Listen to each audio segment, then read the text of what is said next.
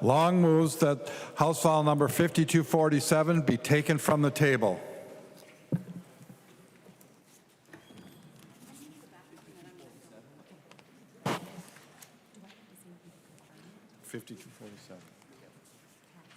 Yep.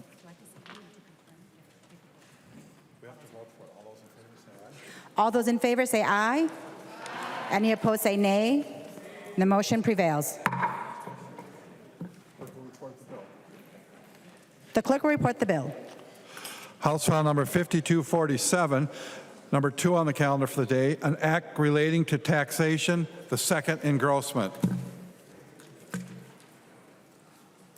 I recognize the author of the bill, Representative Gomez. Thank you so much, Madam Speaker and members. House File 5247 is the supplemental tax budget bill. I'm proud to have it before the body today. You know, the bill is small, like compared to last year, but it builds on our good work that we did in the 2023 session. This bill is a bipartisan bill. There are No, wait a minute. bills from members of both parties in the bill. I hope it will be a bipartisan bill at the end of the day. We'll see. Stay tuned. But we have bills from Representative Gilman, Representative Davids, Representative Weiner, Representative Robbins, Representative Niska. You know, this, like as I said, it kind of builds on our work last year. What you'll find in this bill is that we still put families and children at the center of our work. We put low-income families at the center of our work. Some of the kind of highlights are that we implement safe harbor for the child tax credit and direct the department to do advanced periodic payments, as was done with the federal child tax credit that really provided a lot of relief to low-income families who are struggling with their bills. We add extra local homeless prevention aid. We heard in our committee about the good work that our counties are doing with those dollars. We implement a direct file program for Minnesotans, following on the work that's happening at the federal level with the IRS direct file, which there's been a bunch of stories about that effort in the last couple weeks, and 80% of people who are using it really like it. And so we are proud to be bringing forward an effort that aligns with the IRS direct file for Minnesotans. With that, I look forward to a good conversation about the bill. Thank you, Madam Speaker. There's an amendment at the desk. The clerk will report the amendment. Garofalo moves to amend House File number 5247, the second engrossment. The amendment is coded DE1. I recognize the author of the amendment, the member from Dakota, Representative Garofalo. I do not see Representative Garofalo, so we will move on to the next amendment. There's an amendment at the desk. Quam moves to amend House File number 5247, the second engrossment. The amendment is coded A16. I recognize the author of the amendment, the member from Olmsted, Representative Quam.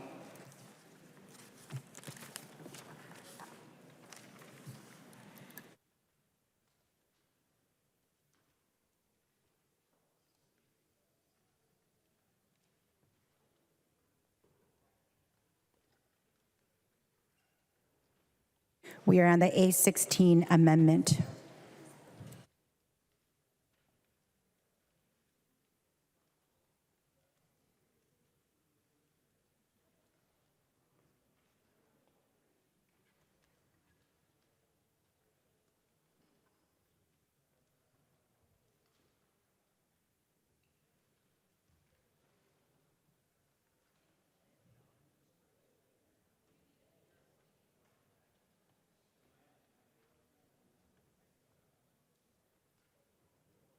The member from Olmsted, Representative Quam, to the A16 amendment.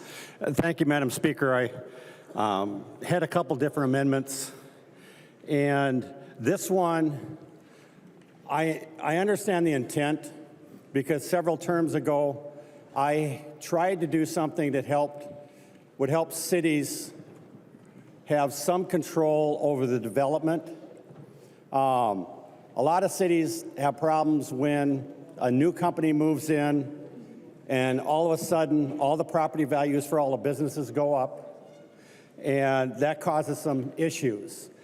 My understanding of what currently is in the bill is to allow a little bit of flexibility to keep businesses there, so that if you've got someone that's been around generational in your city, and they don't have the cash flow of that from the business to afford, huge increases in the property taxes, and frankly, you only get that money if you sell. You need to have some mechanism that would allow local governments to be able to keep some of that diverse economic activity, whether it's a daycare or other business there. But the section that I'm deleting, I don't think is ripe and ready for prime time. It's an area that we should be looking at local governments having the flexibility to have a robust and diverse economic activity in their area. So I think that this is not right. It's going to have problems, and I'm asking to delete that. The member from Hennepin, Representative Gomez. Thank you, Madam Speaker. Thank you, Representative Quam. I think we got to the A16 at the end. I believe the initial comments were actually on the A17, which imposes market value limits. So the A16, which is the amendment that's before the body right now, is Representative Elkin's land value tax. It is a local option. There's no, we're not requiring anybody to, to assess the property in their community in a certain way, but this is an option that some communities have asked us for, and so we're just allowing them, the ability to assess land in a way that aligns with their goals for development. And so I would ask for a no vote on the A16. Thank you, Madam Speaker. The member from St. Louis, Representative Zalesnikar. Discussion. Representative Quam. Thank you. No, actually, the bill that I had several terms ago allowed the district, or a city, to take a district and a certain portion of that area, they were allowed to pause a huge property tax increase to allow those businesses a better treatment because they didn't have the cash flow to do it. I see that the current section that's in there as being a similar approach of where you want to help certain businesses to be able to be viable in the location of the city. The local leaders want to help certain businesses have an advantage and save them from a hit on the taxes, is my interpretation. But I hope that we can meet and try and fix some of the holes in the current language. And so I'm going to pull my amendment.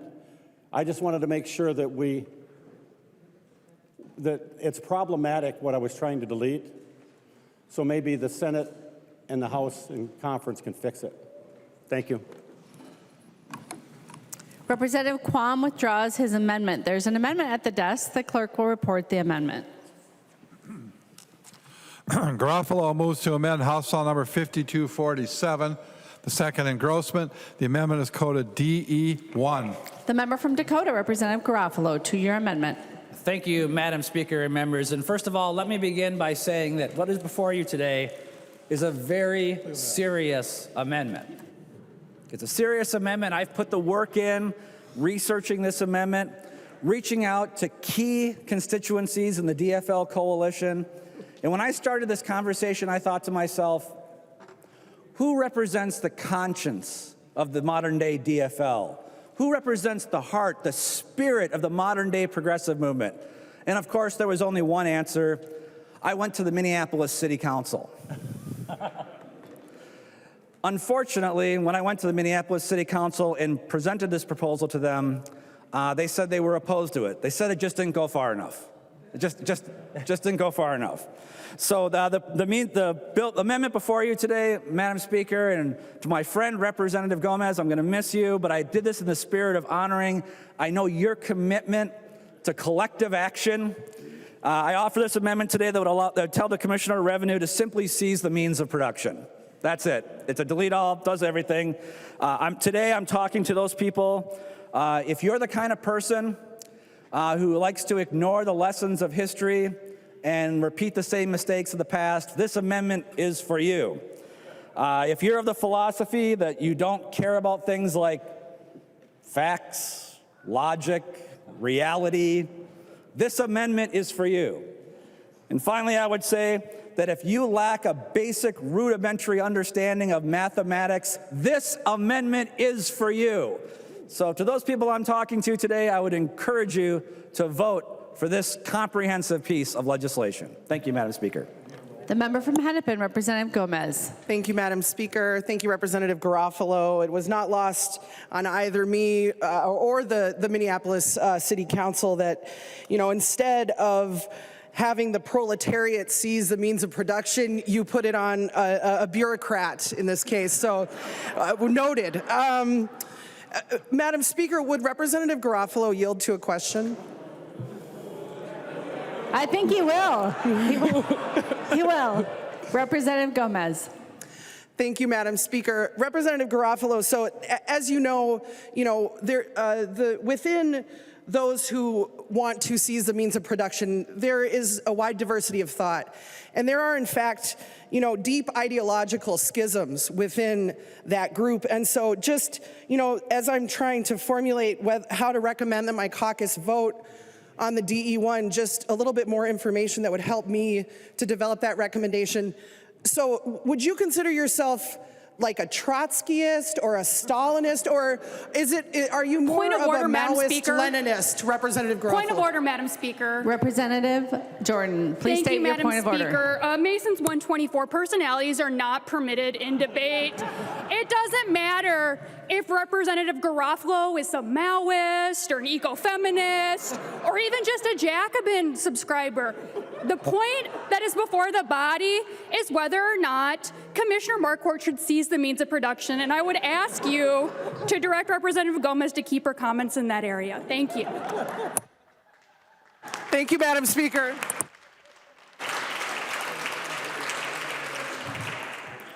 Representative Garofalo, did you want to answer the question? Well, Madam Speaker and Representative Gomez, thank you for the question. You did limit my options. I think that I would define myself as a pre-Trump Republican.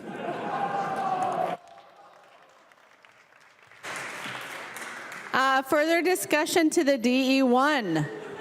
DE1, anybody? All those in favor of the DE1, please say aye. Aye. Those opposed to the DE1, please say no. Close. The motion does not prevail. The amendment is not adopted. There's an amendment at the desk. The clerk will report the amendment. Quam moves to amend House Law Number 5247, the second engrossment. The amendment is coded A17. Thank you, Madam Representative Speaker. Quam to the A17 amendment. Thank you, Madam Speaker.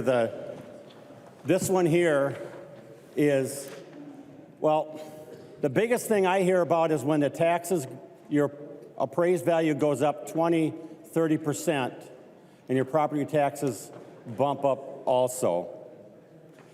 The idea of only allowing a 10% increase per year is to soften that blow so it's never too large.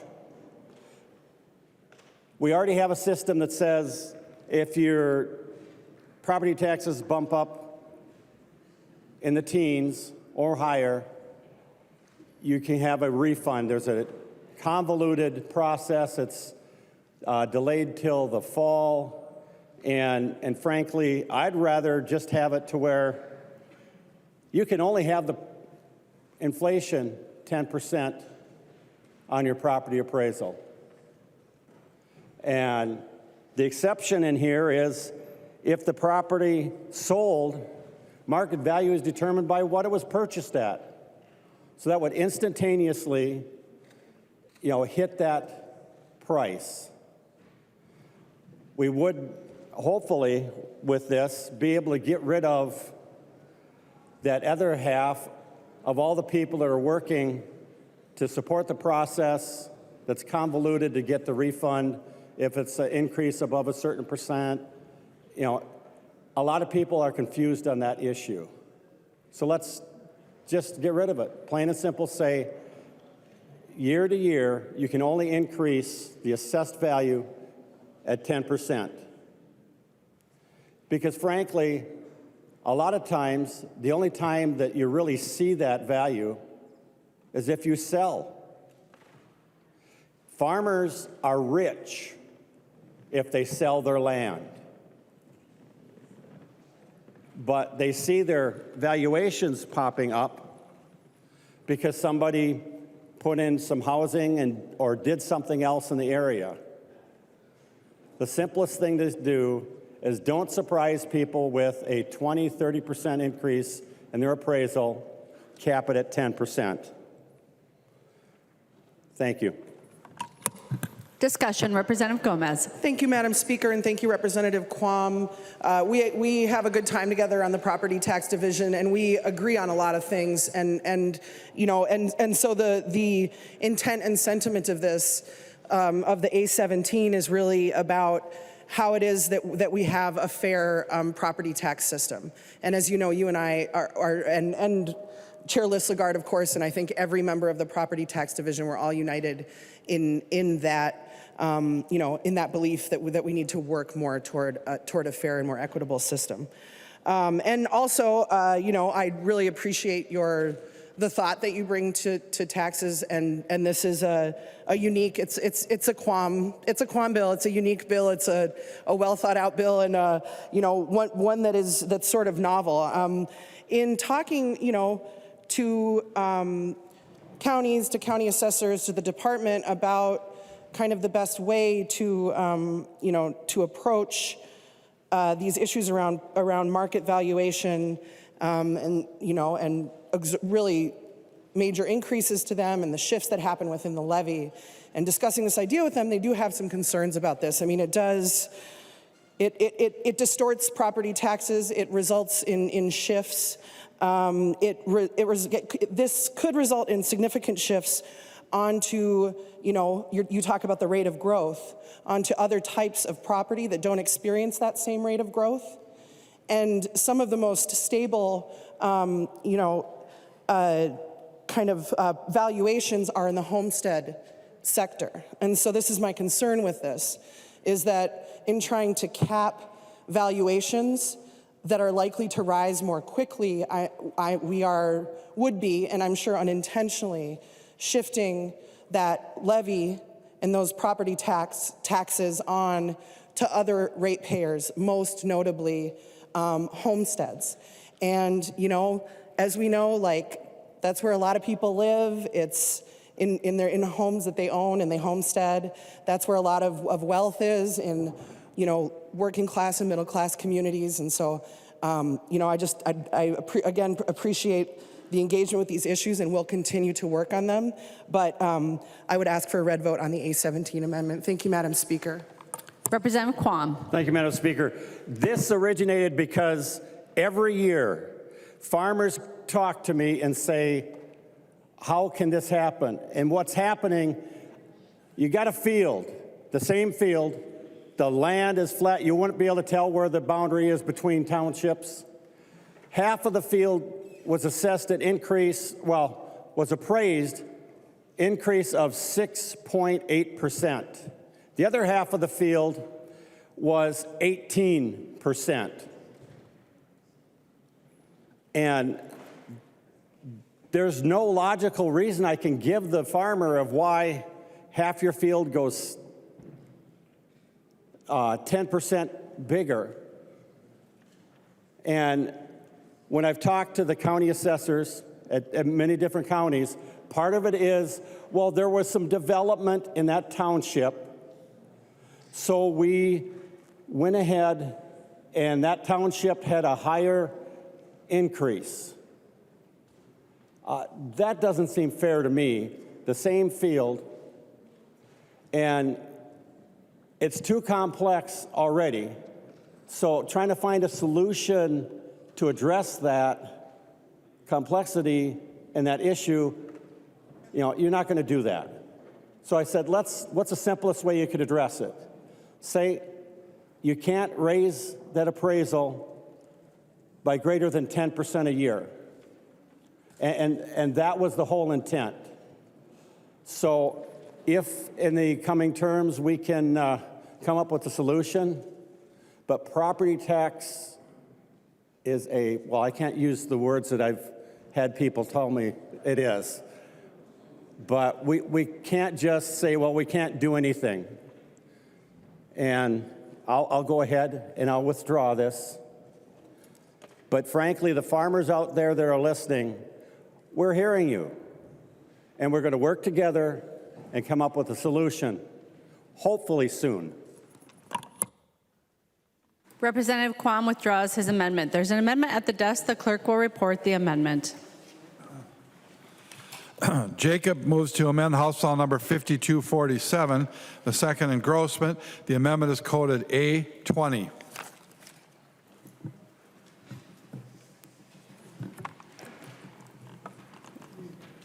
The member from Winona, Representative Jacob. Thank you, Madam Speaker.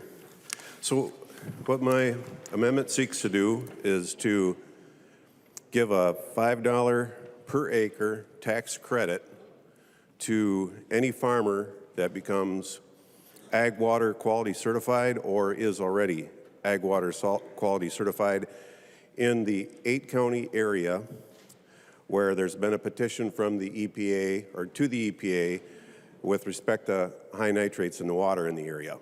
So we have spent a great deal of time, both locally, prior to me being elected here, at the state legislature, many years, 10 years looking at this issue, now here at the state level. And we've already, here through legislation, we've dealt with kind of some of the problems that are out there with the high nitrates in the drinking water through delivering bottled water, reverse osmosis, or dealing with substandard wells, things of that nature. But what my bill would do would be to address the issue before the nitrogen gets into the ground. So every best management practice that we know of are implemented in this Ag Water Quality Certification Program. So we don't have to recreate the wheel. We've already got a program in existence, and we're just going to try to incentivize farmers to get that certification. And the benefits to this go much farther than just nitrogen getting into the ground. If there's any pesticide runoff or herbicide, soil erosion itself, the soil leaving the ground, fish kills, any of those issues that are associated with farming practices, this addresses all of those, but most importantly, the nitrogen issue. So we've found dollars for countless other programs, $3.1 million here recently to convert corn land into prairie plantings. This would consume less than $1 million to implement this program, and it would just be, it's an actual solution to the problem. So I'm going to ask for support on my amendment here. Thank you. Representative Gomez. Thank you, Speaker Hortman, and thank you, Representative Jacob, for this amendment and just for your remarks in its introduction. I really appreciate it. I've kind of like read in the newspaper about some of the issues that you were talking about, but of course, getting a local perspective on it is different, and so I really appreciate your concern about these issues. What what's going on in southern Minnesota with water quality, with drinking water, with nitrate pollution. These issues don't just concern you. They don't, I mean, obviously they profoundly and most acutely concern you and your constituents and the constituents of a number of other members in here, Representative Davids, of course, and our friends from Olmsted County. You know, this is an issue that affects everybody in southern Minnesota, but also the thing that we know about water is that water is all connected, and water is life, and we can't have life in Minnesota without water. And so the concerns about clean water issues aren't Republican or Democrat concerns, they're the concerns of the state of Minnesota.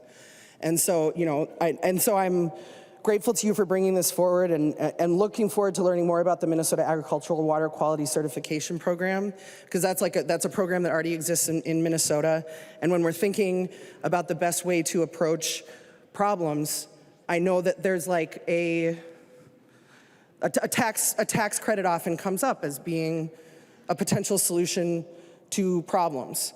But if, you know, you've heard me maybe, or I don't know, maybe you've heard me talk about this, or maybe just the people who are in my committee more hear me talk about this, but, you know, we really have to be thoughtful and rigorous when we're talking about the idea of putting in a new tax credit, because oftentimes when you're trying to solve specific problems, tax credits are actually not the most efficient way to achieve the policy outcomes that you're trying to achieve.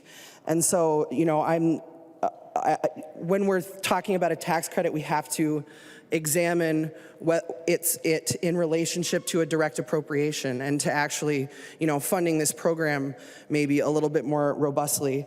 And, you know, this has a $2 million cost in the tails, and we're not going to, you know, get into that, but it is you know, a program with a cost that puts the bill out of balance. But you know, I'm open to talking about this moving forward, but also really, as someone in taxes, just have to always ask us to be thinking about whether a tax credit versus a direct appropriation is the right policy tool to solve a problem. So at this time, I'd ask for a red vote on this, but I appreciate it. Representative Jacobs. Thank you, Madam Speaker. Jacob, excuse me. Representative Jacob, there are a few other members who want to speak if you want to wait to close, but I'm happy to go right to you now since you were standing. The member from Pope, Representative Anderson. Thank you, Madam Speaker. And I want to thank my seatmate for the amendment. You know, we're trying to find creative solutions to situations that exist in the state, and this is one constructive, positive solution to this. You know, we're putting money into bottled water. We're putting money into reverse osmosis systems, which are kind of like putting Band-Aids on a situation, whereas this type of solution goes at the actual situation that may be, in fact, causing some of the issues that we're trying to address here. And my friend has worked extremely hard on this resolution. I think he, at last count, had 23 co-authors, both sides of the aisle. Commissioner Peterson was in favor of it, and Representative Jacob is, in fact, certified to, in fact, maybe his is, he's gone past the initial 10-year period, and he was one of the first to get certified in the state. So he's been a leader in conservation efforts. He understands the situation. He lives in the region of southeast Minnesota. He lives that every day. He sees what works. He sees what doesn't work. And yeah, there's an ongoing cost here, and maybe there's a different way to fund it. But I would ask that at least in the interim, on maybe a one-year basis, to fund this program, to see what it does in terms of the reaction that folks have in getting enrolled in this very beneficial program that looks at all aspects of agriculture. So I would stand in support of the Jacobs Amendment. Thank you, Madam Speaker. The member from Isanti, Representative Johnson. Madam Speaker, Representative Jacobs, thank you for this amendment. It's actually a common sense amendment. Over the years, we've had a habit of, instead of incentivizing people to do something, we fine them for not doing it. People are more apt to do it if there's an incentive. And the water down in southwestern Minnesota is an issue. I remember helping my son do his homework many years ago, reading a diary of a person hired by the bank to go check up on the farm loans. And we were reading one day, he was down along the Minnesota River in southwestern Minnesota, and in the comments, he wrote, "I don't know how people can drink the water down here. It's so dirty." That was in the 1840s or 1850s. It's been an issue down there for as long as we've been a state. But this program is a carrot on a stick, incentivizing people to get involved, get into the program. In the long run, this is going to save us money. You heard me, it's going to save us money. It's going to do the things that your side of the aisle is pushing nonstop. Now, I grew up in the ag industry on a dairy farm. Farmers only use the amount of fertilizer or herbicides, and very seldom we use pesticides. We only used what was needed because it's expensive. And now they have the computerized system where in some areas of the field when you're going down, some areas don't get anything. It only puts it where it needs it. It saves the farmers a lot of money. But this program incentivizes people to get into the program to help even more. And it doesn't actually cost a lot. In the long run, again, it's going to save us money and help the ag industry in this state. So members, please support the amendment.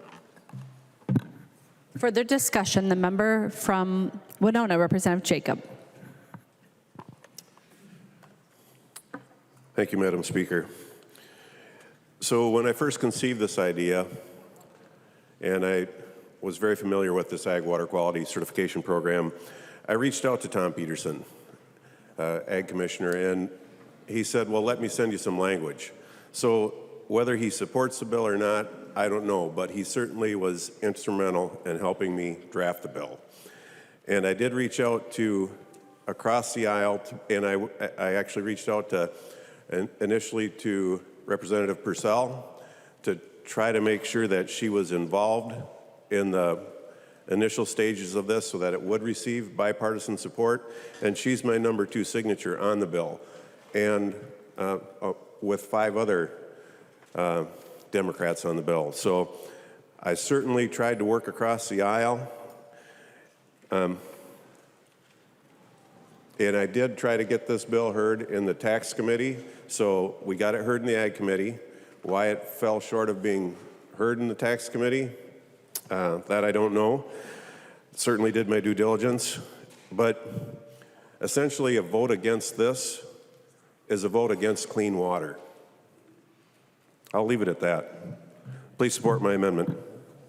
I'll ask for a roll call too. Representative Jacob requests a roll call. Seeing 15 hands, there will be a roll call. The clerk will take the roll on the amendment.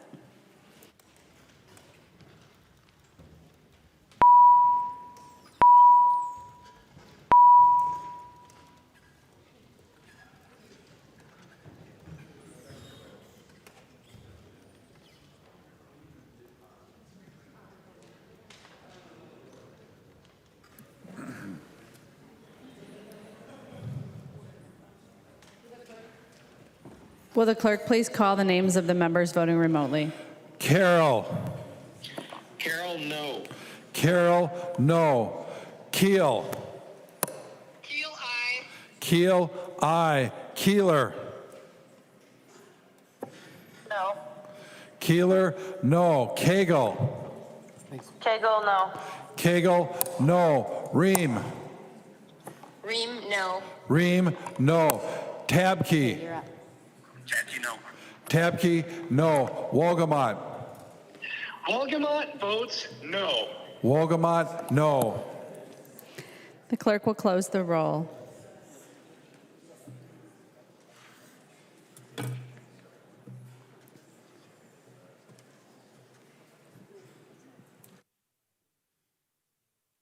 There being 62 ayes and 66 nays, the motion does not prevail. The amendment is not adopted. There's an amendment at the desk. The clerk will report the amendment. Davids moves to amend House File Number 5247, the second engrossment. The amendment is coded A35. The member from Fillmore, Representative Davids. Thank you very much, Madam Speaker. And members, the A35 amendment is one, if there's any amendment that goes on, this should probably be the one. Well, they all should go on, but especially this one. What this says, very simply, and I don't know if this happens in any other agencies across state government, I do not know.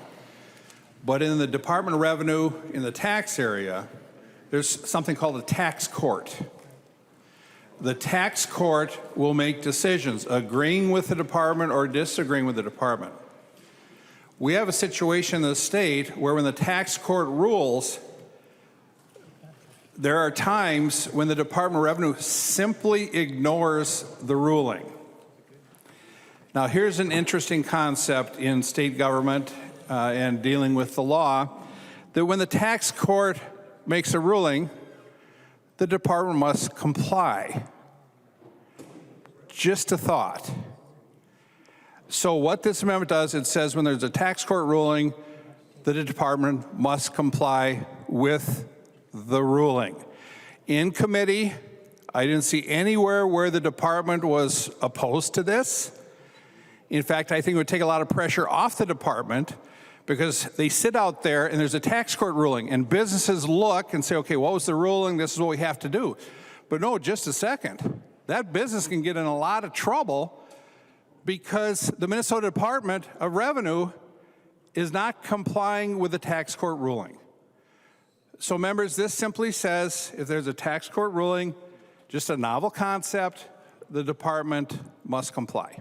I'd appreciate a green vote. Madam Speaker, I'd ask for a roll call. Representative Davids requests a roll call. Seeing 15 hands, there will be a roll call. Representative Gomez.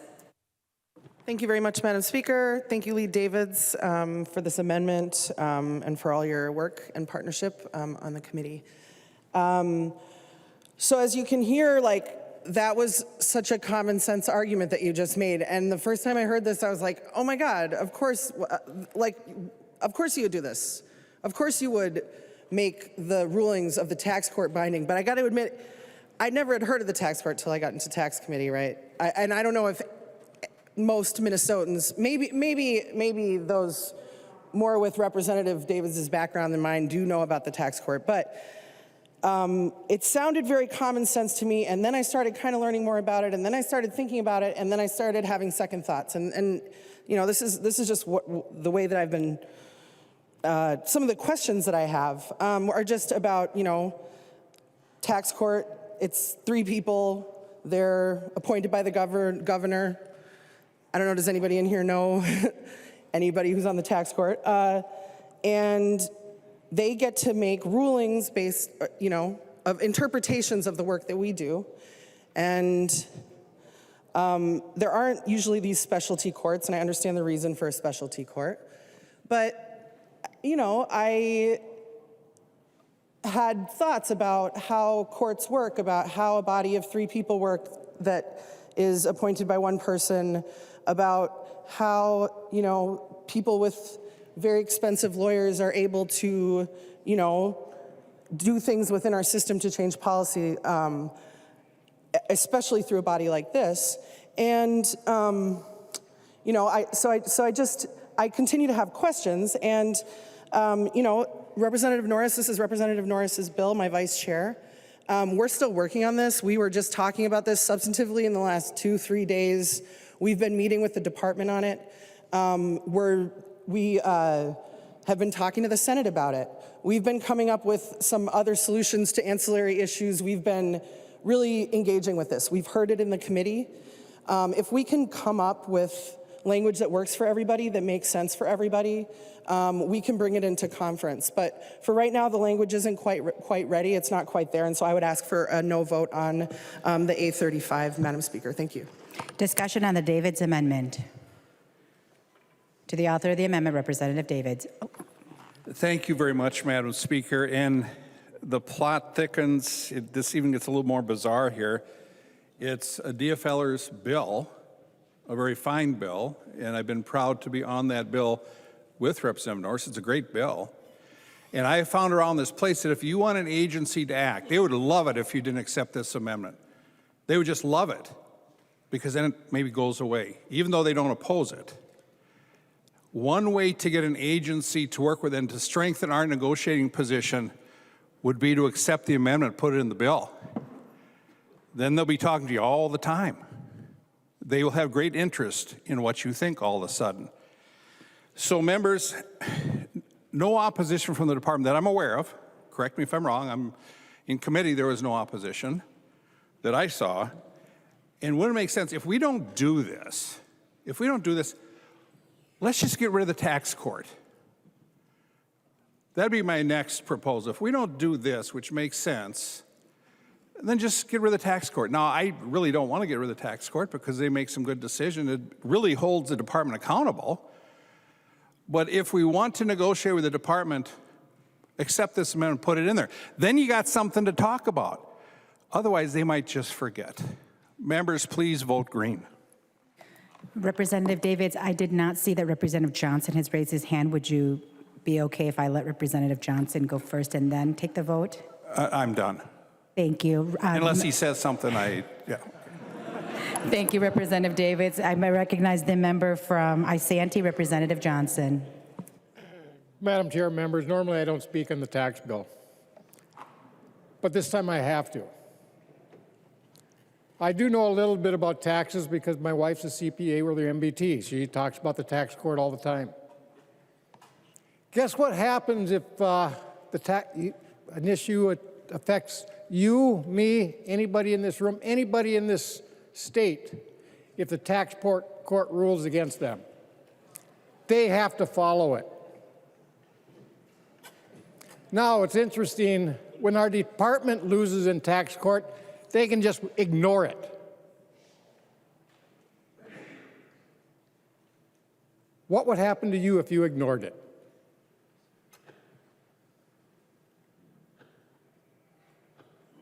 Think about it.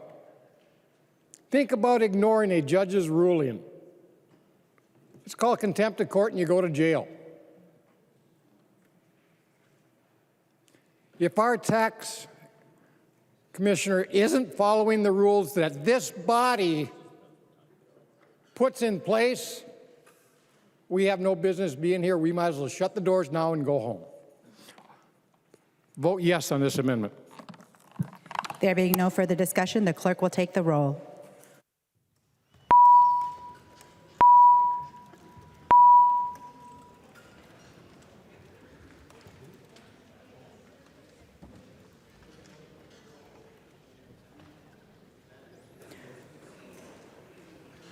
The chief clerk will call the names of the members voting remotely. Carroll.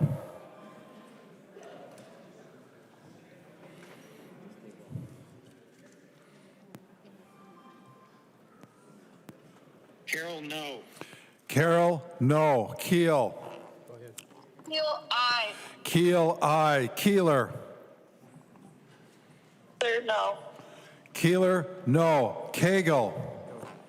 Kegel, no. Cagle, no. Ream.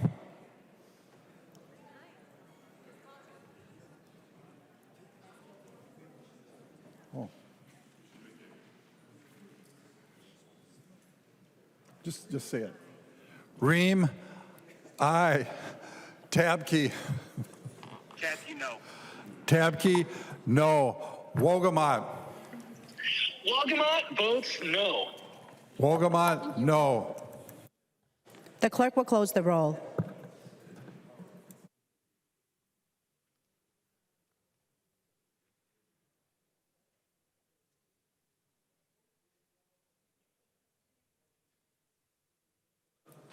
There being 62 yeas and 66 nays, the motion does not prevail and the amendment is not adopted.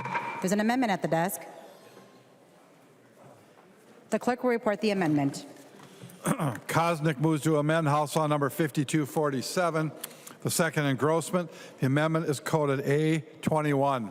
I recognize the author of the amendment, the member from Dakota, Representative Koznick. Thank you, Madam Speaker. Members, within this tax bill, there is a local sales tax. There's a mechanism that can raise a local sales tax without coming to the legislature for approval.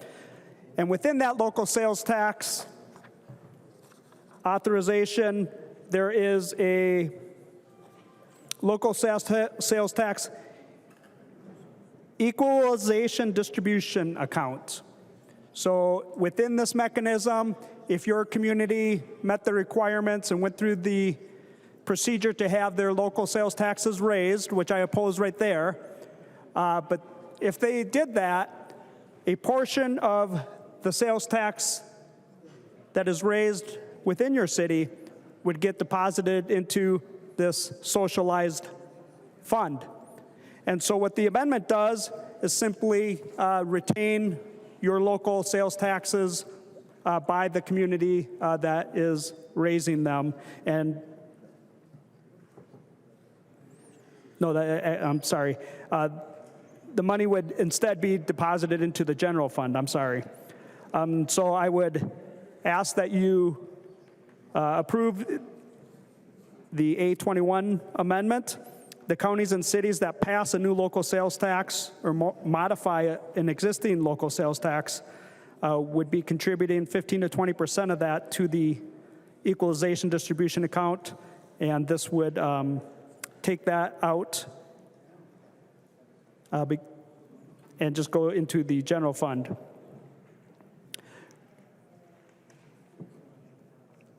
The aid that is taken out is then unrestricted, and the redistribution of wealth, as the bill is written, will make the cost of these projects actually more expensive if there's a particular project that the city is trying to use the sales tax for. So I appreciate your support for the A21. I recognize the member from Hennepin, Representative Gomez. Thank you, Madam Speaker and Representative Koznick. So the whole idea with this, and you guys have heard me talk about this a couple times on this floor, I know, is really about the differing sales or the differing tax bases that exist in communities across the state. And, you know, it's some places have a lot of very valuable property in them, like the community I'm from, for example. Other places don't have all of that valuable commercial property, you know, fancy houses around the lakes in Representative Long's district and other places. You know, a lot of communities don't have that kind of wealth. And so we have mechanisms in our tax code to make up for that. And I'm looking at my GOP colleagues because honestly, you know, most of this cuts interestingly politically. Because if you look at a lot of communities that are represented by Democrats, a lot of us do have robust sales tax bases. A lot of us can put, you know, a sales tax on. Nathan Coulter, Representative Coulter, of course, represents the Mall of America. Well, what's the impact of him being able to put on a 0.5 cent sales tax in his community and the revenue that that will raise per person versus if one of you did it? It's just a completely different scale of money we're talking about. And so, so what this aims to do is to address that. Representative Grossel's not here right now, but one of my, oh no, there he is. I thought you were in the row behind. Black Duck, Minnesota, that's your, no? Oh, Representative Bliss, my apologies. I don't know if it changed okay, so. It was right when we were talking about the Black Duck local sales tax, it was represented by Representative Grossel. So when we were examining sales taxes that year, and they're kind of running together right now, I'm a little tired, but a couple years back, the community of Black Duck was asking for a local sales tax. And I just remember, you know, there were a few things that they were aiming to fix. The one that I remember, because it's unique, was a campground that was owned by the city.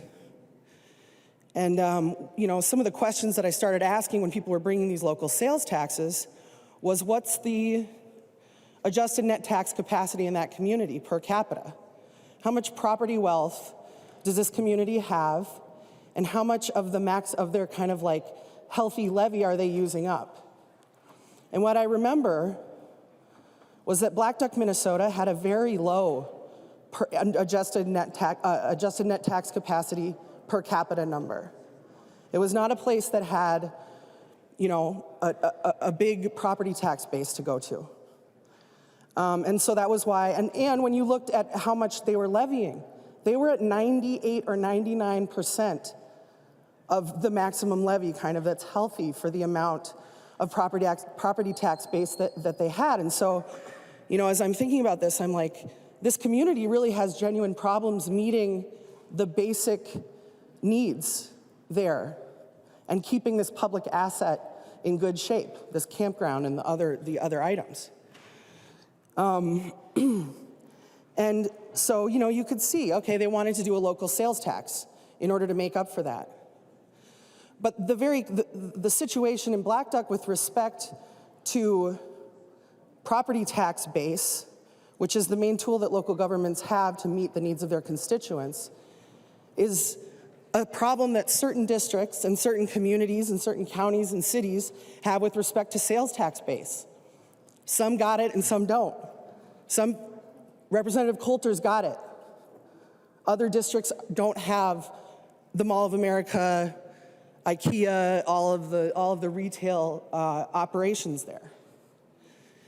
And so it's that, you know, inequality in sales tax base and resultant inequality in a local government's ability to meet the needs of their citizens that this equalization fund is designed to address. And so, as I said, I mean, like, I would ask my members to vote red on the Cosnick A21, but they're voting against their material needs if they vote this down. They're voting, I mean, I'm not going to say we're voting against our constituents, but we're really voting for equality across the state. And what that means in this case is that we're voting to help out communities that you all represent. And so I would just ask everybody to vote red on the A21. Thank you. Discussion to the amendment. To the author of the amendment, Representative Cosnick. Thank you, Madam Speaker. The government that is big enough to give you everything that you want and need is the government that's big enough to take it all away. What this amendment sounds good, then maybe your community say, hey, I can get a little bit extra revenue from somewhere else, is growing government, growing bureaucracy. We just had a $20 billion surplus with very little permanent tax relief. That's where we should be spending the revenues that we have now. What this scheme does, gives you a little bit, a couple nickels here, a couple nickels there, based off other people's growth in government. The current system we have is not necessarily broken, where if your community wants to raise their local sales tax to help meet some want that they have, there's a system in place to do that. If you want to grow more government more quickly, more easily, you might like this provision in the tax bill. But take a look at section 6 on page 101 and all the little requirements. So you think, hey, I'm going to get some money out of Bloomington. I'm going to get a little money for my community out of Minneapolis or St. Paul or some of the other bigger, St. Cloud, raise their tax, and we're going to redistribute some of that money, or any of the other regional centers that may have a little bit higher commercial value. But take a look at the requirements. And the big government is going to go through and then decide how it's going to get equalized. And it's not going to be as equitable as you think it is. Better off using the system that we have now. You're already empowered to represent your community. If you need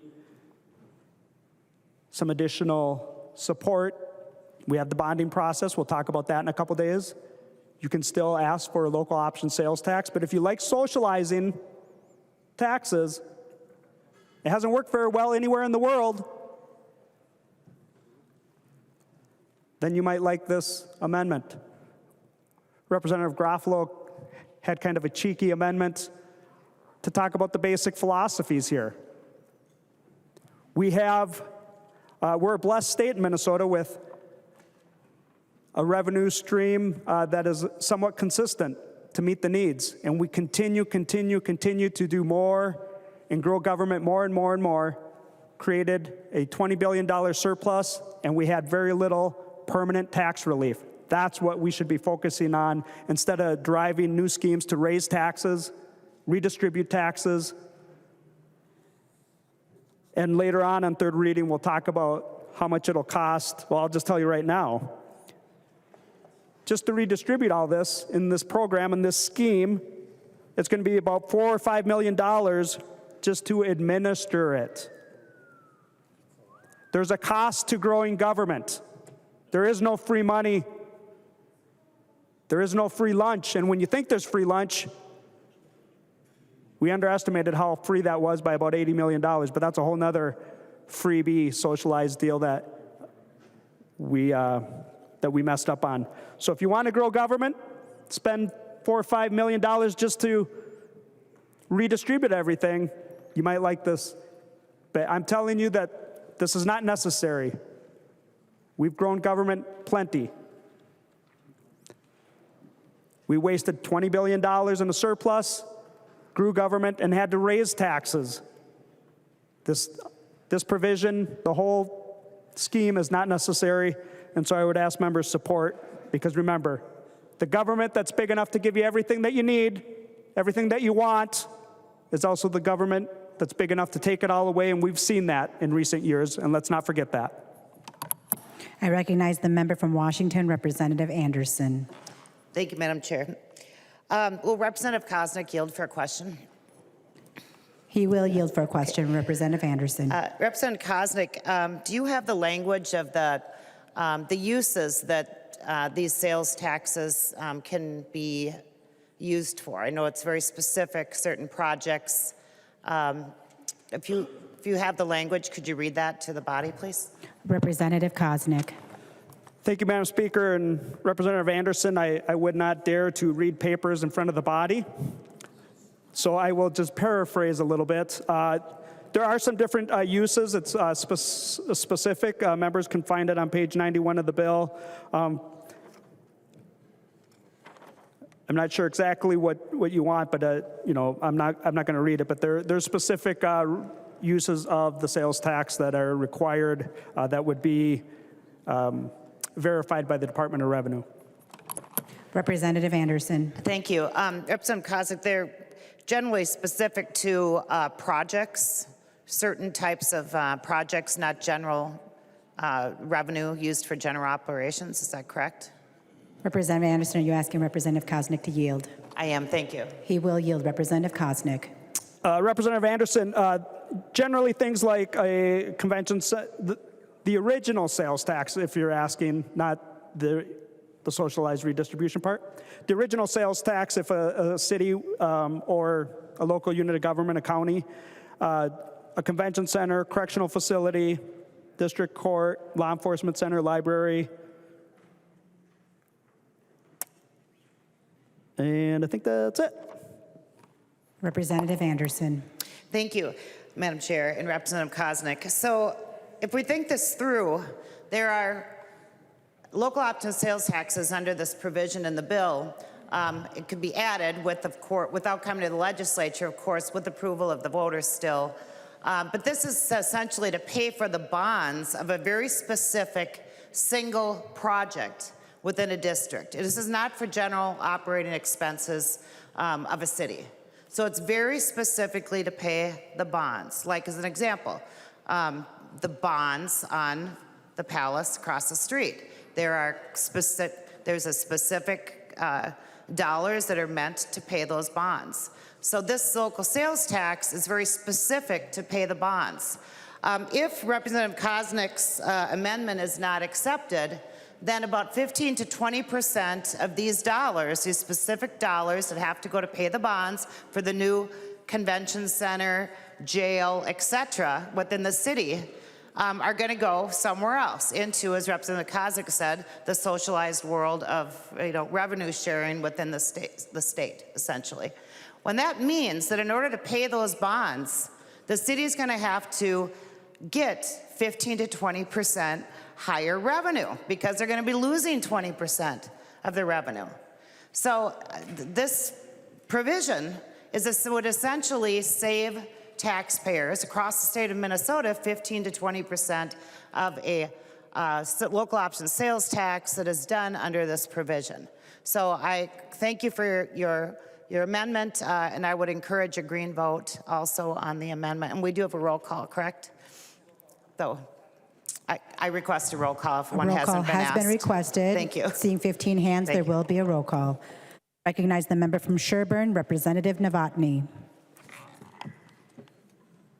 Thank you, Speaker. Would the author of this amendment yield for a question? He will yield. Representative Novotny. Thank you. When you were describing the bill and you were talking about how taxes are collected and how the state has to make up taxes, it reminds me of a question that occurred to me when I was in Ways and Means this morning. And I wasn't the one that asked the question, but the question was asked to the author of that bill: how are we going to make up for the lost revenue or the added expense when we have the medical one-source bill coming up? And he didn't answer it. So, Representative Koznick, it sounds like you might know the answer. When we have much higher expenses than we're anticipating for this medical program, where will that money come from? Representative Koznick. Thank you, Representative Novotny. If a project is short on money, whether it's through this local sales tax equalization method or others, if you're short revenues and the project is more expensive, we don't have really an Uncle Sam. We raise taxes on everybody else. Currently, we raise taxes. If you want more government, this provision in here that we're adjusting, we're going to slow down the growth of government. This provision accelerates it completely by removing the legislative process. And so hopefully, if we do our job here, we're protecting the taxpayers and making sure that any local sales tax request is well vetted, as opposed to fast-tracking it and putting it on steroids.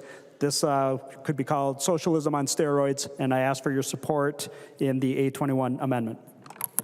Representative Novotny. Thank you, Speaker, and thank you, Representative Koznick, for answering me that question. I mean, I've only been in Ways and Means for this first session, and I was under the impression that if we have, a program that gets much more expensive than originally predicted, like our palace for politicians is going to be out there, that taxes are going to have to be raised. And thank you for answering that question. There is no money tree. Thank you. Thank you. I recognize the member from Hennepin, Representative Nadeau. Thank you, Madam Speaker. Members, this is a goofy provision. Redistributing, just think about the inequity of this. A 1% sales tax in Hennepin County is massive. A 1% sales tax in Cottonwood County is minuscule. This is about the most inequitable thing I've ever seen in my life. Over-collecting from existing areas and then redistributing based on tax capacity in other areas that has nothing to do with need, only whether or not someone in a competing county or city has decided to adopt this same goofy proposal is absurd. It's absolutely absurd. It has nothing to do with need. It's the most regressive thing that we can do to our population is increase, increase sales taxes. And we're going to have a bill coming up soon where I'm going to have to make this decision to try to save a hospital.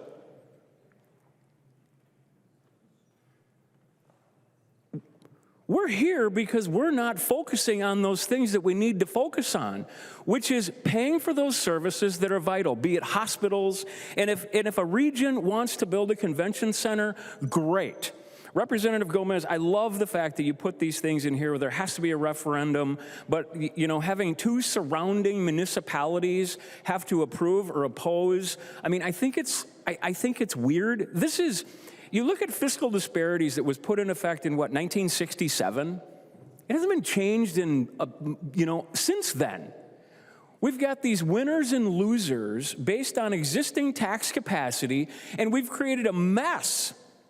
One of my cities got excluded from the pool. It's preposterous.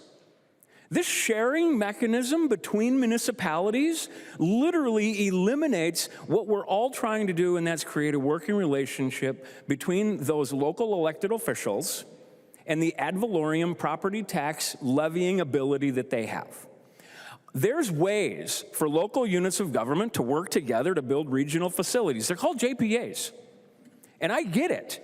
They're complicated, it's difficult, and the number of things that we're putting in here, a convention center, a regional public library, a park, sports complex, criminal justice facility, these for the most part they can be state assets. And funding them in this way is crazy. It's absolutely crazy. Vote for Kosnick's amendment on this thing. I don't get wound up very often, folks, but this is nuts. Vote green on this amendment. Any further discussion? To the author of the amendment, Representative Kosnick. I'm just going to wrap it up. Thanks for the support. This is another example of Democrats being irresponsible and making life more expensive for Minnesotans. It just is. We're raising taxes more. It's just unbelievable that we're even discussing it. We're looking into a forward-looking deficit, and we're talking about raising taxes already. What are we going to do when there's a deficit? That for sure the taxes are going up if the Democrats are still in control. This is an irresponsible portion of the tax bill, and it's going to make life more expensive for Minnesotans. Please vote no. Or excuse me, vote yes for the amendment, no on the final tax bill. The clerk will take the roll.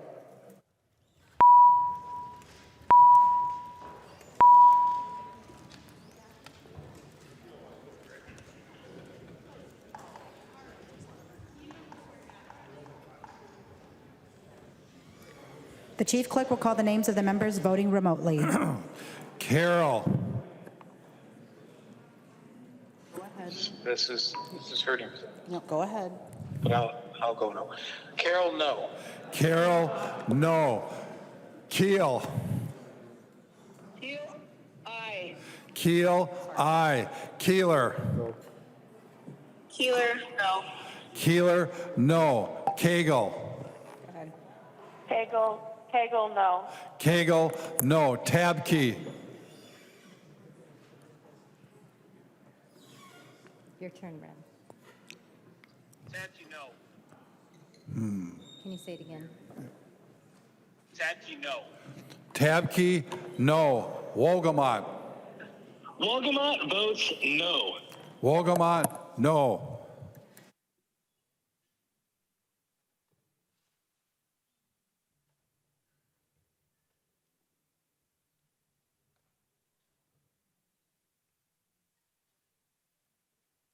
The clerk will close the roll.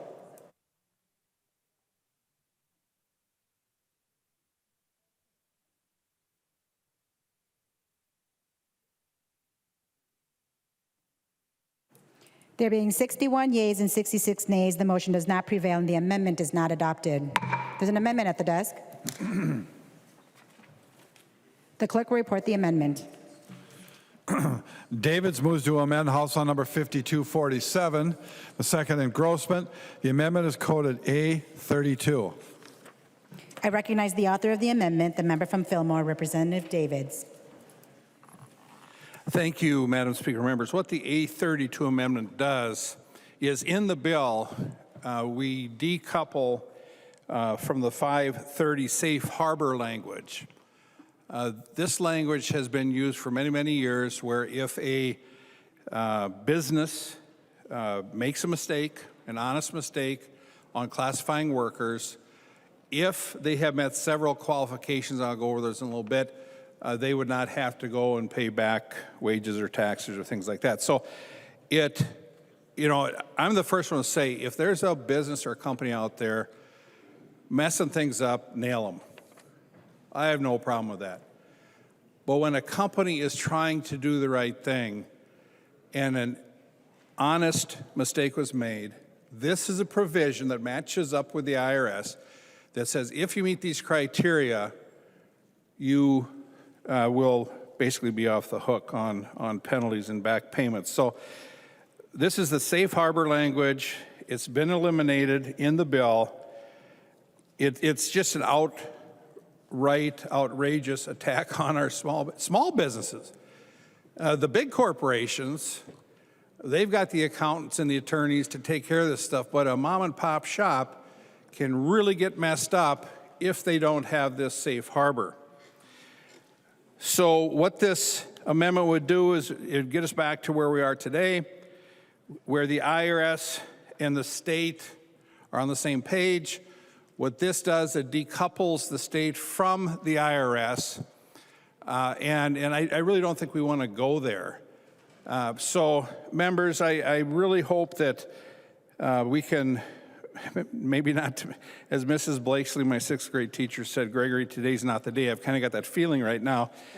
But when all is said and done, of course, when all is said and done, there's usually more said than done. But in this case, we really need to stick with the IRS protocol on this.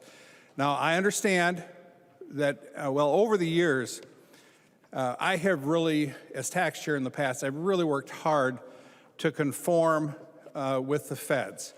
And I am disheartened to say that Chair Gomez defeated my world record by 1 day on being the quickest to get conformity in place. So that hurts Chair Gomez, but as my mother, God rest her soul, would say, sometimes we just have to live with disappointment. And that's the case there.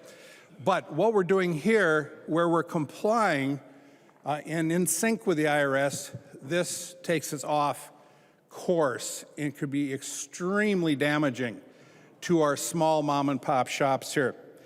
A recent legislative audit report found the determination of a worker's proper status can be challenging due to varying tests within state agencies and the subjective nature of the criteria. It's like we're trying to hit a moving target here.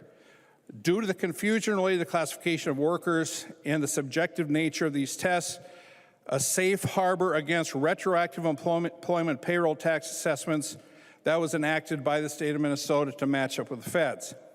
And then it goes into, to meet these safe harbor, business must meet several things. So it's not like they can just be abusing the system and they're okay. That's not what it is. There are criteria they have to meet. For example, they have to have reporting consistency, substantive consistency, and acting on a reasonable basis by either following a past court case, a past audit of the taxpayer, or longstanding recognized industry practice. So why in the world would we split from the feds on this? It makes absolutely no sense whatsoever. So what this amendment does is it basically reinstates the safe harbor to protect our small business. This is not the big evil corporations as we talked about in committee many times. This is about every business in the state. It's very confusing, and if a business was not pulling any games here, pulling any shenanigans here, they would have a safe harbor to go to. And I think that's very important that we do that. So members, I'd appreciate your support. And if there's any other members that wish to comment on it, then I'll have a wrap up as is tradition in this House. Madam Speaker, we must have order. I recognize the member from Hennepin, Representative Gomez. Thank you, Madam Speaker. Thank you, Representative Davids. So, Section 530 of the Internal Revenue Code, you can call it something nice like a safe harbor, but what it does is it says that if a business misclassifies a worker, which just as a reminder, when an employer misclassifies a worker, it takes costs off of that employer and it puts it onto the individual worker and it puts it onto all of us, onto the taxpayers, onto the public. And that's why, it's part of the reason that, mass misclassification of workers is increasingly a concern in our economy, both for the impact it has on workers, but also the impact that it has on public budgets and on, the burden on every taxpayer in Minnesota and in the U.S. What Section 530 of the Internal Revenue Code says is that when this misclassification happens, if everybody else is doing it, even if it's illegal, then it's okay. And, you're right, we do, we do selective conformity. And, I'll tell you that my experience of, passing what has been called the fastest conformity bill ever in Minnesota history, it was, it was a lot of work. It was a lot of work, and we did it so early, and I remember my best friend got married in San Antonio, and I drove her dad and my kid and friends down there because the Southwest Airlines thing blew up, and we're there for New Year's, and it's New Year's Eve and it's New Year's Day, and I was on the phone with these guys back here, like, for days and days and days, right, putting together this conformity bill. And the reason that we spent all that time over, our break when I'm sure they were with their families too, was because we put thought into the parts of the Internal Revenue Code that we do and do not conform with. We put work into that. We put time into it. And that's, being a selective conformity state, that is an opportunity for us to be really thoughtful and not just take every single thing that the federal government does and say that's right for Minnesota. We get to actually think about it, have a process about it, and decide, is this or is this not the right thing for our people, for our system that we're in charge of. But that's not the case with this provision, interestingly. This was Representative Greenman's bill, and she taught me about the history of this provision, which is weird, a little bit. I mean, first of all, this was supposed to be a one-year temporary safe haven. It was passed in 1979, and kind of through one of those, it was related to other changes that were happening in federal tax code, and they're like, okay, we're gonna do this, just for now to ease this transition due to this other policy change. And then, how it works, the federal government sometimes it got temporarily extended again and again and again and again, and then eventually it just became part of the wallpaper or whatever. And we didn't codify it in Minnesota law, even though it was passed in 1979.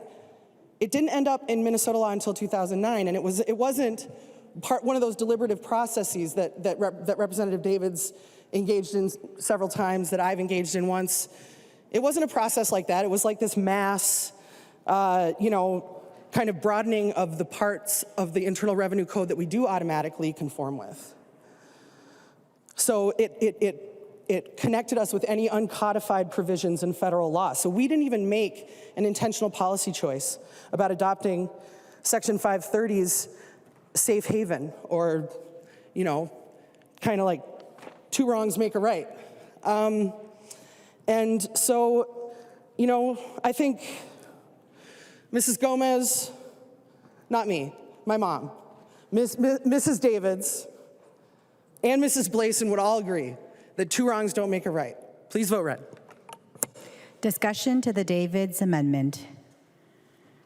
To the author of the amendment, Representative Davids. Thank you very much, Madam Speaker. I think I'm last here. Something, Chair Gomez, that you said, I would like to clarify a little bit here. This is not about constant misclassification. That's not what this is about. This is basically, when I read it here, it's basically about a one-time safe harbor. Now, it could be a two-time safe harbor, a three-time safe harbor, if that company is called into question but has met the criteria here. This is not a get-out-of-jail-free card. This is helping out a small business that goofed. And so this isn't like giant misclassification, and this isn't you can do it all the time, and so we're going to do it wrong because we got this safe harbor. That's not what this is about. When you're dealing with the IRS or Department of Revenue, when I deal with them, I don't want to mess around. I don't want to mess around with them. And that's not what this is about. This is not about constant misclassification. This is about somebody made a mistake, and like I said, if somebody's a bad actor out there, nail them. I've got no problem with that. But to comply with this stuff, and when you see what we're doing in the misclassification bill where there's 6 agencies brought in with no accountability, if that doesn't scare you, all we're saying here is that if a company made a mistake and they meet the criteria, they can't just say, oh, I made a mistake, let me off the hook. We made a mistake, but I've had reporting consistency, substantive consistency, acting on a reasonable basis by either a past court case, a past audit, or long-standing recognized industry practice, then they can't nail you. This is not something that companies are going to come back with time after time after time. So members, let's vote green.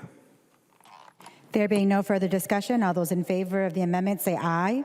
Aye. Those opposed say nay. No. The motion does not prevail and the amendment is not adopted. There's an amendment at the desk. The clerk will report the amendment. Anderson P.E. moves to amend House File Number 5247, the second engrossment. The amendment is coded A33. I recognize the author of the amendment, the member from Washington, Representative Anderson. Thank you, Madam Chair. This amendment essentially deletes the corporate franchise tax return public disclosure language that's in this tax bill. And let me talk a little bit about what that is very quickly. We have always had a long-standing principle in this country of taxpayer confidentiality. There is Section 6103 in the IRS tax code. It provides that tax returns are not subject to public disclosure, and it also prohibits sharing of federal information with states unless they have similar safeguards. So I want to start with the whole idea of confidentiality, and then we'll talk about the purpose of this, or potential purpose, and we'll get into what the ramifications would be for this. So the bill, should this amendment not be adopted, the bill as it is essentially says that your business tax returns would be public. They'd be made public by the Department of Revenue if you're over a certain sales level. I want to, and the Department of Revenue would have to put that up online. And I can't remember the amount, I think it's about $250 million if someone wants to correct me, in sales. So the corporate return of every company that does business in Minnesota would be public under the skies, assuming that it stood muster, because I'm sure that it's unconstitutional from a privacy standpoint, but that's for the lawyers to talk about. I want to start with saying this is for both state or both public and private companies. Now we all know that companies that are public, large publicly traded, if they're publicly traded companies, a lot of their financials are already public because they disclose them. They disclose them if they are publicly traded on their own. They do it every quarter. They disclose the information because their investors want to know what's going on. But private companies and some other smaller public companies don't need to disclose this. It's up to them. They can disclose it to their investors if there are investors or their partners, but they don't need to disclose their financial information because we believe in taxpayer confidentiality. Should this be put on and be upheld, we would end up having to redact so much information, private information, that I'm not sure what the information would be worthwhile anyway. It's very, very questionable what anyone would garner out of this information. As you know, state taxes, business taxes, are based on the adjusted income at the federal level. So a company will do their taxes, they'll have an adjusted, they'll have an income level, and that number will then be carried down to their state tax return. And then the state of Minnesota will tax that company based upon its income at the federal level. And it could be zero if there's zero income, and it could be as high as 9.8% in the state of Minnesota. I believe it's the highest tax rate in the country now. If not the highest, it's one of the highest. So there are very few other deductions. There's a few things, some transit, few other state deductions beyond the federal. Otherwise, it is simply a federal adjusted income number, federal income brought down, and we tax on it at the state level, up to the 9.8%. So if these tax returns were public and put out there, everyone would see the federal number. We would see what the income level is at the federal level for companies in the state of Minnesota that do business in the state of Minnesota. We would see that. So would every competitor to those companies. Every single competitor. They would see where business is, a few things you can look at and figure out. What are they depreciating? What are they doing for purchasing other companies? What have they done for purchasing property? All of these trade secrets would become public to the competitors of Minnesota businesses, because we are the only state in the nation that would have this. Nobody else has this.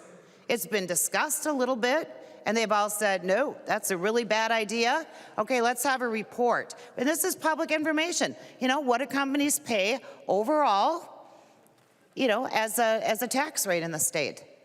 And the answer is it's based on their federal adjusted income, right? That's the answer. But we have access to that information already. And if we want it in a report form, we could pass something that says, hey, Department of Revenue, give us a report every year that tells us what's going on with our companies.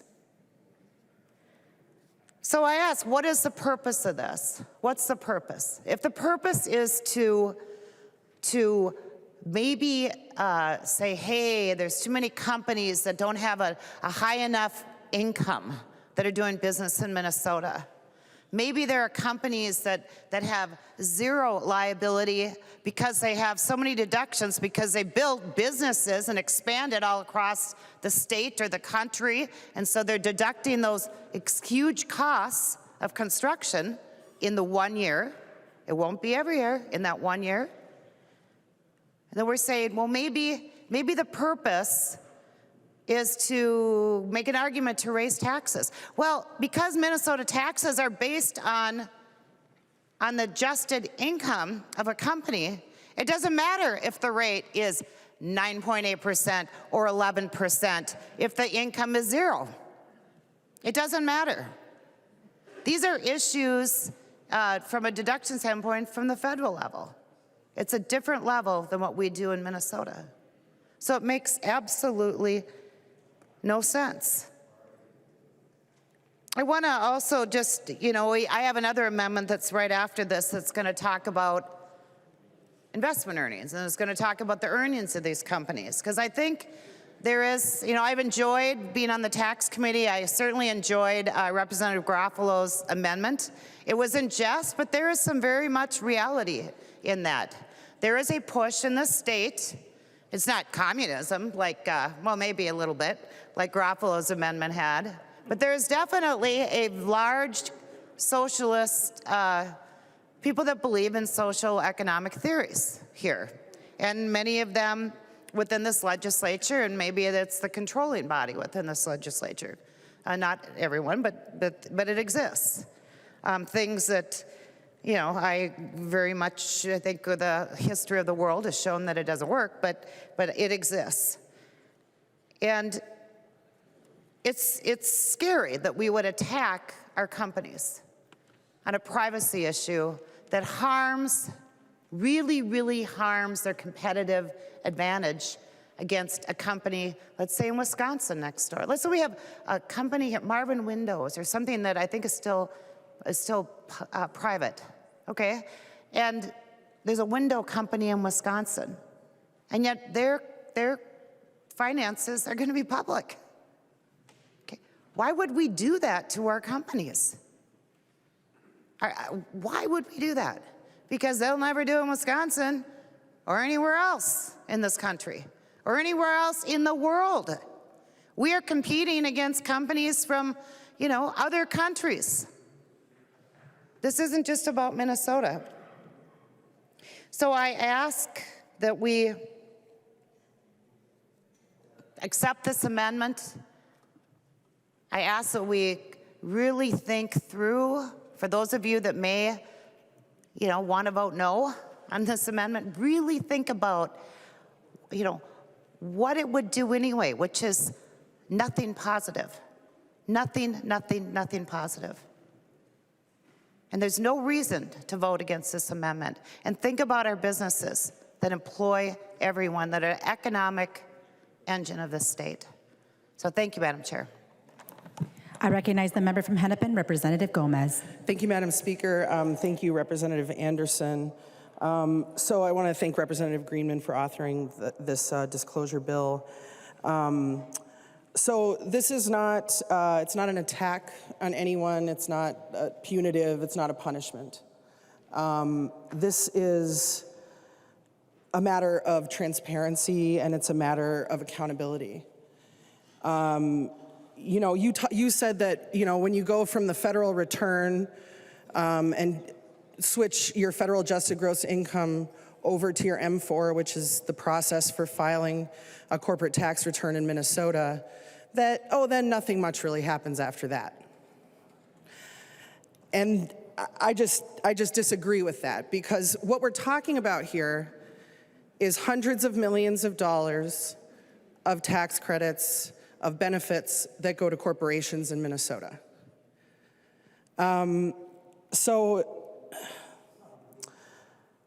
We've heard a lot in committees, on this body over the last few weeks especially, about accountability and transparency with the people's money, and you guys are talking about it, nonprofits a lot. And, and I agree with you, there needs to be transparency and accountability for the people's money. When we make a decision and we have a policy intent and we put public money behind it, we need to ensure that the outcomes that we intend are what happens. And that's true for nonprofits, and it is certainly true for the hundreds of millions of dollars that we spend of the public's money on corporate tax credits. We tend to think about spending on direct appropriations and spending on tax expenditures as completely different in our minds. But they're not different on the spreadsheets. They're general fund spending. Direct appropriations are general fund spending. Tax credits for corporations are general fund spending. An expenditure to a nonprofit is general fund spending, and an allocation that goes to a company is general fund spending. Hundreds of millions of dollars we're talking about. And so that's the kind of information that we need as policymakers to make sure that the money that we spend, which belongs to the people of Minnesota, that money that we spend in tax expenditures, we have to be able to demonstrate and to know that it's having the intended policy outcome. And if we don't even know how we're spending that money, and that's the case here, if we don't even know how we're spending it, how are we ever to figure out if that's the case? Just as there have been OLA reports about grants management, there have been OLA reports about corporate tax credits that have similar interesting questions. What is the policy intent of this spending, of the public money? How do we know that it's happening?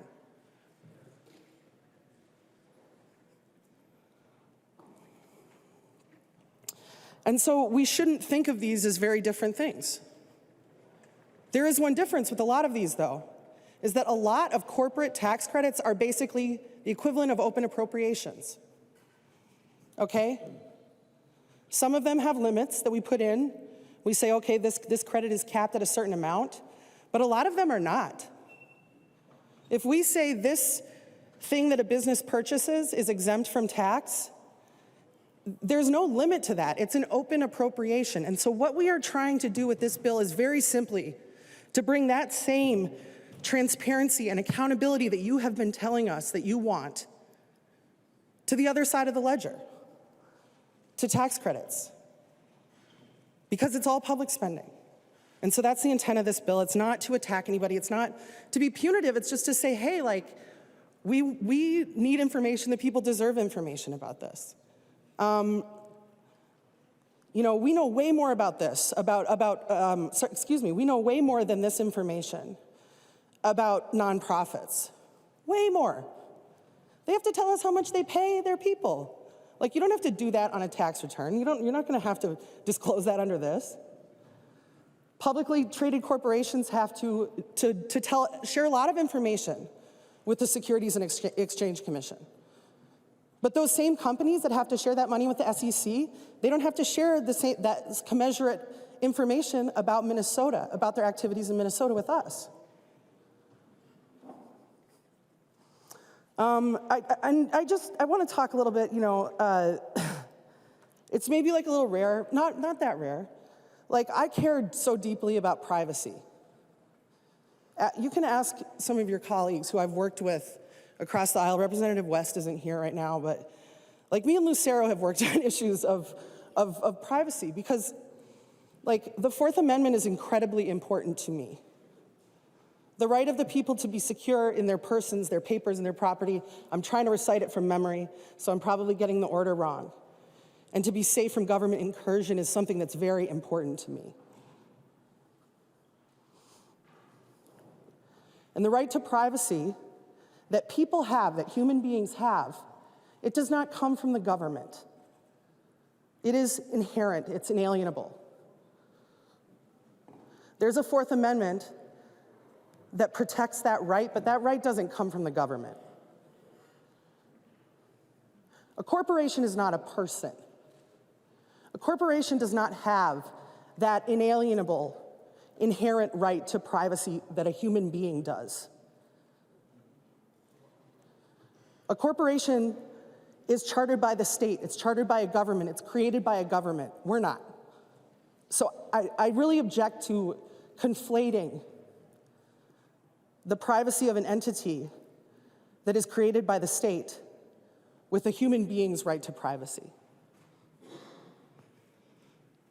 And finally, you know, I just want to say that, you know, the argument about saying that this federal law would prevent us from doing this is, I mean, it's just a red herring, it's just wrong. There's like teams of tax attorneys that work at the Department of Revenue. We've asked them, is this a violation of federal law? They have said no, so that's simply not true. I've said that to you guys like many times before. The department has said it, so I'd like if we could dispense with that, but that's neither here nor there. So just finally, you know, fundamentally this is about the fact that like multi-billion-dollar corporations, like they pay no taxes. Amazon pays no taxes. Like people are bothered by that. I'm bothered by that. My constituents are bothered by that. People in Minnesota are bothered by that. Because I pay taxes. My mom and pop businesses on Main Street, Lake Street in my case, pay taxes. Why doesn't Amazon have to pay taxes? So it's not that complex. It's not some devious plan to do something. It's just to say, like, the people have an interest in this. We as policymakers have an interest in this. We just need the information about what we're doing with the people's money. Thank you, Madam Speaker. I would urge a no vote on the amendment. Thank you. Discussion to the amendment. I recognize the member from Hennepin, Representative Nadeau. Thank you, Madam Speaker. I wasn't going to talk on this bill at all today, but you know, and I agree with Representative Gomez. I mean, I think we should be budgeting tax expenditures. Absolutely. I mean, this body and has decided that, you know, we're going to offer not just for corporations but for people the ability to contribute to what we seem to be deemable, you know, wonderful causes, and we get a tax break on that. But That's not what this bill is doing. And I would say, members, we should vote green on this amendment. You know, Minnesota is a little bit different than a lot of the other states, and especially the states that are surrounding us. We are a headquarters economy state, and we should be proud of that. I mean, we have some of the, I don't remember what the number is, but I think we have 15 Fortune 500 companies in this state. Very, very different than North and South Dakota and Iowa. And I think doing all that we can to ensure and recognize and protecting that when we have those kinds of businesses contributing to our economy, that we need to do what we can to not only protect their privacy and protect their competitive advantage, because that's a good thing for us, but at the same time find a way that we can measure and value those expenditures that we're allowing them to take and what those contributions are to this state. So I think that that voting green on this, I know it kind of guts Representative Greenman's proposal, and that I apologize for, but I think it's a bit of a heavy hand, and I think that there's a way that we can get there in a more reasonable way that doesn't put our corporations at a disadvantage. So, members, I would vote green on this, and I'm happy to work with Representative Gomez and Representative Greenman and anyone else if we can figure out a way to budget our expenditures so that we have a better understanding of where those dollars are going, because that's what we're concerned with. We're not concerned with who pays what. And that's what this bill, that's what the bill does. It basically is going to identify who contributes what. And I think we should be more concerned with how are those contributions contributing, how are those amounts contributing to what it is that we're trying to fund at the legislative level. Thank you, members. I recognize the member from Hennepin, Representative Greenman. Thank you, Madam Chair. And Representative Nadeau, I think that saying that it sort of guts my bill is a little bit of an understatement. I think it just deletes it. And so we're talking about the whole bill. And I would just note that when Representative Anderson, when you say that there's nothing positive in this bill, I think that that's sort of an affront to the Minnesotans who sent us here. Because what this bill is really about is Minnesotans' right to know where their resources are going and right to know. We charter corporations, and it is Minnesotans' both right and obligation to make sure that when we create tax policy, when the good people on both sides of the aisle are sitting in that building creating tax policies, that they actually know that they're spending the people's resources in a way that makes sense, that accomplishes on our goals, and that is effective. It's also really important, one other positive thing is 80% of Minnesotans don't believe corporations pay their fair share. If that's not true, this bill will show that. If corporations are paying their fair share, this is the transparency you need. And if they're not, that transparency is here too. But just saying we're going to keep that secret and hide it, in addition to being a democracy problem of I don't think that we should keep that information from voters, it is also just a bad policymaking problem. And then the last thing I'd say is I think we've had a long and robust conversation about how we use government resources directly. Right, we've had a lot of conversation about about nonprofits and where they go. We've had a lot of. There's an OLA report. I think there's been several about this, and it absolutely matters. We don't just say we're going to have an aggregate of all of the nonprofits working in the education space, and we'll get an aggregate information.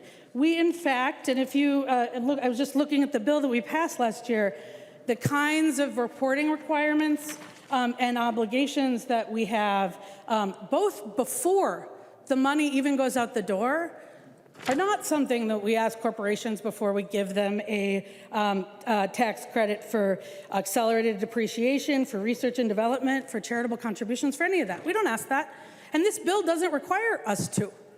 This bill just says, we spend $1 billion in tax expenditures of spending.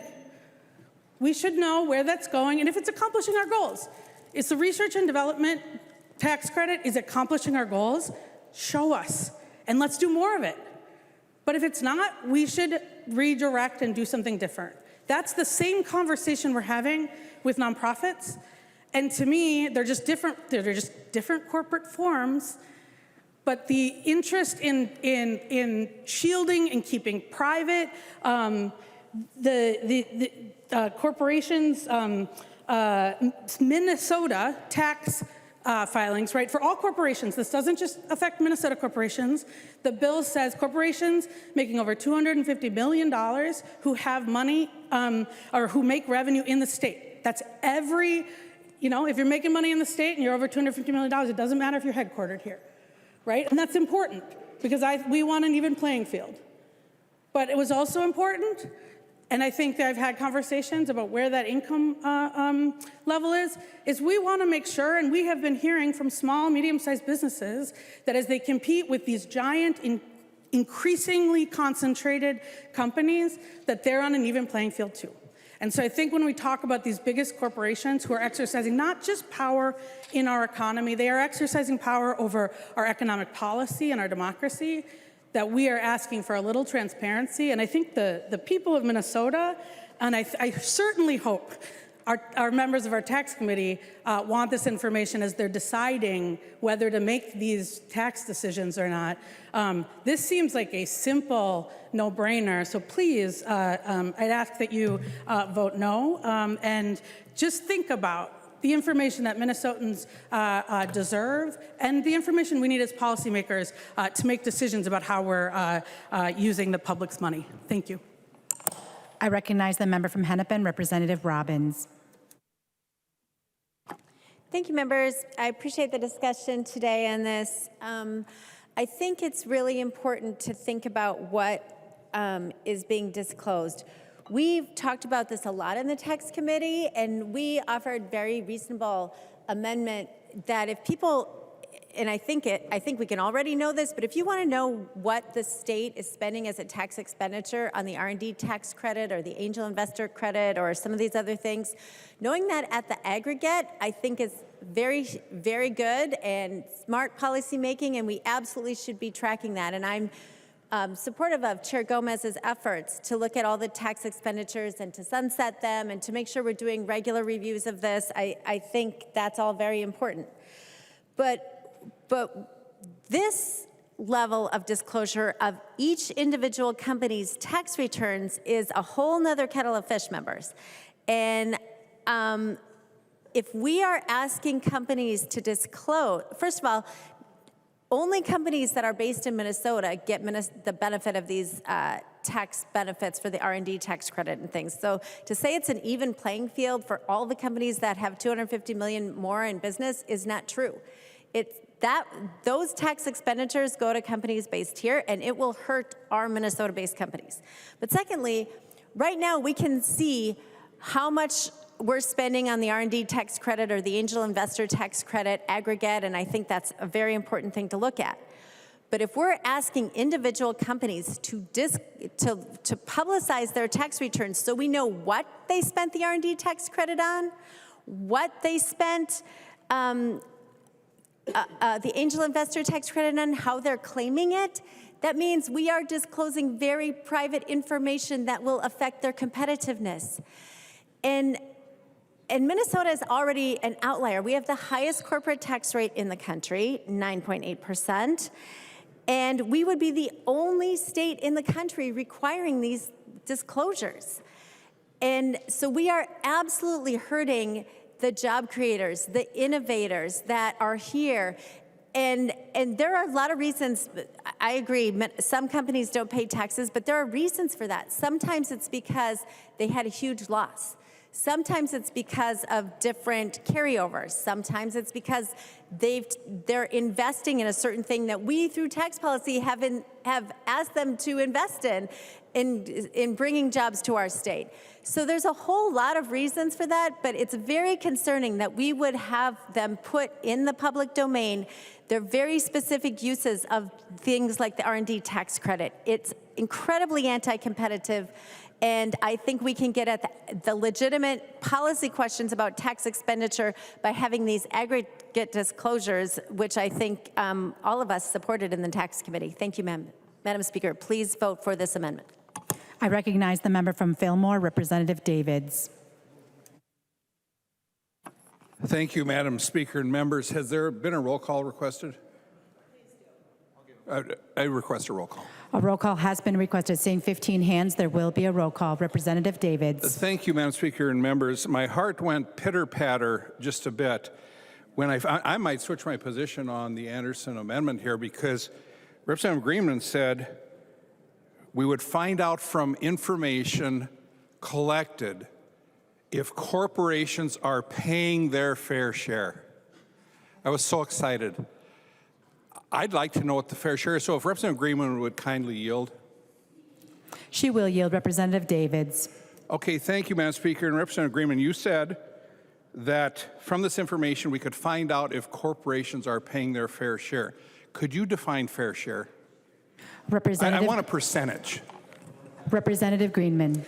Thank you, Madam Chair, and thank you, Representative Davids. And I think we had this conversation in tax committee, which is we live in a democracy, and I think that our fair share is what Minnesotans, and in this case we're talking about Minnesotans, believe it is. And so I think as we're all talking to our constituents and we come here and make those decisions, I don't think that there's a commissioner of revenue who should say what the fair share is. I don't think that it should come from on high or a think tank or a bunch of experts. I think what their fair share is what the people of Minnesota say. What are the places that we want to have shared resources to take care of each other, to ensure that we have roads and bridges and schools and clean water? And how are we going to do that together? And that's where I think that we define our fair share. Representative Davids. Well, thank you, Madam Speaker. In other words, no answer. So when you said we would find out what the fair share is, to me, that's a number. The fair share is 20%. The fair share is 30%. And then, Madam Speaker, Representative Greenman comes back and says, well, it's what somebody in Minnesota thinks it might be, possibly, maybe. So please, don't use the irresponsible language of fair share when you cannot define it. Thank you, members. I recognize the member from Olmsted, Representative Quam.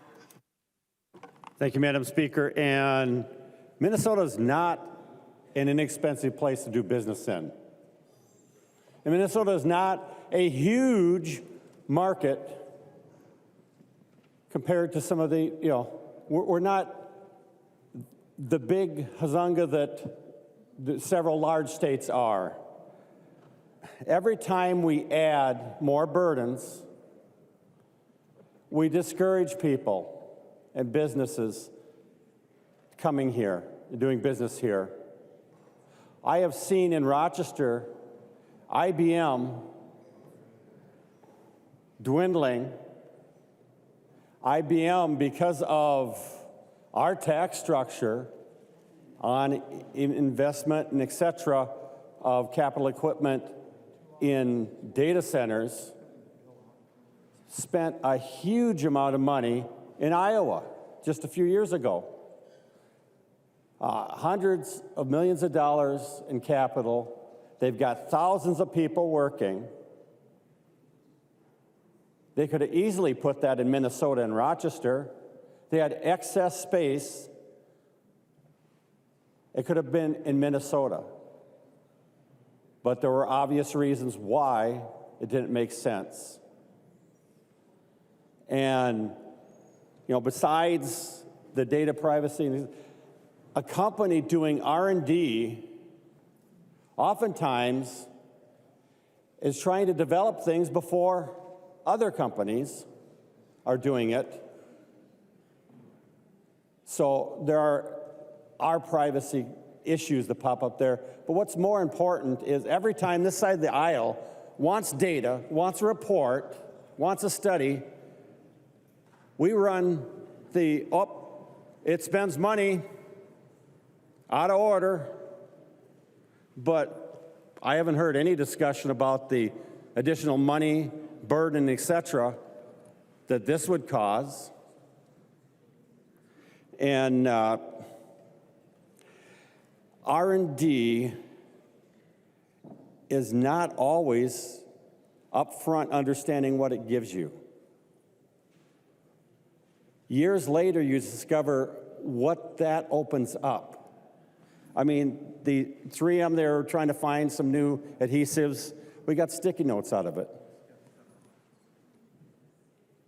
There are so many technology innovations that R&D gives us that opens up new areas and businesses. There are companies that 10 years ago we'd never recognize their names, but are huge impact to our lives and our economy.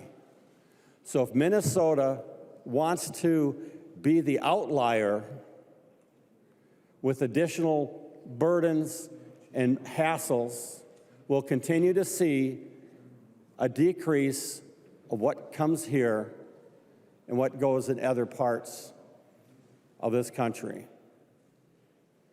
And to say, well, it's fair because everybody, well, if I am selling or going to do business in Minnesota and it's more of a hassle, more of an expense, I might just, it's a small market. I'm going to make a better business case investing in and going after other states.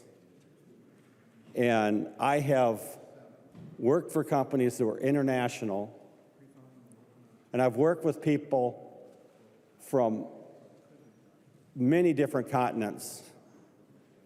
And one of the things that I learned is that there are special things about many places around the world. Minnesota, I love. I moved back here because of the community. But frankly, a lot of people, well, we don't have winter down here. Why don't you live there? We have a climate, business climate that we need to worry about. This is going to decrease the opportunities our people will have in Minnesota. Vote green. I recognize the member from Clay, Representative Joy. Thank you, Madam Speaker. Members, here we are again. Thank you, Representative Anderson, for this amendment. This amendment's going to be good to hopefully keep people on this side of the river not going to North Dakota. When we continue in government, as we heard earlier, Representative Greenman said 80% of people want us to look at corporate tax and have them disclose and make sure they're paying their fair share, I think is Greg Davis's favorite. He loves to hear fair share all the time. For roads, bridges, we want them to pay their fair share.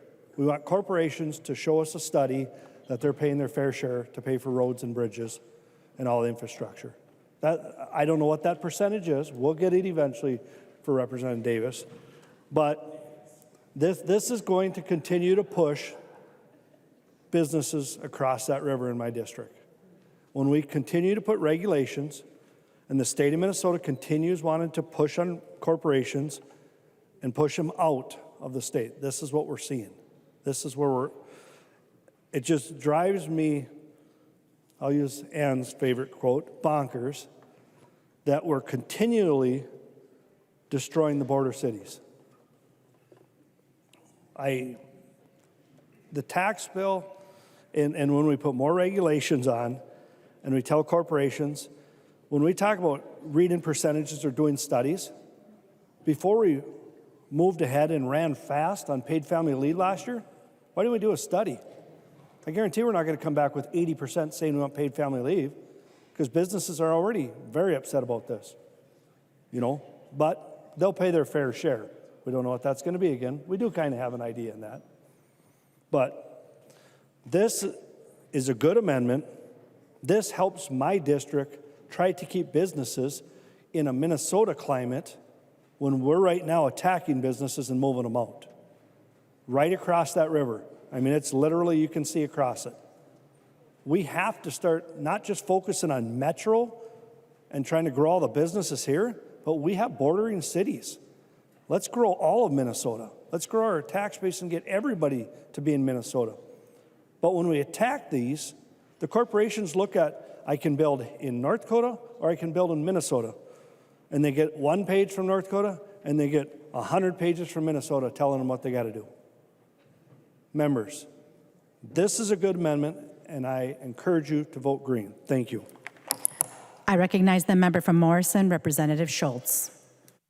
Thank you, Madam Speaker. I had to step out of the chamber and back into the chamber, then back out and back in. And amidst this, I'm learning a lot. I'm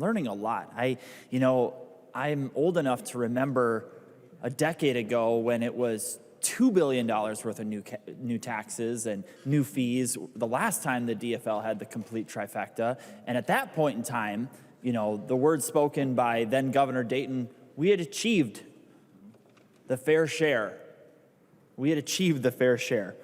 Then some time passes, about a decade, I suppose, and then we get to a point and we're raising taxes by $10 billion. $10 billion. Multiplied by 5, take $2 billion worth of tax increases, multiply by 5, get $10 billion worth of tax increases, and then we find out in this body, thanks to Representative Davids here and his line of questioning, that we're not quite sure if we've achieved the fair share. Who can say? Who can say if we've reached that? I guess it's up to the people of Minnesota. But this isn't a revenue problem. This is a spending problem. Because while we took $2 billion worth of tax increases 10 years ago, then multiplied by 5 to make it $10 billion, the state budget has literally doubled since that time. Literally doubled. What kind of path are we on here? When we talk about the people of Minnesota and the decisions that this is really a question of their values, I'm not quite sure Minnesotans understand that. Because the bill of goods that they were sold on the campaign trail was that they were going to get $2,000 rebate checks for every Minnesota individual taxpayer.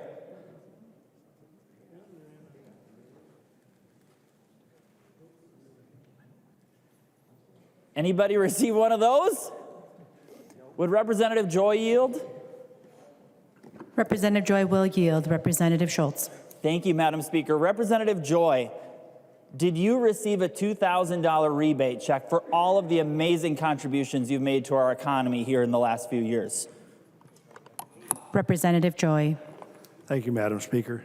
I did not. I was just hoping for my fair share.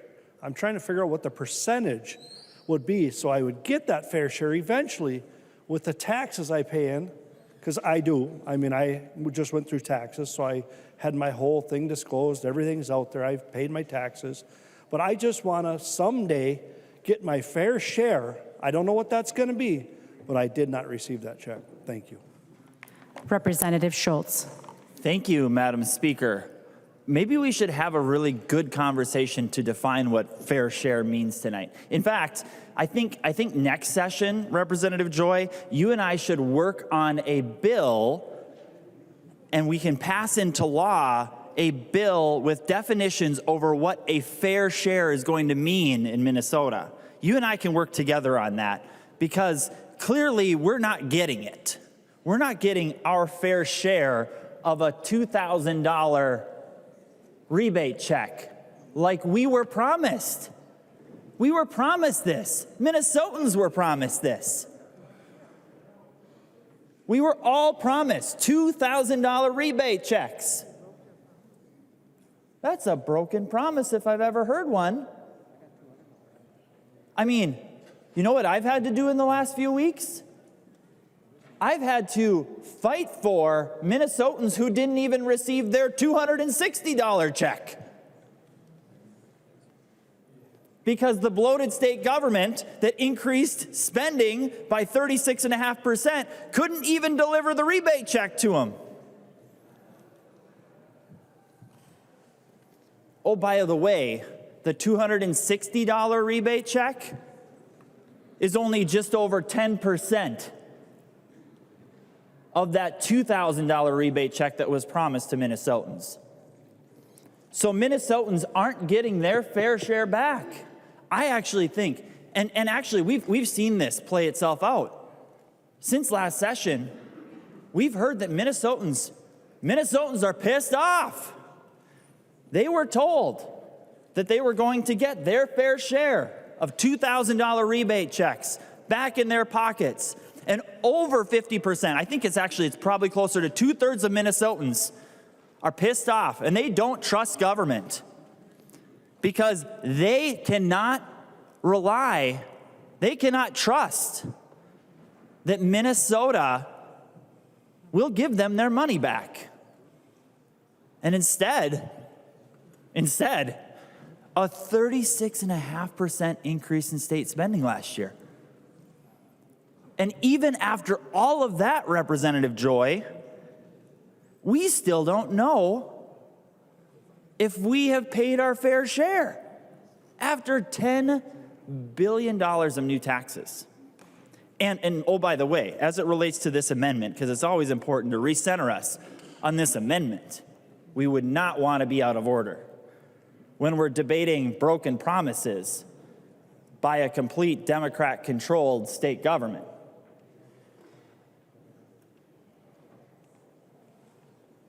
My understanding is Minnesota is now the number 2 taxed state for corporations. And the other thing that I heard today, which was shocking to me, are we number 1? We're number 1. I stand corrected. My colleagues have helped me out. We are number 1, the number 1 taxed state for corporations. But in the eyes of the DFL House majority, Representative Joy, we actually have the answer to this already. In the eyes of the DFL majority here in the Minnesota House, in the eyes of them, the reason that we haven't yet found your fair share, Representative Joy, is because corporations are formed by the state, not you. They're a state entity. That's what we learned just a few minutes ago. Formed by the state. Now, I know, Representative Joy, you have a small business, a great small business owner, and we need to make sure that our small business owners want to do business in Minnesota. But even if there are large businesses, medium-sized businesses that want to employ people here in Minnesota and want to provide for our economy and provide products, goods, and services, those entities, I'm pretty sure that they're accountable to their leadership team, to their board of directors. So far as I know, corporations in this state aren't governed by Governor Walz or by this legislature. So this premise and this idea that corporations are formed by the state, that they are a state entity,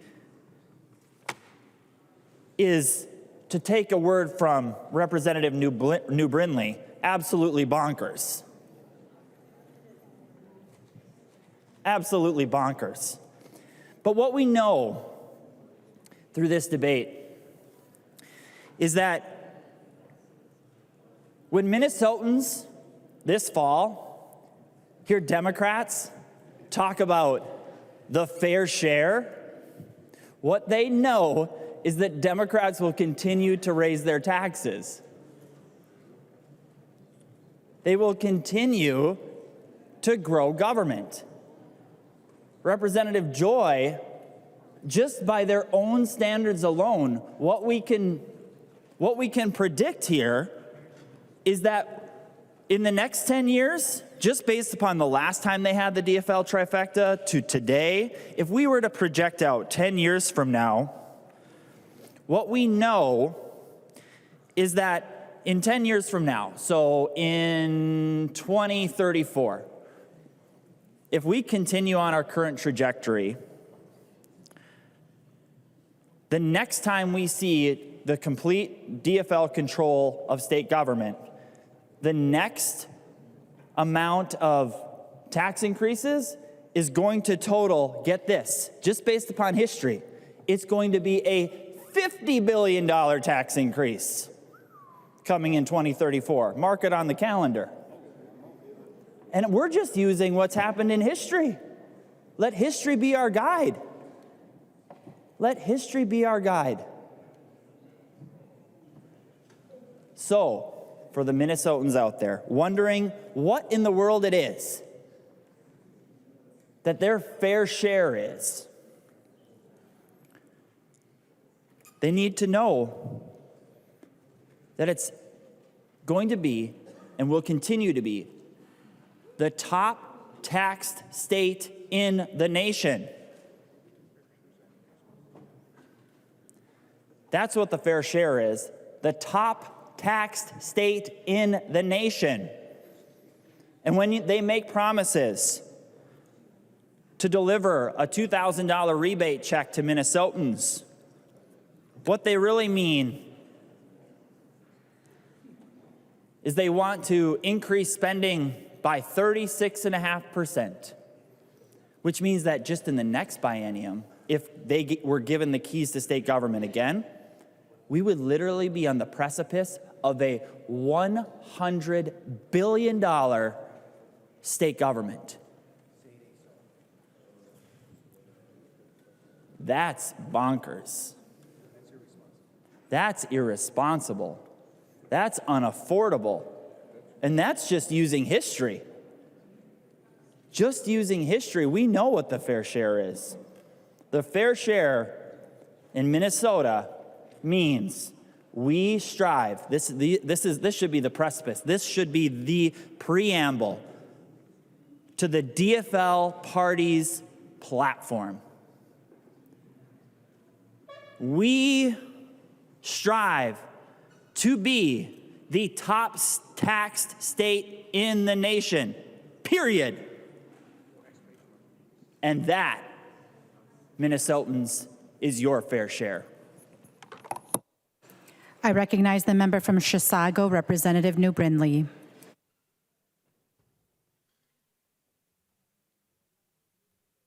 Thank you, Madam Speaker.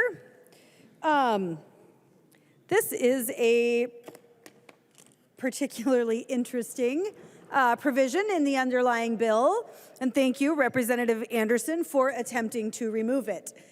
Because frankly, as legislators, it's not really our job to legislate our nosy curiosity. That's not really our job.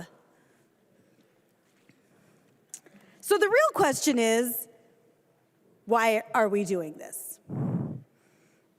Why are we doing this? Is it to demonize the companies that are actually driving the economy in the state of Minnesota?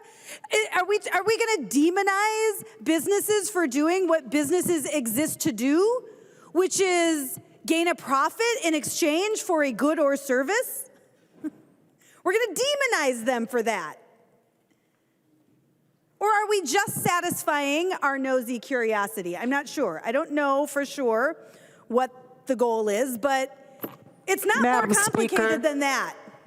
For what purpose do you rise? Madam Speaker, I'm rising to point of order under Mason's 124, arraigning motives. This is clearly right to arraigning motives. Members, please confine your comments to the question in front of the body without arraigning motives. Mason Section 124 prohibits personalities. Personality not permitted in debate and not questioning motives. Representative New Brindley. Thank you, Madam Speaker. I do think, though, that we can question why we're doing something. I don't know why we're doing this. I don't know why we're doing this. But there aren't a whole lot of options. There are not a whole lot of options on the list of why we're doing this. One of them would be to satisfy nosy curiosity. That would be in the realm of possibility for the purpose of this bill. That's not a good use of our legislative time, nor is it our job as legislators. So really, what we're doing is trying to gain information so we can do something with it. Raise more taxes on businesses? Is that the purpose?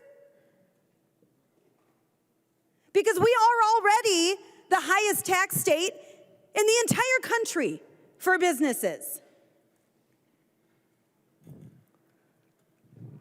We want to demonize businesses for doing what business is designed to do? Make a profit in exchange for offering a good or a service. That is literally why business exists. That is why they exist. If businesses did not make a profit, I assure you they would not exist. As much as we want to live in this fantasy world where profits are evil and nobody needs a profit, that's not reality. That is literally why business exists. But guess what? If they were not providing a good or a service that had value, then they wouldn't make a profit. But this is a fair exchange. Now, this idea of demonizing our businesses, disclosing this information so that we can raise taxes more on Minnesota businesses. I'm not sure if you're aware, but we have an embarrassment of riches, frankly, when it comes to the business environment in the state of Minnesota. We are so fortunate to have amazing corporations that contribute to our economy, that employ thousands of Minnesotans, that provide thousands of good-paying jobs to Minnesotans. Businesses like Cargill, Target, Toro, 3M,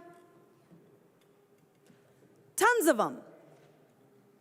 Best Buy, an embarrassment of riches. We are so fortunate to have these companies. But do you know what we don't get from these companies at this point? Expansion in the state of Minnesota. They're not expanding here. These businesses are growing, these corporations are growing, but they are not choosing to grow here.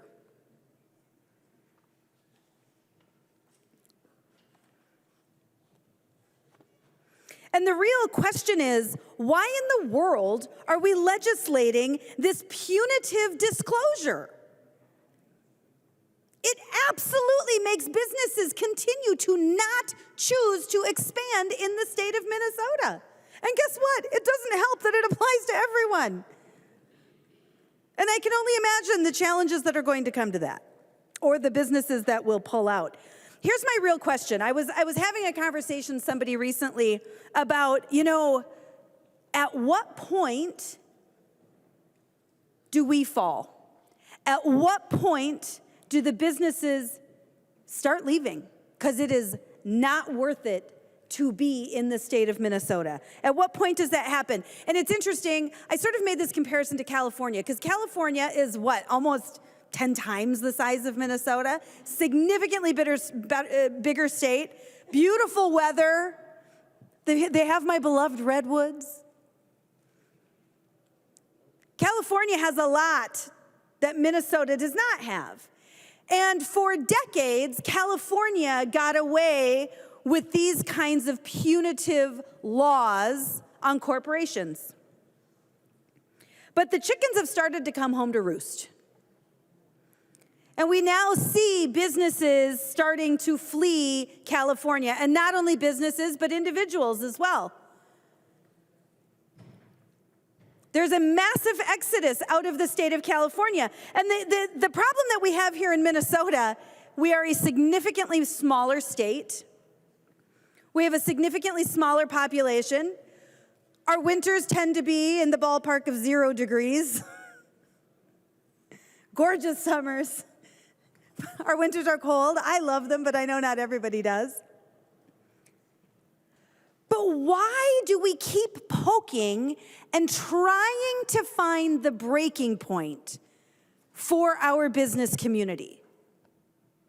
Why do we keep looking for that threshold? Why are we searching for the tipping point that is going to actually drive the exodus out of the state of Minnesota? Because while California was almost too big to fail, they really are almost at that level, Minnesota's not. We're not. But we keep poking and testing and trying to figure out what that threshold is, where we're going to hit the tipping point of when we actually just drive businesses out. Because this is not complicated today. This is not complicated. In this world of remote work and technology, our corporations can move their C-suite tomorrow. They can do that paperwork and have this done almost immediately. But we keep poking. We keep poking.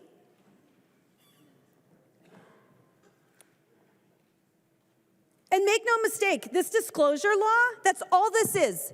This is a punitive disclosure. This is a punitive disclosure that exists for a very few number of possibilities. We're just satisfying our nosy curiosity, or it's something more nefarious. And we're going to continue to tax businesses until they finally just say enough is enough. We're going to continue to demonize corporations for fulfilling their existence, the purpose of their existence. We're going to demonize them for that. To heck with the fact that they provide thousands of good-paying jobs across the state. To heck with the fact that these are the very corporations who have been providing paid family leave for their employees for decades. You didn't have to legislate that for them. They already chose it. These corporations are good actors. They are doing good for the state of Minnesota. They are the absolute driver of our economy. But we're going to demonize them to satisfy some nosy curiosity. Thank you for the amendment, Representative Anderson. I will certainly be voting yes. I recognize the member from Hennepin, Representative Gomez. Thank you, Madam Speaker. Just to go back a minute, I want to thank Representative Robbins and Representative Quam for their comments. They both made a reference to something that just kind of piqued my curiosity, because if it was true, then it would be a really serious policy consideration. So I just wanted to share a little information with the body, Madam Speaker, which, as I just checked with my staff, because you both referred to the research and development credits and said that companies would have to disclose the specific activities that justified their claiming of those credits. And so when I heard that, I was like, that would be a concern if that were true. So I did just check with my nonpartisan staff. And the information that they report on the schedule to the M4, where they report credits, it just says like, R&D credit and an amount, or like historic rehab credit and an amount. So there isn't disclosure of, kind of like proprietary information about the specific activities that they engage in to claim the credit. So I just wanted to make sure members of the body understood that. Thank you, Madam Speaker. To the author of the amendment, the member from Washington, Representative Anderson. Thank you, Madam Chair.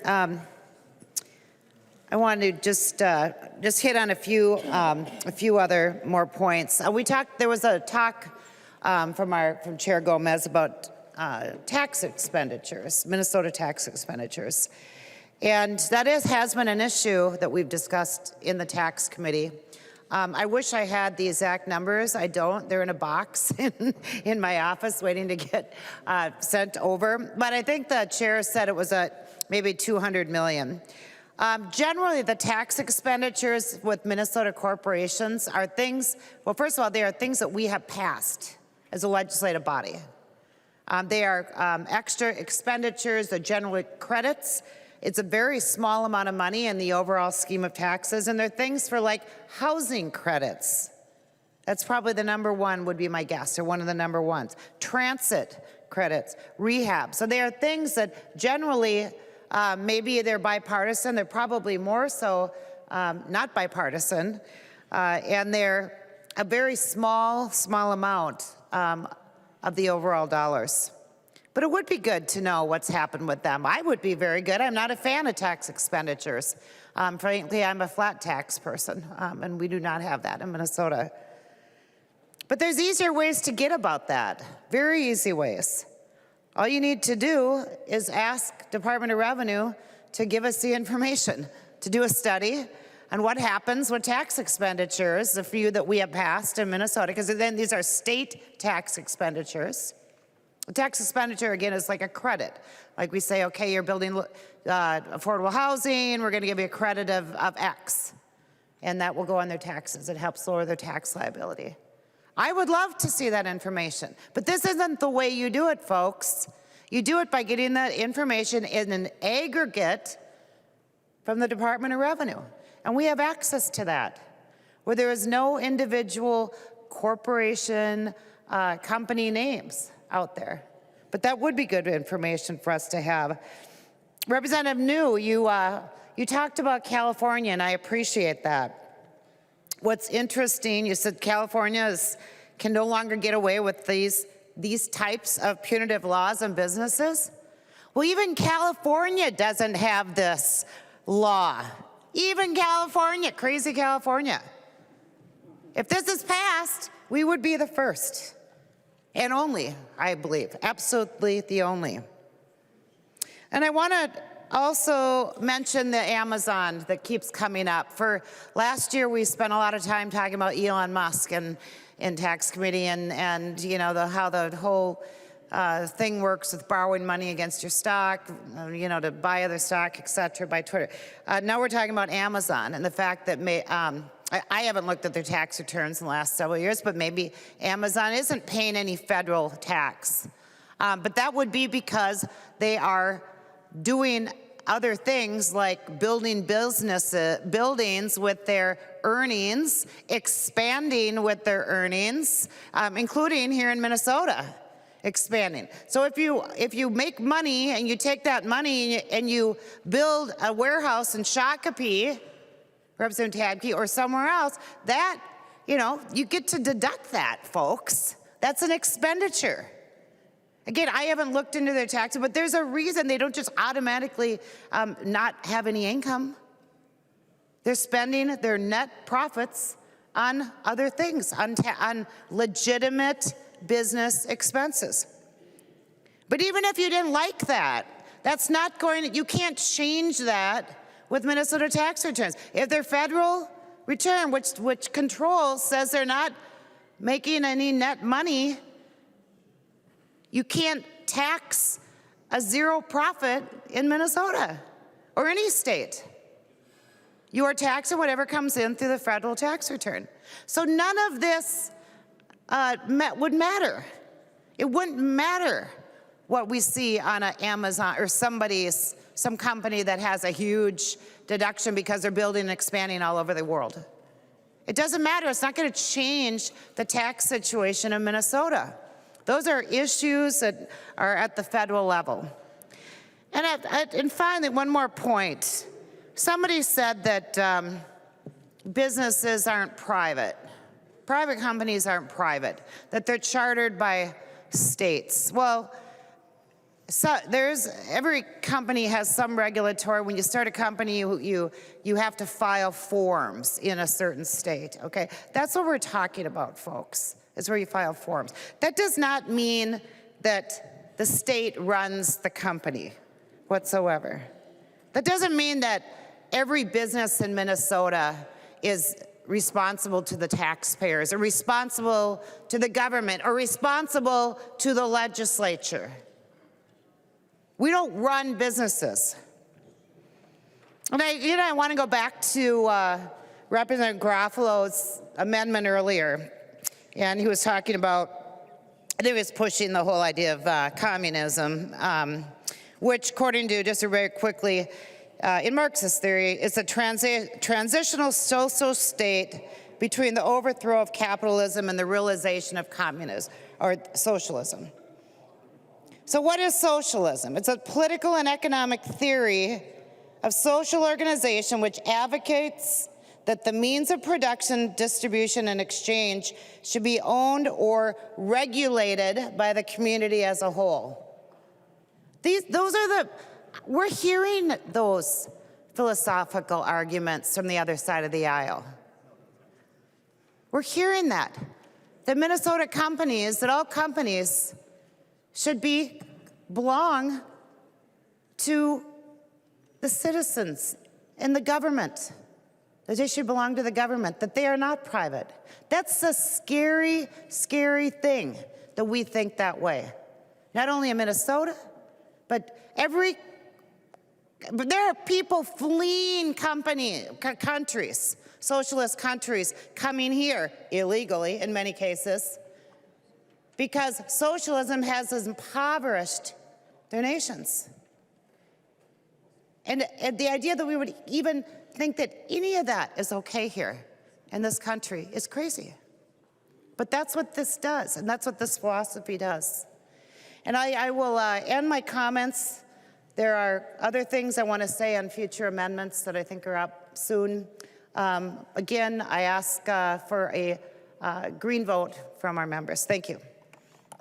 There being no further discussion, the clerk will take the roll.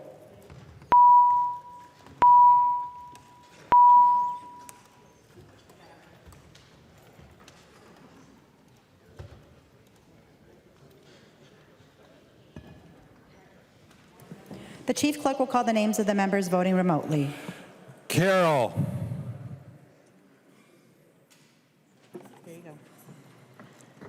Carroll, no. Carroll, no. Keel. Keel, aye. Keel, aye. Keeler. Go. Keeler, no. Keeler, no. Cagle. Go ahead. Cagle, no. Cagle, no. Tabke. Tabke, no. Tabke, no. Walgamot. Walgamot, no. Walgamot, no.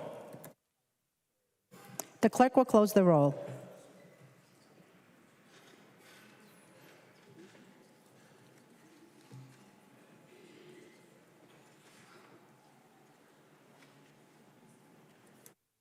There being 60 yeas and 67 nays, the motion does not prevail and the amendment is not adopted.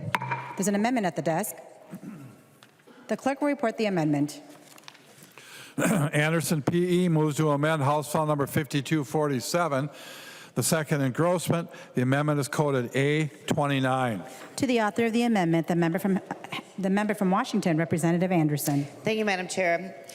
This amendment requires the Department of Revenue to list the amount of equity that Minnesota has in the various companies which would have to make their private tax returns public should this tax bill become law.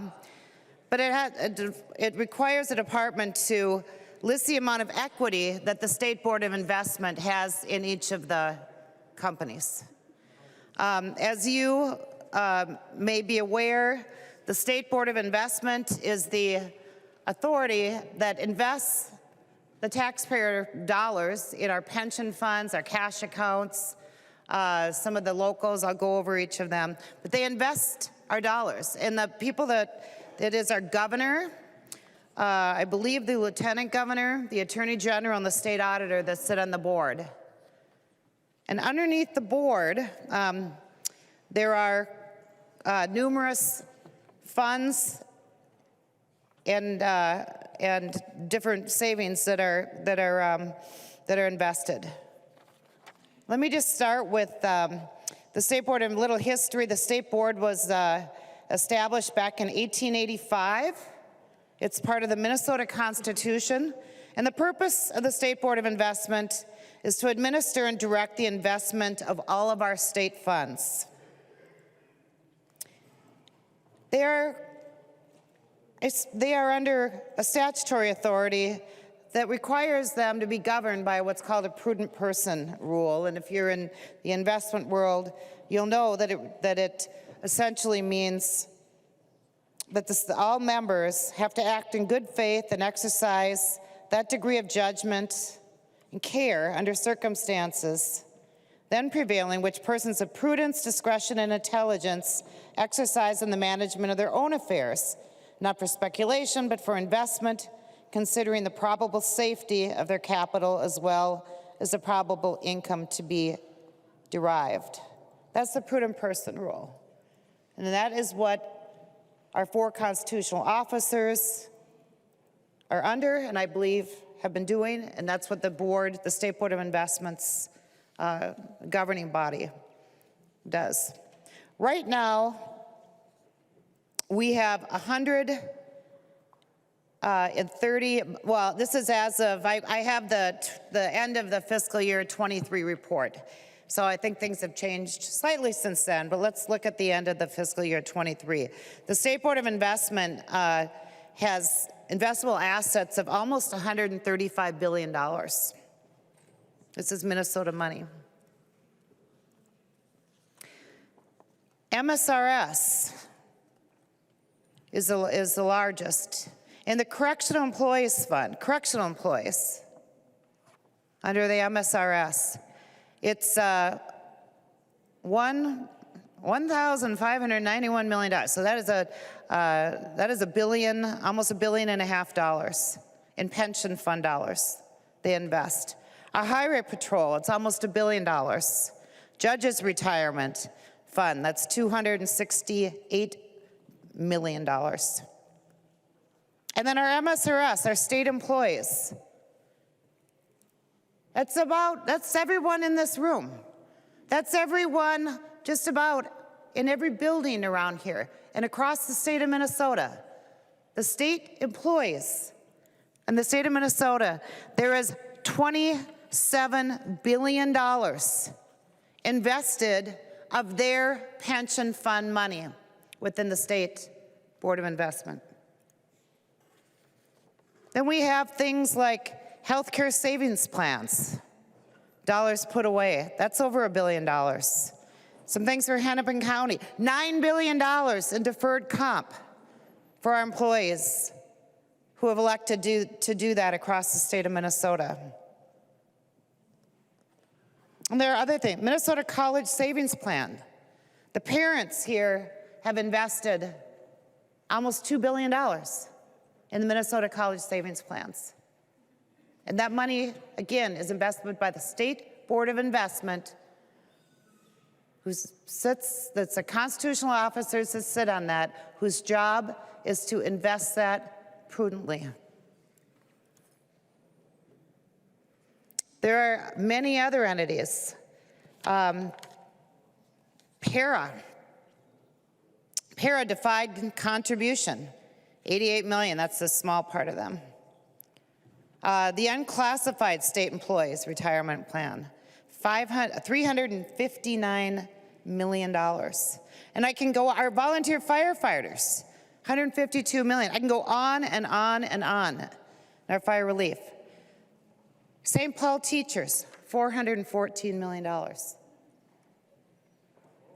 Folks, those dollars are invested almost about 75% in equities in businesses. Almost 75% just in public and private equities. And you could almost argue a little higher if you're looking at some other funds. The equities of businesses are what gives us the investment returns so that we can have good and adequate public pensions for our employees. It's the equities. And I have to give the State Board credit. In the last year, again, this is a 23N year, They returned almost 20%. Incredible. Almost 20%. And over the last 20 years, the state board, and this is all investments, has earned almost 6% over the rate of inflation.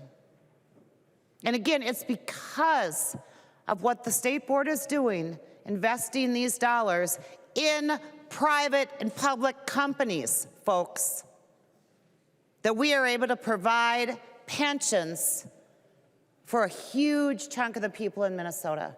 Huge. That get a private or a public pension, government pension. I'm not even going to go into the pensions of everyone else, because it's the same situation. 401ks, IRAs, our union pensions, they are all invested in the market. And the market is businesses. It is our companies, private companies. They exist to make a profit. And how do you judge the value of an equity, a stock? How do you judge their value? Generally, right, it's a PE ratio. Profits, a profit ratio. Generally, that's what they are. That's the price of a stock. What do they earn? What profit do they make? If our companies didn't make any money, the stocks would be worthless, which means our pension funds would be worthless. Worthless.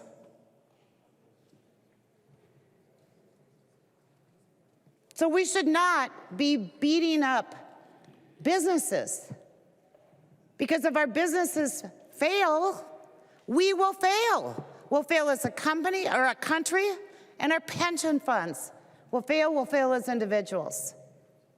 Businesses need to make a profit. Should they pay their fair share of taxes? Believe me, they more than do. And before I call for a roll call, I want to mention one other thing. We had, in the February forecast that came out, and again, this is dollars in February over and above the forecast in November. The biggest expansion of that changed it was the, where's my numbers? Anyway, it was corporate franchise tax.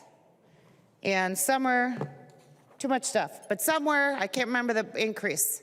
It was double digit though. That's where we're actually seeing the biggest increase, is companies, our businesses. That's great. That's great news for people that have money in their pensions. That's great news for our employees. That's great news for parents that are saving money in college savings accounts. That's great news. So again, this, Madam Chair, this amendment requires that if the language publicizing our companies' tax returns, taking away their confidentiality, if that should happen to pass this legislature, we need it noted on every company how much of their profits, okay, is actually owned by the citizens of Minnesota through tax returns, through their stock ownership, whether it's the State Board investment or others. So again, I ask for a roll call and a green vote. Thank you. A roll call has been requested. Are there 15 hands? Can you just keep your hands? Like, that didn't look like 15 hands. Seeing 15 hands, there will be a roll call. Representative Gomez. Thank you, Madam Speaker, and thank you, Representative Anderson. I just would ask for a red vote on this. It is true that our public pensions are invested in the stock market. Runaway corporate profits do marginally benefit some sympathetic causes like pensions. Also, but the lion's share of runaway corporate profits go to the very richest among us. They go to shareholders, they go to CEO pay. So, just mechanically, this is asking for information that's not on the M4. So the corporate disclosure bill just relies on information that's on the corporate income tax. And so, this would be asking to kind of make a calculation based on information from the SBI and information from the corporate income tax, but it diverges from the rest of the information that is disclosed under this bill, and I would ask members to vote no. Thank you, Madam Speaker. I recognize the member from Stearns, Representative O'Driscoll. Thank you, Madam Speaker. I heard that magic word today, pensions, and I'm up on the floor. Boy, I just can't believe what I just heard, that CEOs maybe make too much money and that our public employees who have money deducted from each and every one of their paychecks and their employing entity that matches that for their comfortable retirement, for the work that they do around here, to invest in America, to invest in our own employees, and to invest in America is not a good thing. That's what I just took away from the last statement I heard, that somehow it's okay for corporations to pay and pay and pay and pay, but it's not okay for the people who put money into those entities to ride up with that. $130 billion, ladies and gentlemen. As my friend Representative Sosinski would say, that's a big number. That's a huge number. The fat cats, if you want to call them as such, are the pension plans across the country. They're called institutional investors. And institutional investors buy and hold for the long term. They provide stability in a marketplace. They provide predictability in an economy so that stocks don't whipsaw up and down. And the folks that we hire at the State Board of Investment to invest these are some of the most professional, brightest people I've ever met that do this stuff on behalf of the people who serve the people of the state of Minnesota. And when Representative Anderson just talked about, and the money in the unclassified plan, every one of you is in that unclassified plan. You know, I really am sick and tired of demifying of the capitalist system that everyone in this room has benefited from, and that people are coming to this country in various ways to participate in the American dream. And yet, we're saying, not everybody's entitled to that.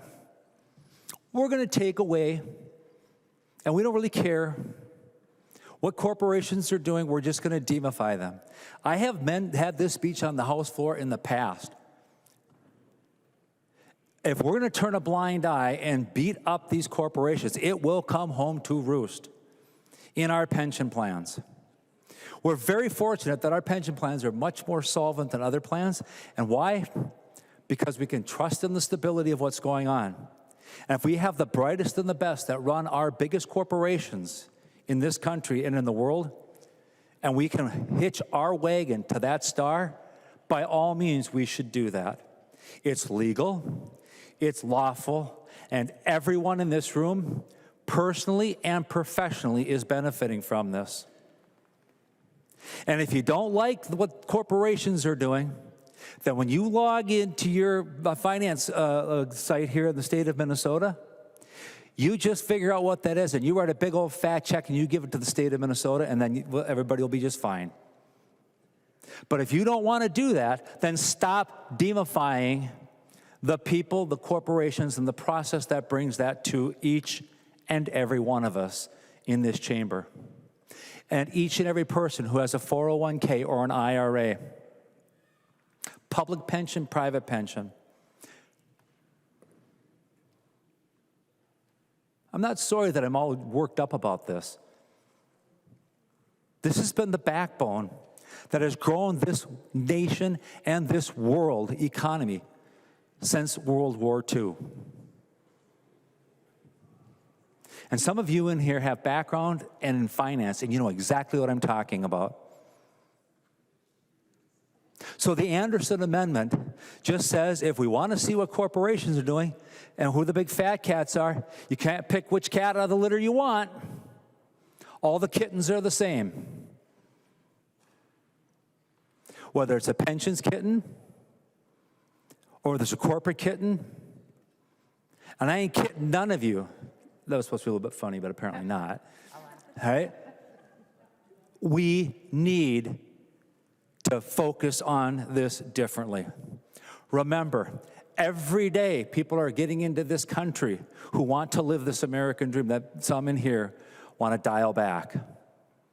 Members, I will proudly, if this is the game we're going to play, ask the state of Minnesota to explain and to share what percent of corporate America we are invested in for our employees and for every member here in the legislature.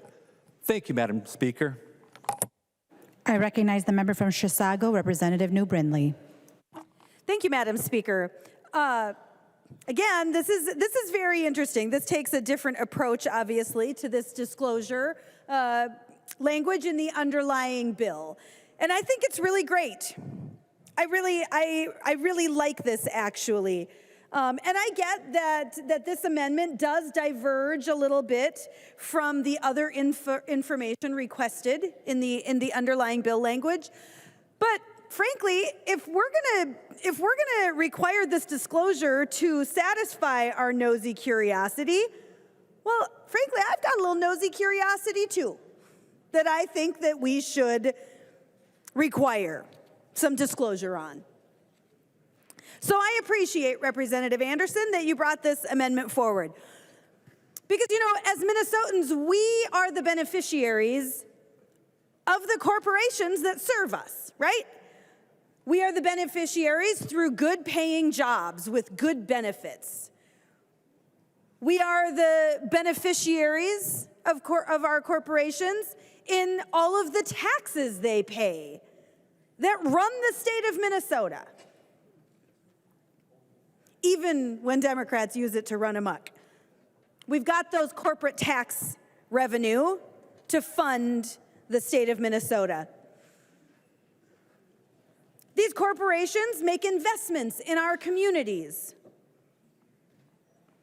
These corporations do philanthropic work in the state of Minnesota.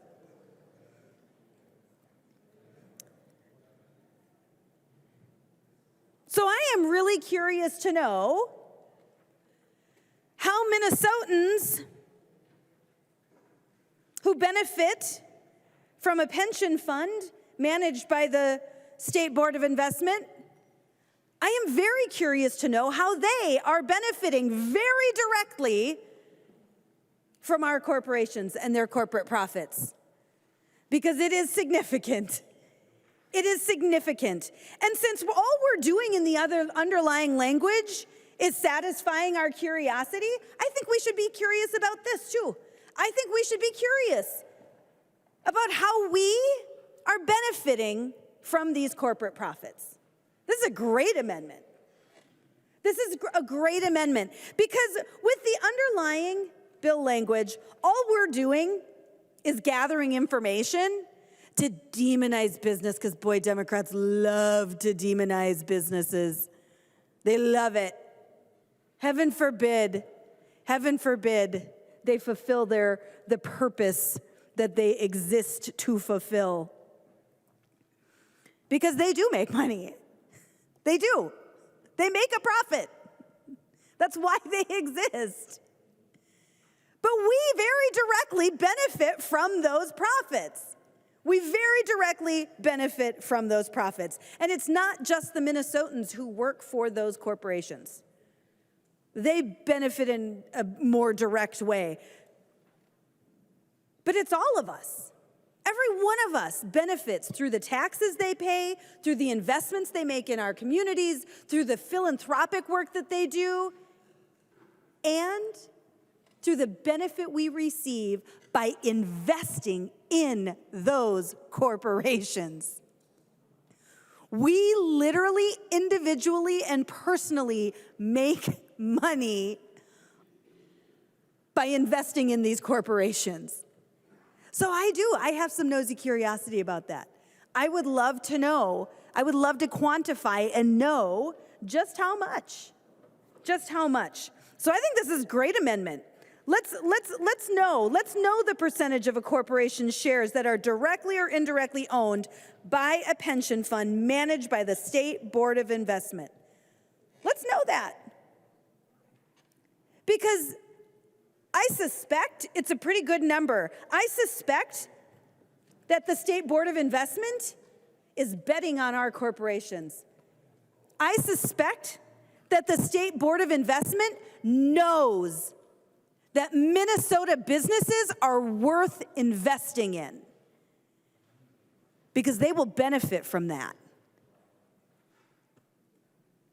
They know that it is worth betting on these Minnesota companies that serve our communities in so many different ways, that benefit our communities financially in so many different ways. And this is just one of them. Let's do this. Let's add this requirement in this disclosure so that we can know just another way that we are benefiting very directly from having these good businesses in our state. Thank you, Representative Anderson. Further discussion to the Anderson amendment. To the author of the amendment, Representative Anderson. Thank you, Madam Chair. And thank you, everyone, for your comments.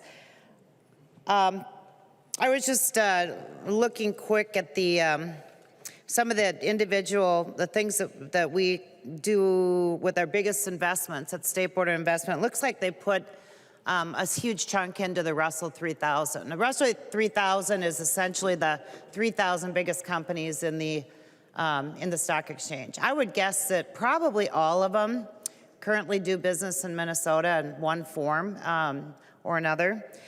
And the PE ratio as of, I think it was yesterday, again, this is the price to earnings. So the price of the stock, which is the value of the stock, okay, to earnings. What were their earnings?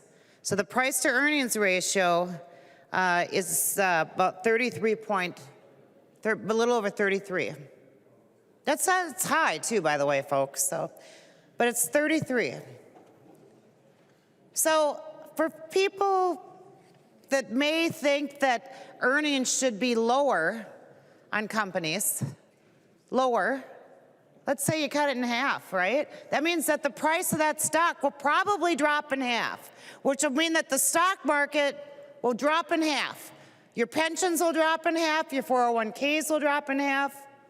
The cash we have that's invested here at the State Board, that will drop in half.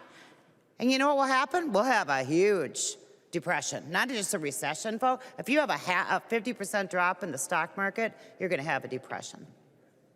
That's what happens. So I think this is a fantastic amendment, and it's good for another reason. Maybe there are too many people who don't understand how the free market works, right? And how an open economy works. Maybe it would be good to give folks a little more education on capitalism, the thing that has brought the majority of the world, taken it out of poverty. Capitalism is what has worked over the last 80 years. And it's been a fantastic thing. So again, I ask members, please vote green on the amendment. There being no further discussion, the clerk will take the roll.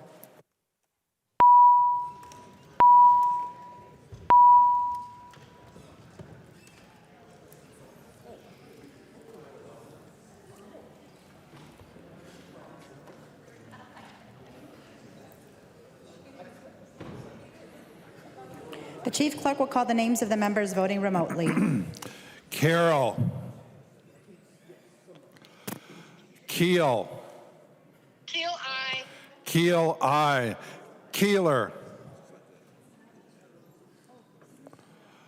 Cagle. Cagle, no. Cagle, aye. Tabke. Tabke, no. Tabke, no. Wagamot. Wagamot, no. Wolgamott, no. Carroll? Carroll, no. Keeler? Go. One more time. Okay, Keeler, no.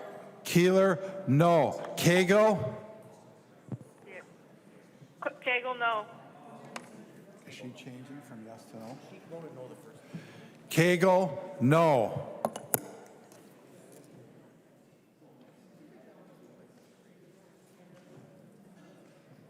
The clerk will close the roll.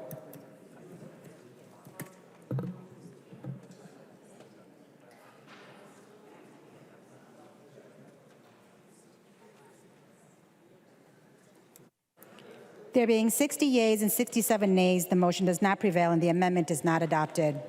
There's an amendment at the desk. The clerk will report the amendment. Davids moves to amend House Law number 5247, the second engrossment. The amendment is coded A34. To the author of the amendment, the member from Fillmore, Representative Davids. Thank you, Madam Speaker and members. What this amendment does, well, what's in this bill, there's a narrative that we need to find out how much the tax base is being eroded. Minnesota, it's argued, is losing corporate tax revenue and must adopt new ways to capture that lost revenue. And members, I'm not going to spend a whole lot of time on this. I'd like a roll call. A roll call has been requested. Seeing 15 hands, there will be a roll call. Representative Davids. Thank you, Madam Speaker and members. This provision will not be accepted by the Senate, so just vote yes to get rid of it now, and we'll save everybody a lot of time. And I broke a rule. You can't talk about the Senate, can you? I apologize to the body. I shouldn't have said that this is dead in the Senate. I apologize. To the member from Hennepin, Representative Gomez. Thank you, Madam Speaker. Thank you, Representative Davids. I would urge a red vote on this. It's just a study. Fact of the matter is that over time, as corporate profits have gone up as a percentage of GDP, corporate tax protections have not, or corporate tax collections have not gone up in a commensurate way. We'd like to know why. It's just a study to get us some more information. Please vote red. Discussion to the Davids amendment. Representative Davids. The clerk will, roll call has been requested. The clerk will take the roll.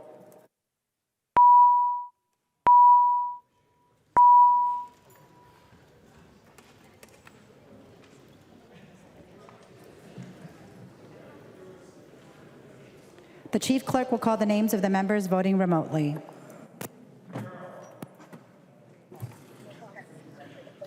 Carroll, no.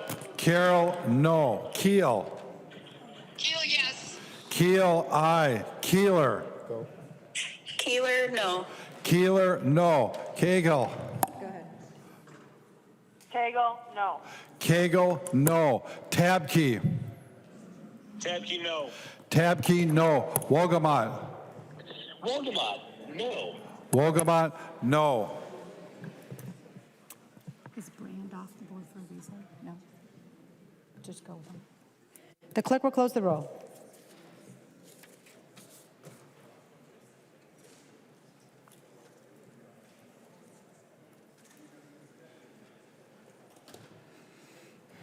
There being 60 yeas and 66 nays, the motion does not prevail and the amendment is not adopted. There's an amendment at the desk. The clerk will report the amendment.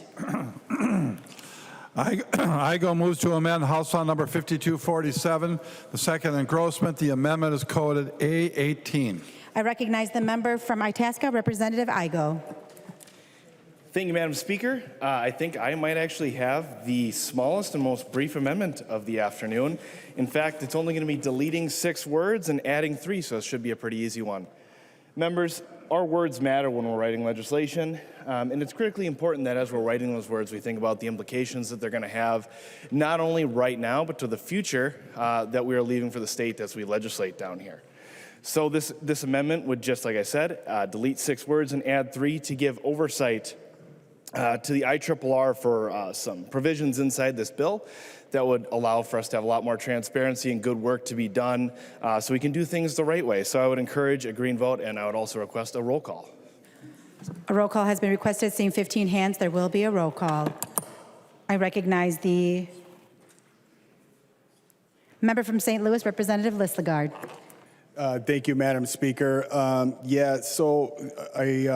amendment that is currently being offered would change the current law that currently the board is advisory, and this would make it where they would have final approval. So I would ask people to vote no. Discussion to the amendment. To the author of the amendment, Representative Igo. Thank you, Madam Speaker. Well, it's really disappointing to hear. In fact, the amendment's not going to do that. The amendment is actually going to make sure that the IRRR and its board can do the job that they are constitutionally supposed to do. The provisions that I'm trying to change inside this bill were worked on and were not an initiative of the IRRR. That is something that's really important for this body to understand as we work on legislation down here. We usually work with the state agencies that we'll be affecting. This legislation that I'm looking to change was not worked on with the IRRR. So we need to change that. The IRRR does a lot of good work to work on agency projects, working with communities to do a full vet of the process. This amendment would be putting language in so the agency would be able to fully vet projects that are inside this tax bill. Projects that haven't gone through the due diligence yet to find out if the dollars that will be appropriated inside this bill will either fulfill their need, be too much for their need, or not be enough for their need. Because of that, this needs to go through the process in a very constructive way. If it does not, we're going to see dollars go out the door that may not fulfill what is intended in this legislation. The IRRR is probably the best state agency we have in the state with some of the best staff members who do incredibly good work, working with our communities, building partnerships so that our region, the Iron Range, can remain strong for generations to come. They do work to make sure we can develop our economy, not just for mining and logging, but things outside of that, bringing good jobs to our area so we can sustain families for generations. The way the language in this bill is presented not only bypasses the agency and the good work that they do, but it bypasses the board, which is elected members of this legislature who serve on that board to help vet the projects to make sure that we do things the right way. Drafting legislation that purposely is bypassing a state agency and bypassing elected officials is frankly disturbing and wrong. I'm incredibly disappointed that we wouldn't accept an amendment that is seeking to delete 6 words and add 3. If we cannot make the changes in this bill that are necessary to make sure that the agency can do its work and that the board can be involved in this process and work to make sure that these projects go out the door in the right way, it is a bad piece of legislation that needs even more fixes at hand. Please vote green, accept this amendment, have oversight, make sure we do the right thing, and we don't bypass state agencies and procedures. There being no further discussion, the clerk will take the roll.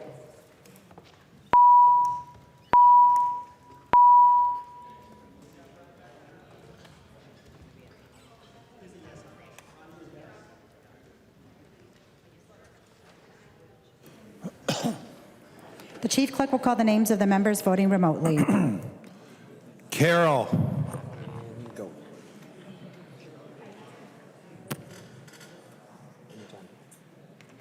Carroll, no. Carroll, no. Keel.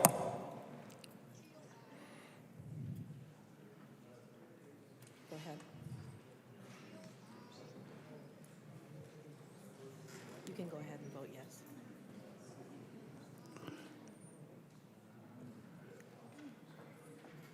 Keel. Keel, aye. Keel, aye. Keeler. Keeler, no. Keeler, no. Cagle. Cagle, no. Cagle, no. Tabke. Tabke, no. Tabke, no. Wolgamott. Wolgamott, no. Wolgamott, no. The clerk will close the roll.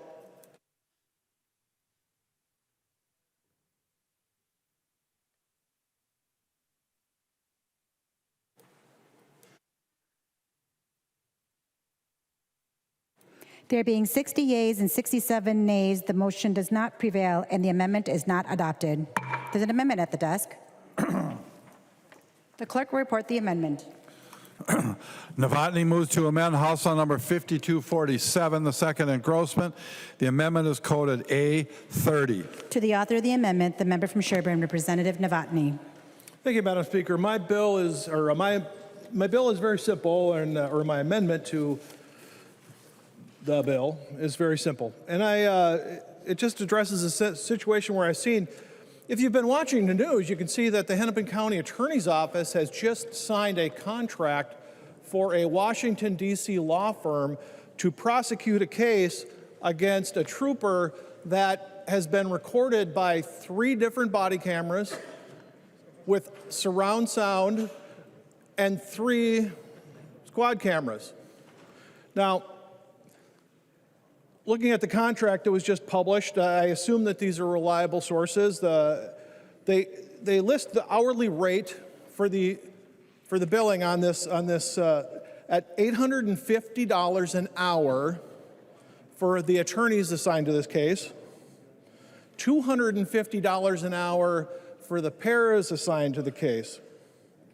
So at $850 an hour, if I run that out on an average year of 2080, the old 2080 year as a base, the average work year, that's $1,768,000 a year we're paying for one of these attorneys, the hired gun attorneys, to come from DC to make a decision on an incident that is recorded. We're talking about 2 or 3 seconds of video that they have to analyze and come up with a decision, because the Hennepin County Attorney's Office, which, as we've seen in the last 4 or 5 years, has handled some very complex cases, but they can't handle a case that is videotaped and the facts of the case they're not disputed. It's just applying the law to the case.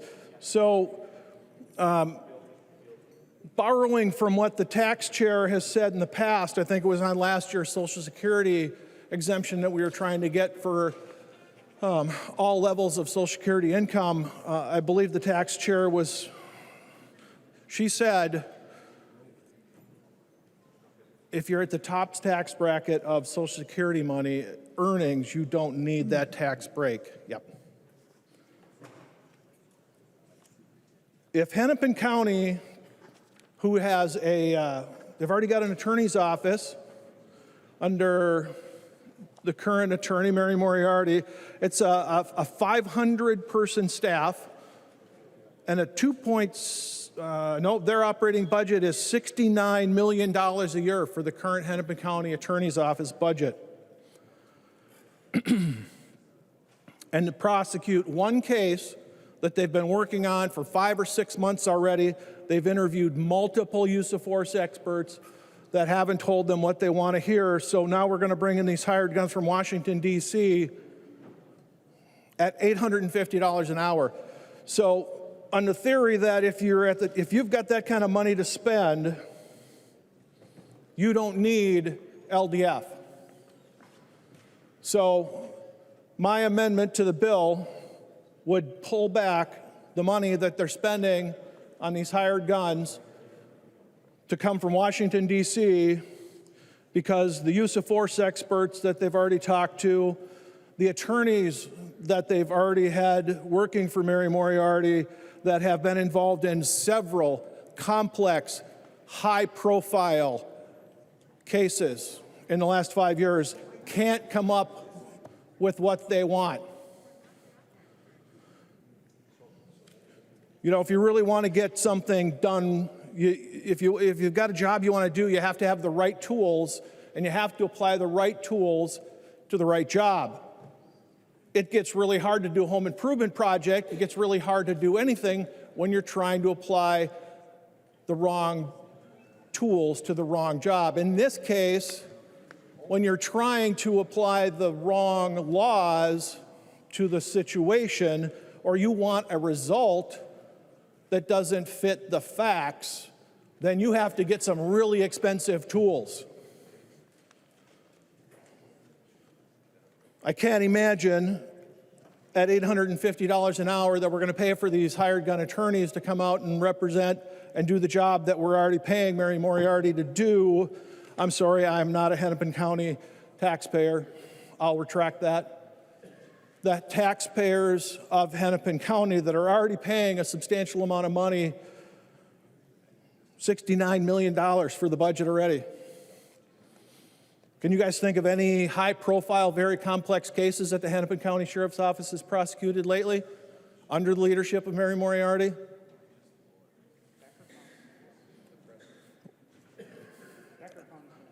Well, Becker County's going to have some too, yeah. So my bill, under the guidance of if you need it, you should get it, but if you don't need it, you shouldn't get it, that we apply to people at the highest tax bracket for Social Security earnings. That's my amendment. Thank you, Madam Speaker. There's an amendment to the amendment. The clerk will report the amendment to the amendment. Gomez moves to amend the Novotny amendment to House File Number 5247, the second engrossment. The amendment to the amendment is coded A43. To the author of the amendment to the amendment, the member from Hennepin, Representative Gomez. Thank you, Madam Speaker. Thank you, Representative Novotny. So the secondary, the A43 to the A30, just changes the amendment so that we're not politicizing county program aid. It's something that we just usually don't do. We don't, from the state level, dictate to counties how they use their aid, and so we're not going to do that in this case either. And so I would ask for a green vote on the A43 to the A30. The county program aid goes to every single county, all 87 across the state of Minnesota. It's a general purpose aid. Counties use it for what they need it for, and that's not our decision. That's the decision of the governing bodies of those counties that receive the aid and the people who elect them. So thank you, Madam Speaker. Please vote green. Discussion to the amendment to the amendment. The member from Isanti, Representative Johnson. Madam Speaker, members, I would suggest voting against this amendment. County aid is given to all 87 counties in the state is correct. The difference is Hennepin County receives much more than most other counties, vastly more. But we have a county attorney, Mary Art, that's abusing her position. Point of order, Madam Speaker. State your point of order. Rule 124, paragraph 3, paragraph 1, avoiding personalities. He is mentioning names of elected officials, and that is against our rules. Madam Speaker. Madam Speaker, point of order. State your point of order. Thank you, Madam Speaker. Point of order, and I'm going to read to you right now, Section 124 of Masons that has been misquoted for, a long time. Subsection 2, a member in referring to another member should avoid using the member's name, rather identifying that member by district, by seat, as the member who last spoke, or by describing the member in some other respectful manner. In order for 124 to matter, they've got to be a member of the House. Mary Moriarty is the Hennepin County Attorney. This is designed to protect members here in the House. And when we walk over to the hallway to that other body, it's for them to protect members in there. It says member very clearly here. So we don't need to pop out of our seat to say, well, we can't impugn the motives of the person whose name you don't want to say. You have to be a member. Now, she's an elected individual to be sure, but not here. So saying the name Mary Moriarty doesn't get you protection under Masons 124 unless she were to be a member here. Thank you, Madam Speaker. Madam Speaker. For what purpose do you rise? Point of parliamentary inquiry. State your point of parliamentary inquiry. Madam Speaker, is it in order to rise to a point of order while another point of order is pending? I believe that there was a point of order that had not been disposed of before the other member rose. Madam Speaker, point of parliamentary inquiry.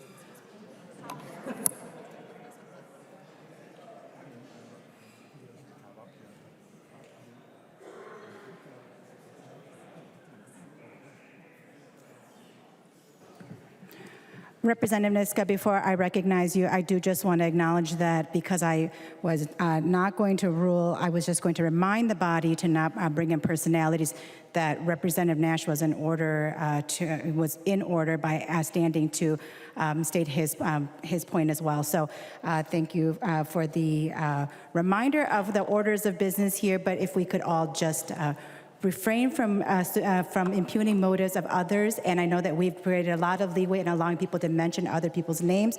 That technically does not violate the rules, but that we should, regardless of if they're a member of the body or that, impugning other people's motives is prohibited by this body. So I'm going to go to Representative Niska, and he has the floor now. Representative Niska. Thank you, Madam Speaker. You anticipated my point of parliamentary inquiry that it is proper to provide advice on a point of order. Thank you, Madam Speaker. Representative Nash, for what purpose do you rise? Point of parliamentary inquiry. State your parliamentary inquiry. Is saying the name of another elected official in the state of Minnesota that is not represented in this body, is that impugning motives? What I can say is that Mason's Manual 124, and if I could recall correctly, that was the point that Representative Long was making. It states in paragraph 1, in a debate, members must confine remarks to the question before the House and avoid personalities. Paragraph 3 states, it is not the person but the measure that is the subject of debate, and it is not allowable to arraign the motives of members, but the nature of the consequence of a measure may be condemned in strong terms. Madam Speaker, further point of inquiry? State your point of parliamentary inquiry. Thank you, Madam Speaker. You went from 1 to 3, and I wanted to focus on subsection 2. A member, in referring to another member, should avoid using the member's name rather than identifying that member by district. She has no district. She has no seat. She has none of those things here in our body. So because we're going to have debate around this, I want to get a ruling from the Speaker that indeed the Hennepin County Attorney does not have any standing in this chamber. She cannot cast a vote on our board, and therefore the privileges and protections of 124, including paragraph 2, do not apply to that individual. Representative Nash, I actually did not rule on the point of order. I just tried to remind the body to be nice to each other. And so I have not made a ruling on this, but I will ask for advice. Representative Long. Point of parliamentary inquiry, Madam Speaker, I still had the floor. Representative Nash, I was going to ask for advice as you had asked me to, but please, Representative Nash, Speaker, have the floor. I would just remind the body that I am a cuddly individual trying to stay within the confines of the documents that we have that govern our time here together, because process and rules matter. And when we stand to a point of order to quote something out of Mason's, in this case, 124, clearly does say a member. Subsequently, logically, linguistically, we have to view that at face value, that a member is a member of this body, and that is what I'm asking for a ruling on from you, is the word member in 124 subsection 2, is that referring to either a House of Representatives member or a senator, if you would? Advice. Representative Long. Madam Speaker, advice. Representative Long, state your point of parliamentary inquiry. Madam Speaker, when I rose to a point of order, I rose to it under section 124, paragraph 1, did I not? Yes, you did, Representative Long. And further point of parliamentary inquiry?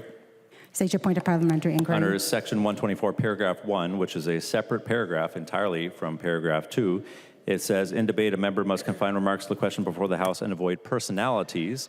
And it is our custom and usage that personalities includes naming elected officials by name in this body. Isn't that not correct?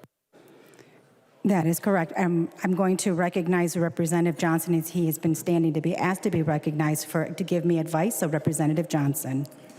Madam Speaker, as you read the subdivision 1 and subdivision 3, right in subdivision 3, it stated members. County Attorney Moriarty is not a member of this body. That rule does not apply to her.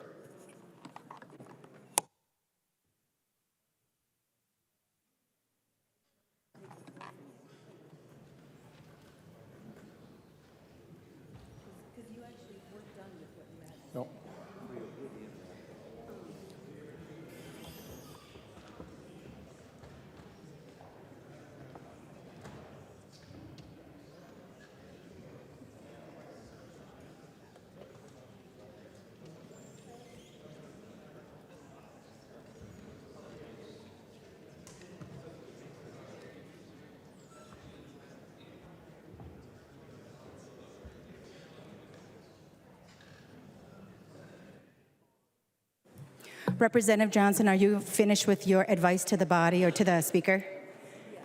Yes, ready to continue with what I was doing before. Are you rising to be recognized, Representative Nash? Yes, Madam Speaker.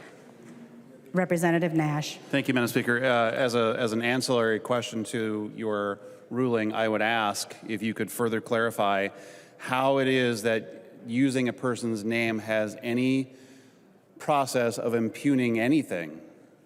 I mean, I can say the name Jim Nash, and you may have sudden and visceral thoughts at the utterance of that name. However, I do not know how by saying a person's name is impugning anything, except maybe, maybe you should pick up the phone and call my parents and say, well, let's talk about your kid. But there is no impugning my name if someone were to use it in debate. And by uttering the name of the current office holder of the Hennepin County Attorney, I am asking for how does that specifically impugn any motive of anyone, anywhere here today? Representative Nash and members, I will not be taking any more advice. I've taken all of the advice that I need. What I would like to do is just remind the body, Representative Schultz, I'm not taking any more advice. What I'd like to remind the body is that Representative Long stood, and what he pointed out was Mason's Manual, Section 121, which is a member who resorts to, 124, which is in a debate, a member must confine remarks to the question before the House and avoid personalities. He did not mention impugning motives. I might have brought that in my response, but he did not actually bring up that piece of the Mason's Manual. But I will also acknowledge, Representative Nash, that you are correct, that in order in a debate to refer to the executive or an executive's opinion with either approval or criticism when such references are relevant to the subject under discussion, and it was relevant to the discussion, Representative Nash. So what I'm doing is I'm not going to rule on the point of order, but I will ask that everyone read your Masons, please, and try to walk that line of which when it is relevant to use names and executives, that is, and other elected officials, but to not impugn their motives, because still we do not want to impugn others' motives, but also to remember that we must confine our remarks to the questions before the House and avoid personalities. I'm going to yield the floor back to Representative Johnson, who has been waiting very patiently to finish his remarks.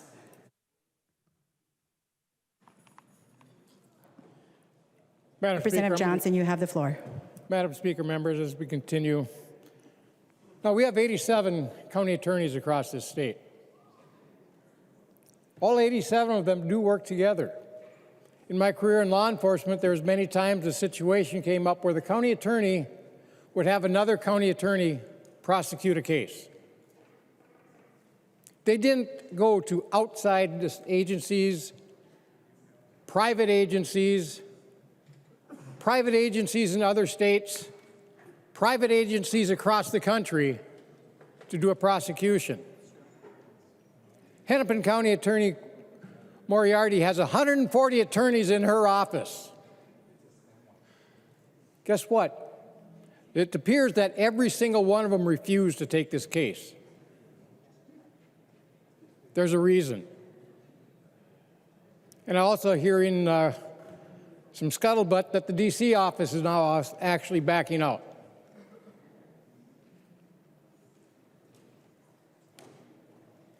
We've seen some strange things going on in that office. Maybe it's time for an audit of it.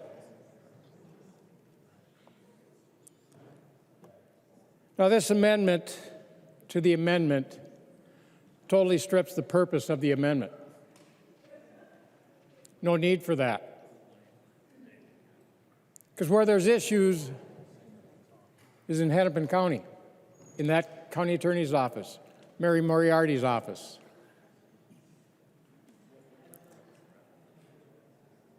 There's been an attack on law enforcement by this body, by the other side of the aisle, for a number of years. We even have it again this year.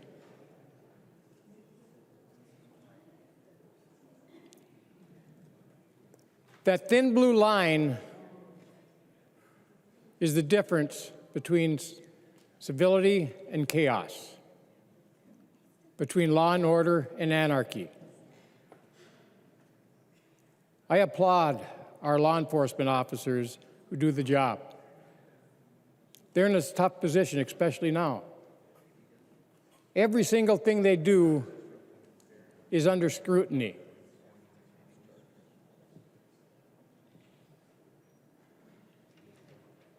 They go out and do the job for us, protect the citizens of this country, of this state.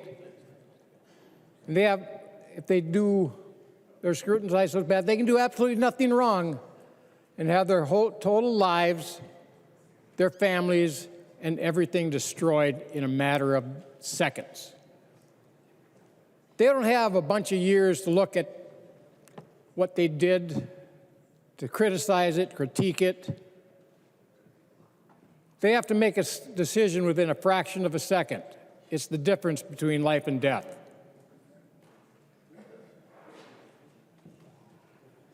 There's a reason that County Attorney Moriarty cannot find attorneys willing to prosecute this case. But $850 an hour from a DC office, not even an attorney from the state of Minnesota to prosecute.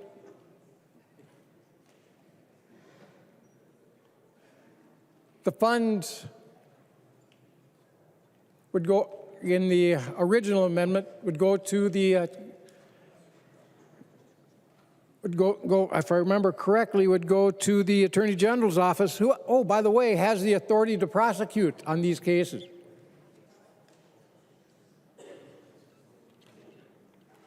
Members, vote against this amendment to the amendment. It is not needed. I recognize the member from Anoka, Representative Niska.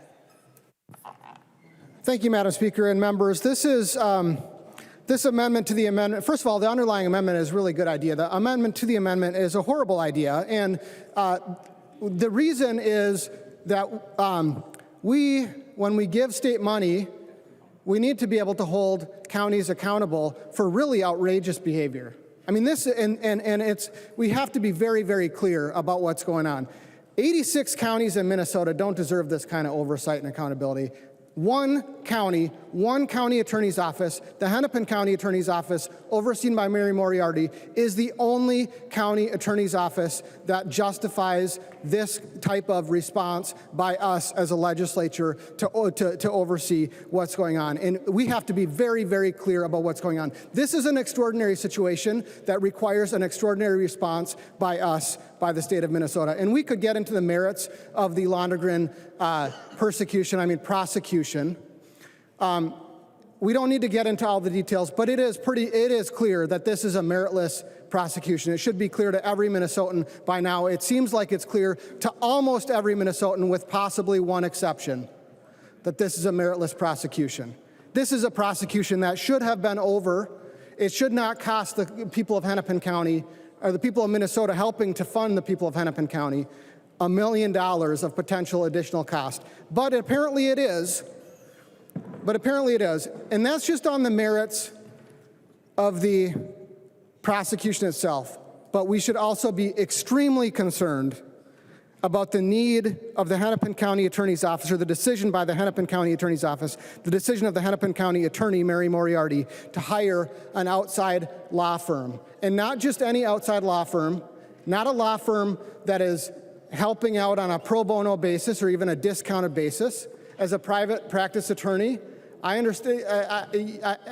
You need to understand, there are times when law firms like this will take on cases on a pro bono basis or on a discounted basis. But what we've learned today is we learned details about the engagement. And I want to help everyone understand exactly what it means, the details that came out today. What came out today is that there is an $850 an hour blended rate for all attorneys. What that means is in a law firm like Steptoe and Johnson, typically their partners are billing over $1,000 an hour, and their associates who come out of law school, who are, if they, the similar attorneys might be making, in the $80,000 range at the Hennepin County Attorney's Office. The associates coming in at Steptoe and Johnson, first-year associates, are making over $250,000 a year. because Steptoe and Johnson is able to charge big companies rates like this, $700, $800, $900, over $1,000 an hour for the partners. So when Steptoe and Johnson is agreeing to charge a blended rate of $850 an hour, that means they're going to have some attorneys whose normal billing rate is well over that, and some attorneys whose billing rate might be a little bit under that. And Steptoe and Johnson is agreeing that all of them are going to be billed at $850 an hour. Well, Steptoe and Johnson is such a big firm that they're such a big firm that, in fact, the profits per equity partner at Steptoe and Johnson is public information, and it's $1.7 million. That's how much an equity partner at Steptoe and Johnson, it's a partnership, that's how much the average profits are that flow to the equity partners at Steptoe and Johnson. This is the state of Minnesota and Hennepin County funding the partners, those profits at Steptoe and Johnson of $1.7 million. So what does $850 an hour mean in the real world? Again, thinking about this, compare this to the line attorneys, the senior attorneys at the Hennepin County Attorney's Office, who apparently have decided that they can't ethically participate in the Ryan Londegren prosecution. I certainly would understand that. I would probably be making the same decision if I were an employee at the Hennepin County Attorney's Office. None of them are making $1.7 million a year. None of them are making $250,000 a year, which is what the junior associates at Steptoe and Johnson are making. But a firm like this, I practiced at a similar peer firm to Steptoe and Johnson early in my career. The typical expectation is that lawyers there are billing somewhere around 2,000 hours a year. So $850 an hour at a blended rate, as a blended rate for people who are billing about 2,000 hours a year. Turns out that's also $1.7 million.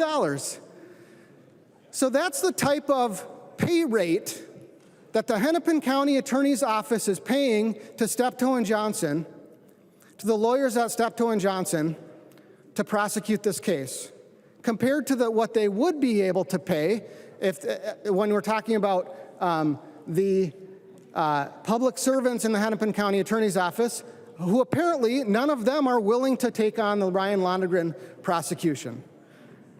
So that's what's going on, folks.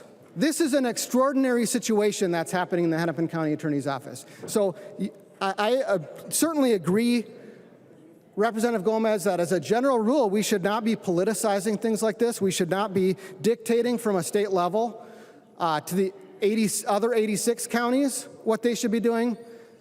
But extraordinary circumstances call for extraordinary measures, and that's what the Novotny amendment is. The Gomez amendment to the amendment really guts that and undercuts that in a way that we should not be agreeing to in this context. So I urge members to vote against the amendment to the amendment. I recognize the member from Dakota, Representative Whitty. Thank you, Madam Speaker. Thank you, members. I was not going to talk about this today, but the Moriarty mess we have is she's completely mishandled, made a complete mess of this case. I've talked to county attorneys, and you put your resources to the most important cases and your high-profile cases, and I would believe that this would rise to that occasion. You would never see a county attorney, especially in the largest county, going outside. Why isn't she not referred to the AG's office?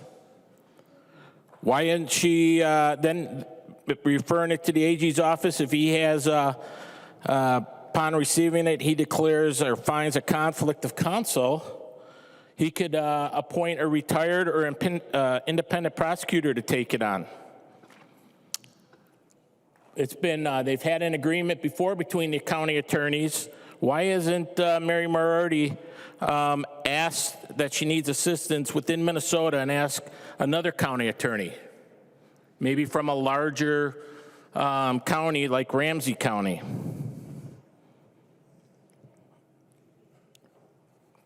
The proper way to do this is to take it to a grand jury and let them determine if the force was necessary. I don't believe, especially in taxes, that the state of Minnesota wants to be putting their tax dollars into Mary Moriarty's mess. Thank you. I recognize the member from Ramsey, Representative Finke. Thank you, Madam Speaker.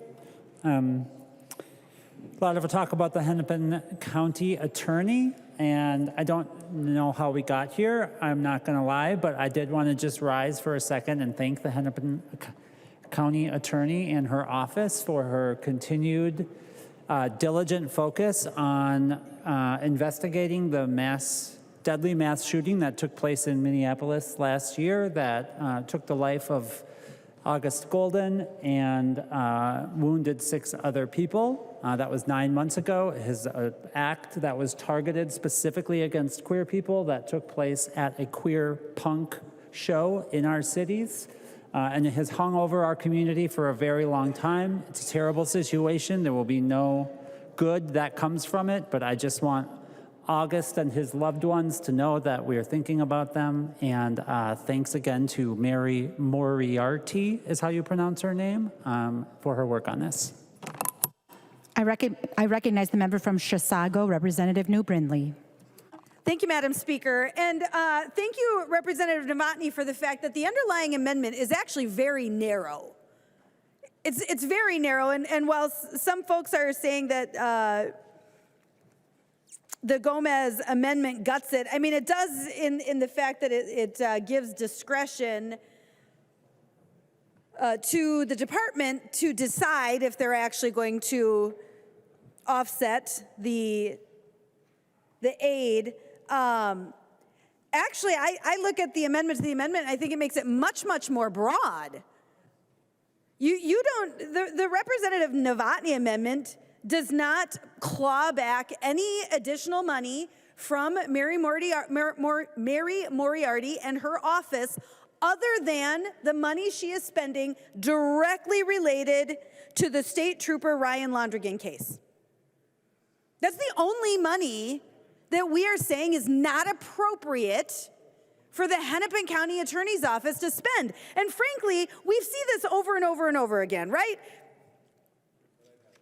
The Hennepin County Attorney has chosen to prosecute the wrong people over and over and over again. That's what we see. Mary Moriarty has chosen to prosecute a state trooper for doing his job when, frankly, no reputable attorney will actually take on this case in the state of Minnesota because they know it is so problematic. Nobody will take this case. Nobody wants to prosecute Officer Londrigan because he was doing his job and doing it properly. So no one will prosecute it. And yet, Mary Moriarty is going to spend taxpayer money to bring in attorneys from Washington, D.C., to put on a show in the state of Minnesota and persecute State Trooper Londrigan. You said that correctly, Representative Niska. And I don't think, and we don't think, and I guarantee our constituents do not think that the state of Minnesota should appropriately be paying for this charade.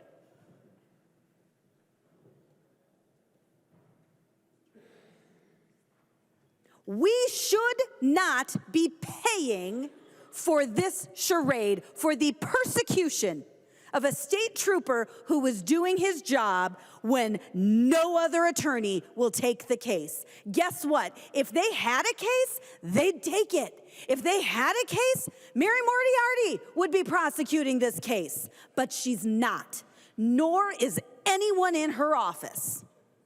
It's a farce. It is a farce that the taxpayers of Minnesota are on the hook for. That's what's happening here. So the Novotny underlying amendment is very narrow, saying that we, as taxpayers of the state of Minnesota, are not going to be on the hook for this charade. That's all the Novotny amendment does. It does not pull back any other funding from the county attorney's office. It does not pull back any other aid that Hennepin County is getting. The Gomez amendment to the amendment makes this much more broad. Every county attorney in the entire state of Minnesota, if they engage another attorney, is now going to lose their aid for any case. So this amendment to the amendment is actually additionally punitive to Mary Moriarty's office. Not just every other county, it expands it for Hennepin County as well. Is that really what you want to do? I don't think that's what you want to do. I don't think that was your intention.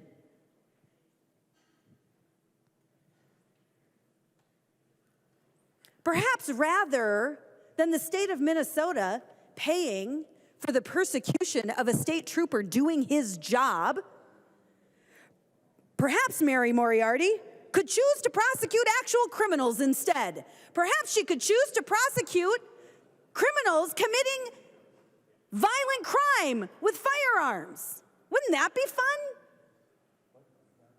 What a concept.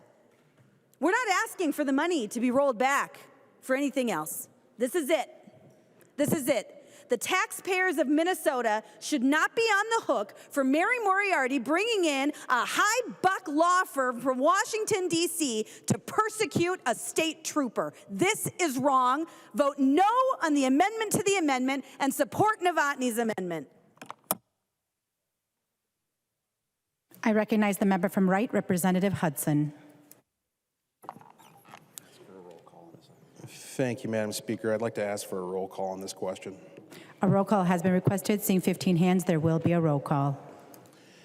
Thank you, Madam Speaker. I wanted to take this back to the comments that were offered in the presentation of this A43 amendment to the Novotny amendment. There were a couple of things that Chair Gomez suggested about the question that we're considering that I think bear further examination. The first was the suggestion that this side of the aisle is initiating the politicization of this situation, that this, the Novotny amendment, this is the moment where politics entered into this question, right here. He did it.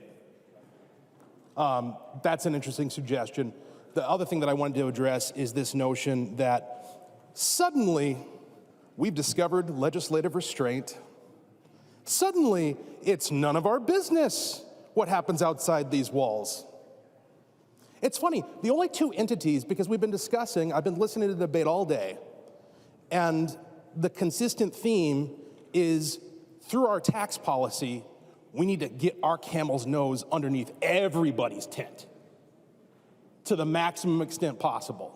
We're up in everybody's business. If they're a private business, if they're a small business, if they're a large business, if they're a corporation. But the only two entities that seem to be immune from that level of scrutiny seem to be the city of Minneapolis and Hennepin County. Then all of a sudden the tone switches. Well, you know, we need to pull back. We need to make sure we don't go too far, veer out of our lane.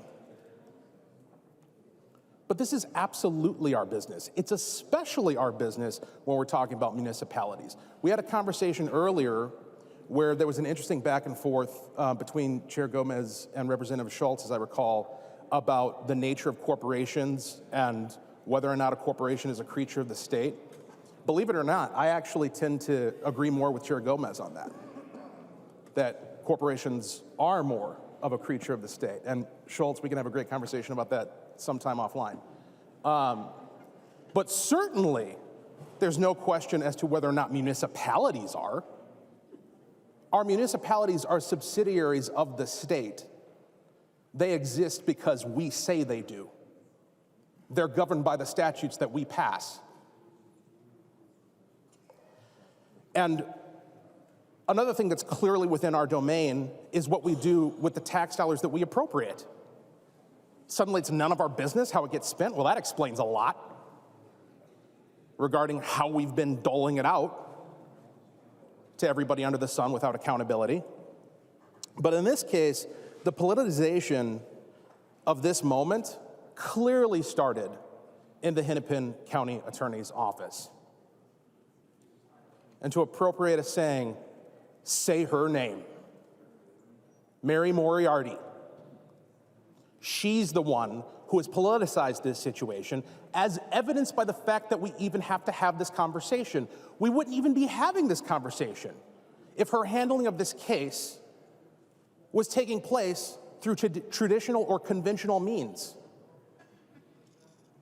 Not only does she have to go outside her office to find somebody who's willing to subordinate themselves, to humiliate themselves by continuing to pursue this ridiculous prosecution, she had to crawl to the edge of the continent to find somebody willing to do it. She couldn't find someone between here and DC to take the case on. Similar to how, when she was looking for a use of force expert, she had to crawl all the way to the other side of the continent, to California. Funny thing was, that didn't work out for her. Brought the guy in, he looked at the situation, he said, you know, there's not really anything here for me to point to and highlight for you in the way you'd like, so she got rid of him. And the only explanation for that is politics. Politics was injected in this situation long before Paul Novotny got to it.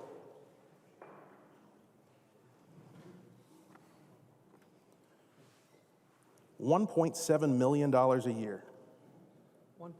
1.9 per attorney by the math done by Representative Niska. I'd say we have a right as stewards of the taxpayers' money to determine whether or not that's an appropriate expense. Vote no on the A43 amendment to the amendment. I recognize the member from Sherburne, Representative Novotny. Thank you, Madam Speaker. Representative Gomez, I give you my commitment that if the Watawan or Kitson County attorney wants to take and write a contract with someone from Washington, D.C. for a firm to come out and review a case where the facts aren't in dispute. I was looking at the contract while I had time because I'm doing research at the direction of Representative Herr, who wants me to do research on things. So I did the research and I was looking. It's the contract covers not only the $800 an hour, $850 an hour for the attorneys, it also covers airfare and meals and lodging. Now, I'm old enough to remember when we used to refer to things as the Cadillac plan. And Representative Garofalo's not in the chamber. I would ask him what the most expensive Tesla is. What is it, the Cybertruck? Yeah. So I get a feeling they're going to go with the Cybertruck plan. And they won't be sitting in business class when they're flying back and forth, and they're not going to be staying at the Super 8.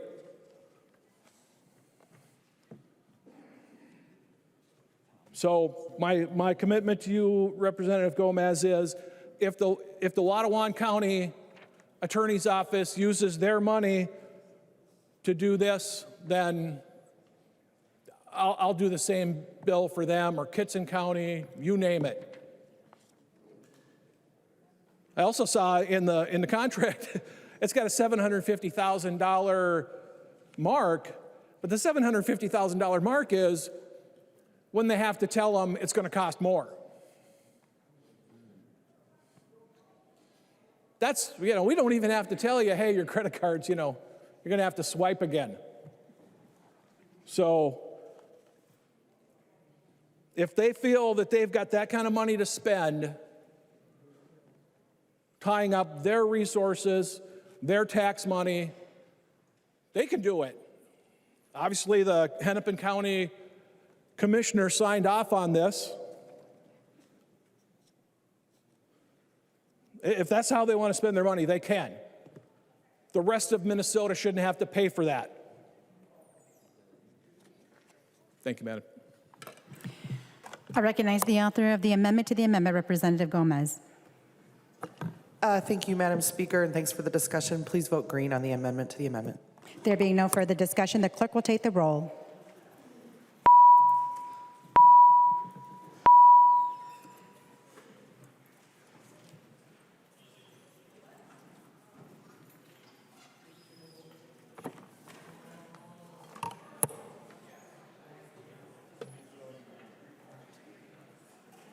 The chief clerk will call the names of the members voting remotely. Carroll. Carroll votes aye. Carroll votes aye. Keel. Keeler. Keeler, yes.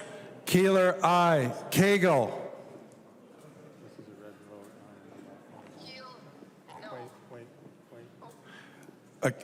Go ahead, Kegel. Cagle. One more, do it again. Kegel, aye. Cagle, aye. Tabke. Chapke, aye. Tabke, aye. Wogamont. Wogamont, no. Wogamont, no. Keel. Keel, no. Keel, no. The clerk will close the roll.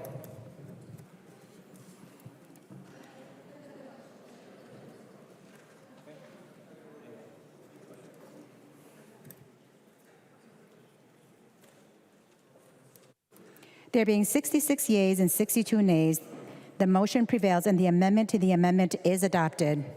To the underlying amendment, Representative Novotny. Madam Speaker, we've now gutted the amendment that I have, and with this amendment, for the sake of Mary Moriarty of the Hennepin County Attorney's Office, the other 86 county attorneys who do their job the right way, who, if they need help, will phone a friend, not a hired gun or an expensive hired gun. If something unfortunately happens in a county that doesn't have the resources, they'll do the responsible thing, and that's what we're here for. This is taxes. We want your tax money to be spent responsibly. At least I thought that's what we're here for, responsible spending this money. I know how it hurt to write that check out 2 weeks ago and drop it in the mail. Property taxes is coming. That's a lot of money. I suspect the people of Hennepin County feel the same sticker shock when they drop that check in the mail for the property taxes. Stand up for them. That's what I wanted to do. I wanted to use the state resources that's also involved in this investigation wisely. I mean, we're paying for the judges, we're paying for the clerical staff as a state, so we've got skin in the game. But I guess we're not worried about that on that side of the aisle. With that, I'll withdraw the motion. Representative Novotny withdraws his amendment. There's an amendment at the desk. The clerk will report the amendment. Robbins moves to amend House File Number 5247, the second engrossment. The amendment is coded A36. I recognize the author of the amendment, the member from Hennepin, Representative Robbins. Thank you, Madam Speaker and members. This is a simple but important amendment that I hope will get bipartisan support. We have been trying since last year to try to provide some tax relief for charities, but particularly for veterans charities. Currently, of the lawful expenses for the gambling proceeds, they are not allowed to use that money for improving their physical property. This amendment is largely following a bill that Representative Listlegard introduced, HF5247, and it would allow them to use 50% of their gambling proceeds, net proceeds, for this expansion of what's lawful expenditure, and it would include improving their physical plant. I have a VFW and an American Legion in my district that are really run down, needing to be able to use their own money that they've gotten through their charitable gaming operations to be able to improve their physical plant, make it more accessible, make it more secure, but also just make it more inviting. These are community centers, and we want to keep them vibrant in our communities. They do a lot for our communities. So I encourage support for this, and I hope it's bipartisan. I know that this similar language is moving in the sports betting bill, and that's why people say don't support it. But members, I think we all know that's probably not going to happen this year. And so this is our chance today to help our veterans charities. Thank you, members. I recognize them. I'm sorry, I would like to request a roll call. Roll call has been requested. Seeing 15 hands, there will be a roll call. I recognize the member from Hennepin, Representative Gomez. Thank you very much, Madam Speaker. Thank you, Representative Robbins, and thank you for working with Chair Lissegard on this amendment. I know that Chair Cleavorn, because this has a lot of intersection with state government, Chair Stevenson and Chair Lissegard have been working kind of to change and refine the language a little bit to put it in the sports betting bill. So this is a slightly different set of language, but the language that Chair Lissegard and Chair Stevenson ended up putting in the sports gambling bill, just they did it in consultation with Christy Janigo and maybe some other stakeholders. And so I will consider this a friendly amendment, and I'm going to ask my members to vote to support it. But I just wanted to just communicate to you, Representative Robbins, that as I bring it into conference, I will probably try to be aligning it with that language that ended up in the sports gambling bill, just because it's been sort of worked on a lot from a sort of policy perspective and also with stakeholders. So that's my intention, but I'd ask members to vote green. Thank you, Madam Speaker. Discussion to the amendment. To the author of the amendment, Representative Robbins. Thank you, Madam Speaker. Thank you, Chair Gomez. I greatly appreciate it, and I appreciate the support. I appreciate all the work that Chair Lissegard and Chair Cleavorn have been working on it as well. I hope to be included in those conversations. And members, please, I hope to ask you to not let this die in conference. Please vote green right now, and let's keep working. Thank you. Representative Robbins, would you still I like withdraw the roll call. Thank you. Representative Robbins withdraws the roll call. Representative Hollins. Thank you, Madam Speaker. I would request a roll call. Representative Hollins requests a roll call. Seeing 15 hands, there will be a roll call. There being no further discussion, the clerk will take the roll.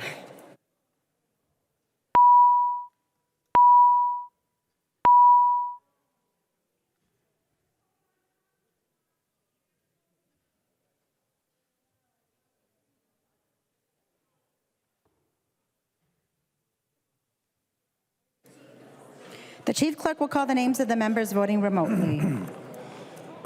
Carroll. Carroll, aye. Carroll, aye. Keel. Keeler. Keeler, aye. Keeler, aye. Cagle. Go ahead. Cagle, aye. Cagle, aye. Tabke. Tabke, aye. Tabke, aye. Wogamont. Wogamont, aye. Wogamont, aye. Keel.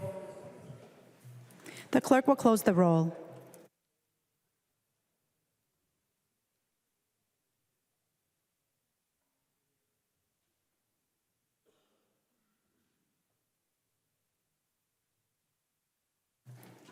There being 126 yeas and 0 nays, the motion prevails and the amendment is adopted. There's an amendment at the desk. The clerk will report the amendment. Swazinski moves to amend House File Number 5247, the second engrossment. The amendment is coded A13. I recognize the author of the amendment, the member from Lyon, Representative Swazinski. Thank you, Madam Speaker. Thank you, members. The A13 amendment, I hope we can just continue this role, Madam Chair, with accepting Republican amendments. This one is primarily really focused on property taxes. And each and every one of our districts, we have veteran organizations who have maybe a dance hall or a wedding reception place or a building that they're potentially generating some revenue from. Oftentimes, it's viewed by the public and those around as kind of a community center, a community room. And believe it or not, a lot of those organizations, because they are accepting a little bit of money in return for the use of those spaces, are considered commercial property. And so under the state's current law, those organizations, because of the way that makeup works for them, they are paying property taxes on those particular properties. And what this bill does is essentially allow those organizations to have a little bit of the pressure taken off of them so that they're not paying property taxes. With the higher cost of energy, the higher cost to air condition and heat their buildings that often are intermittent use. This bill just simply is asking that we give a little bit of relief to these organizations to give them the chance to continue to serve their communities with the spaces that they provide. And I would ask just for your oral support. Thank you. I recognize the member from Hennepin, Representative Gomez. Thank you, Madam Speaker. Thank you, Representative Swedzinski. I'm sorry to disappoint. So, you know, as you said, these are worthy organizations. They're doing good work in our communities. They are, to your point, also, though, doing some generating revenue. And so, you know, for that reason, they're not nonprofit organizations or other types of organizations that have tax-exempt status. And so, you know, we can continue to talk about how to support these organizations, but I just would want to do so in a way that doesn't shift, you know, tax burden onto other kinds of properties. And so I would ask members to vote no on the Swedzinski amendment. Thank you, Madam Speaker. Discussion on the Swedzinski amendment.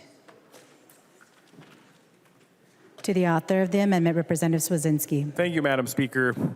You know, I thought we could go for a twofer, Chair Gomez. But, you know, I think, you know, one of the things that we can be looking at is really, you know, if you look at the whole sector of what we've been dealing with, when we've got e-pull tabs being really pulled off the market and the dynamic change that's happened to them, while they still exist, e-pull tabs still exist.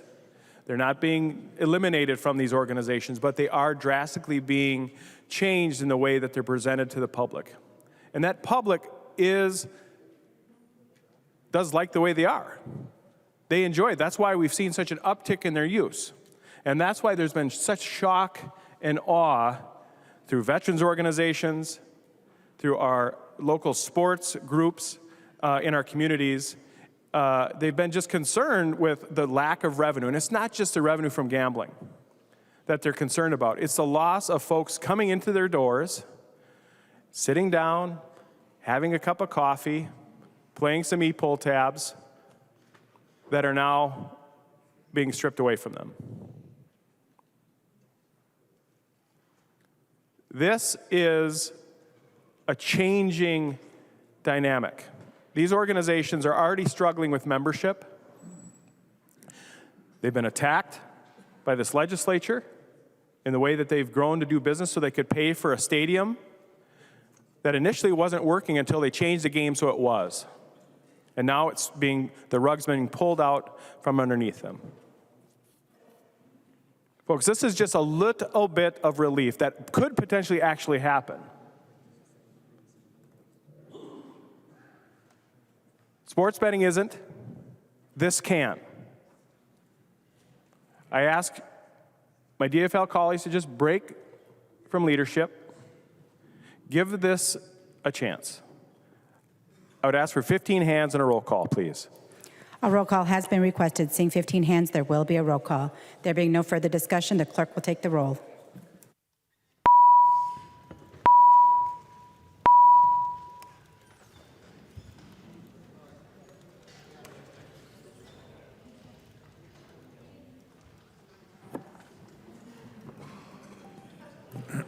The chief clerk will call the names of the members voting remotely. Carroll. Carroll, no. Carroll, no. Keel. Keel, aye. Keel, aye. Keeler. Keeler, no. Keeler, no. Cagle. Cagle, no. Cagle, no. Tabke. Tabke, no. Tabke, no. Wagamont. Walgamot, aye. Wagamont, aye.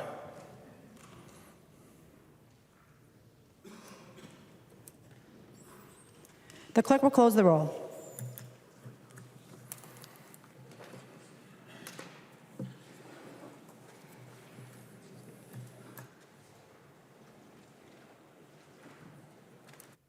There being 63 yeas and 64 nays, the motion does not prevail and the amendment is not adopted.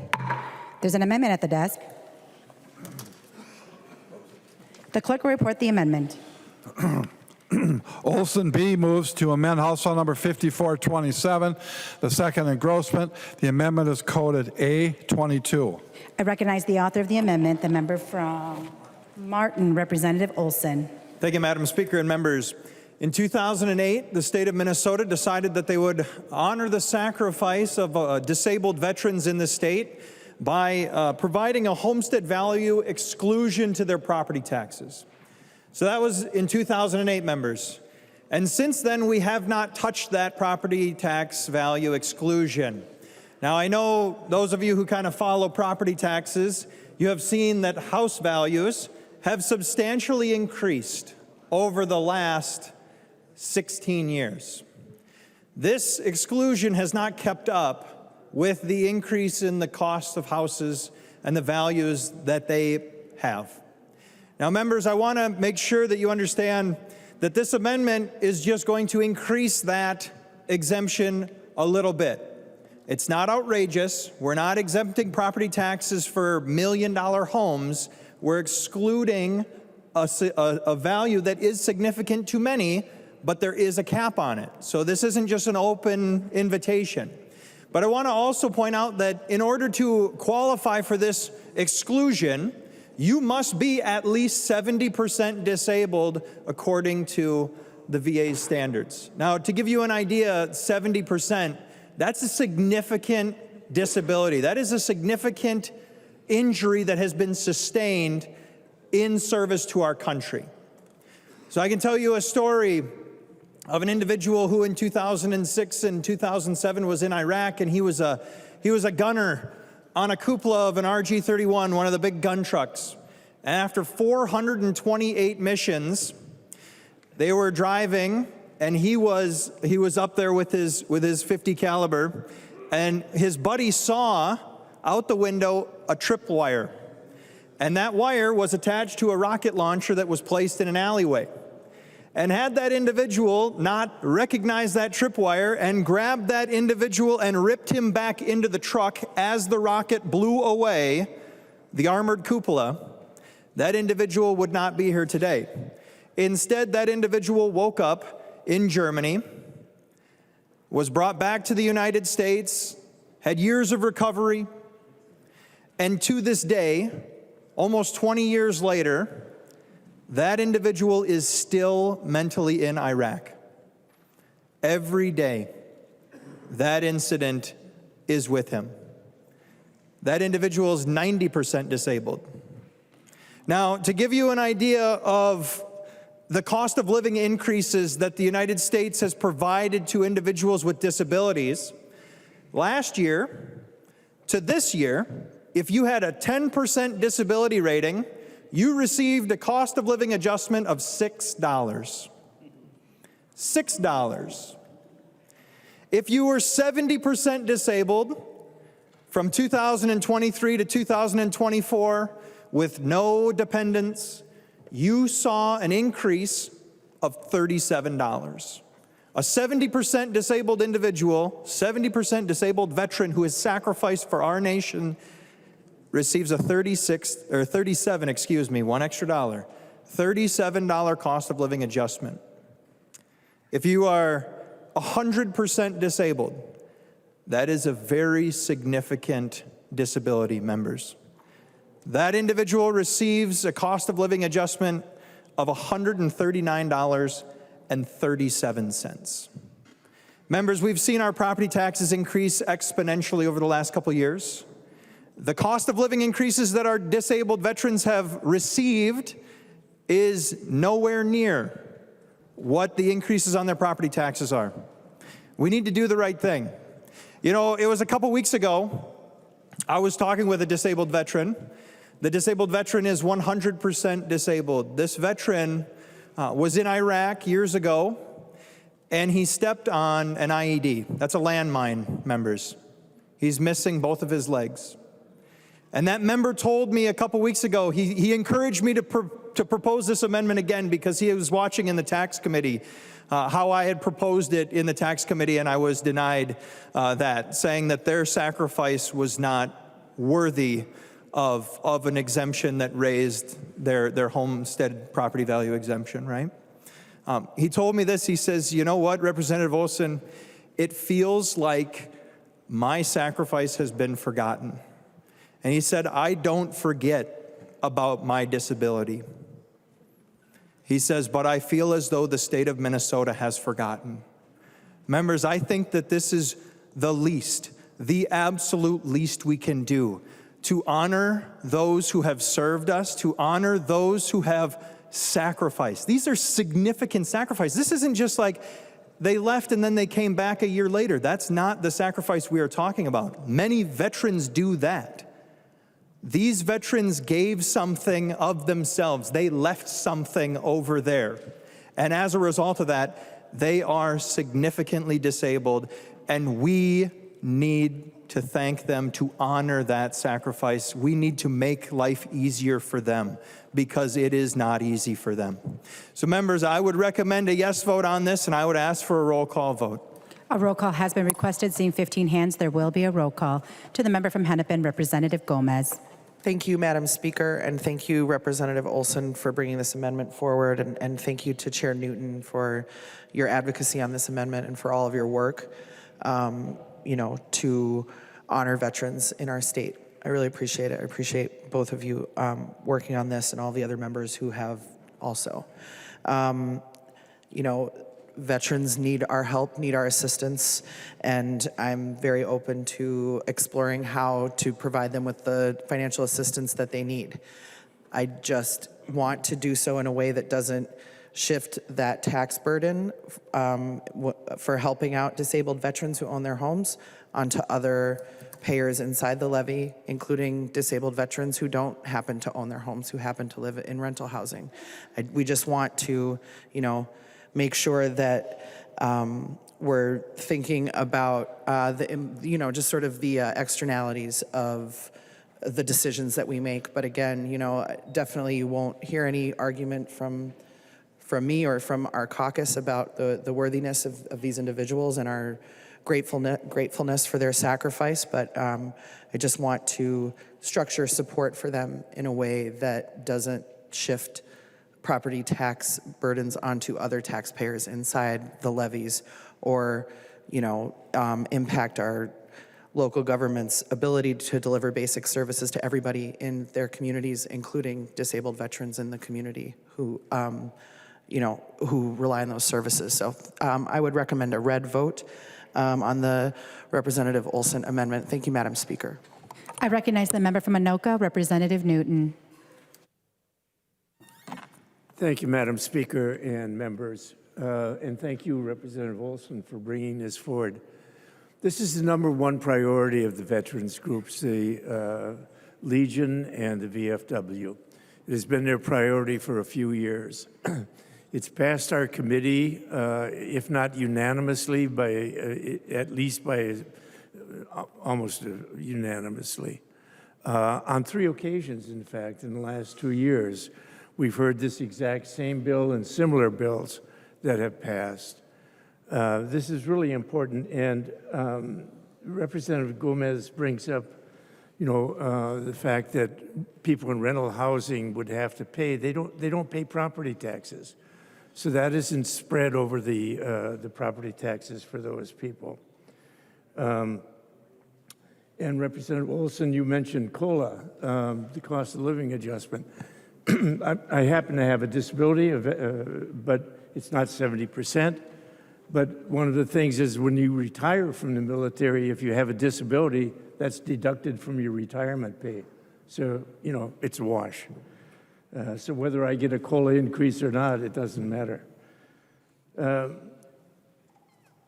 When I came to the legislature in 2008, we had 420,000 veterans in Minnesota.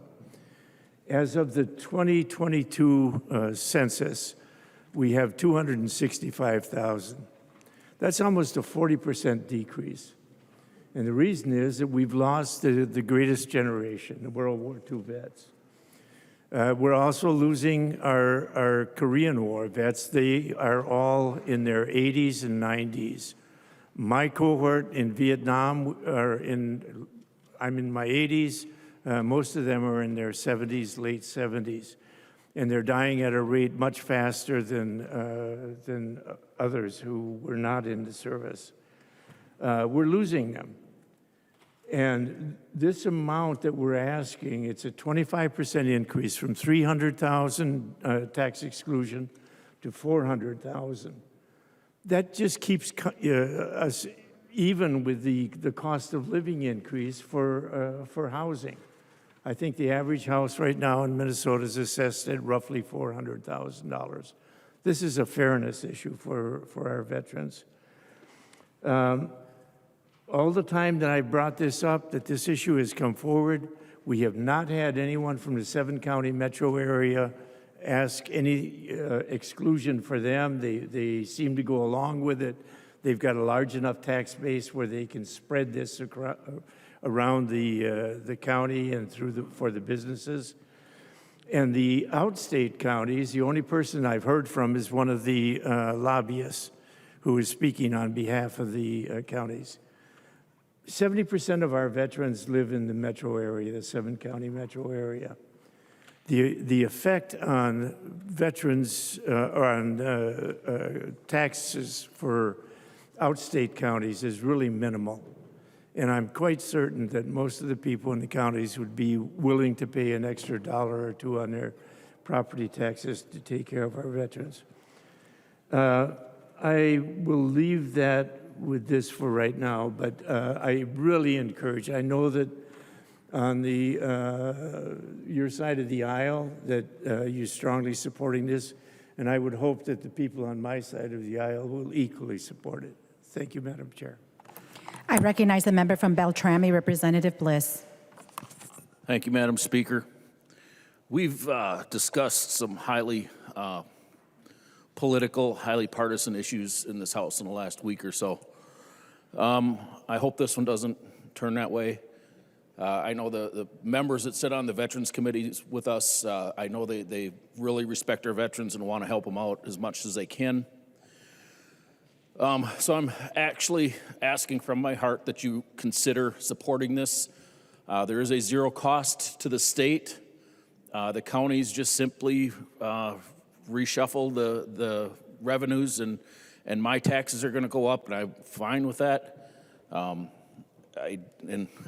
I'm fine with taxes being raised, but it's for a good reason, and they're not raising the taxes; they're just redistributing it.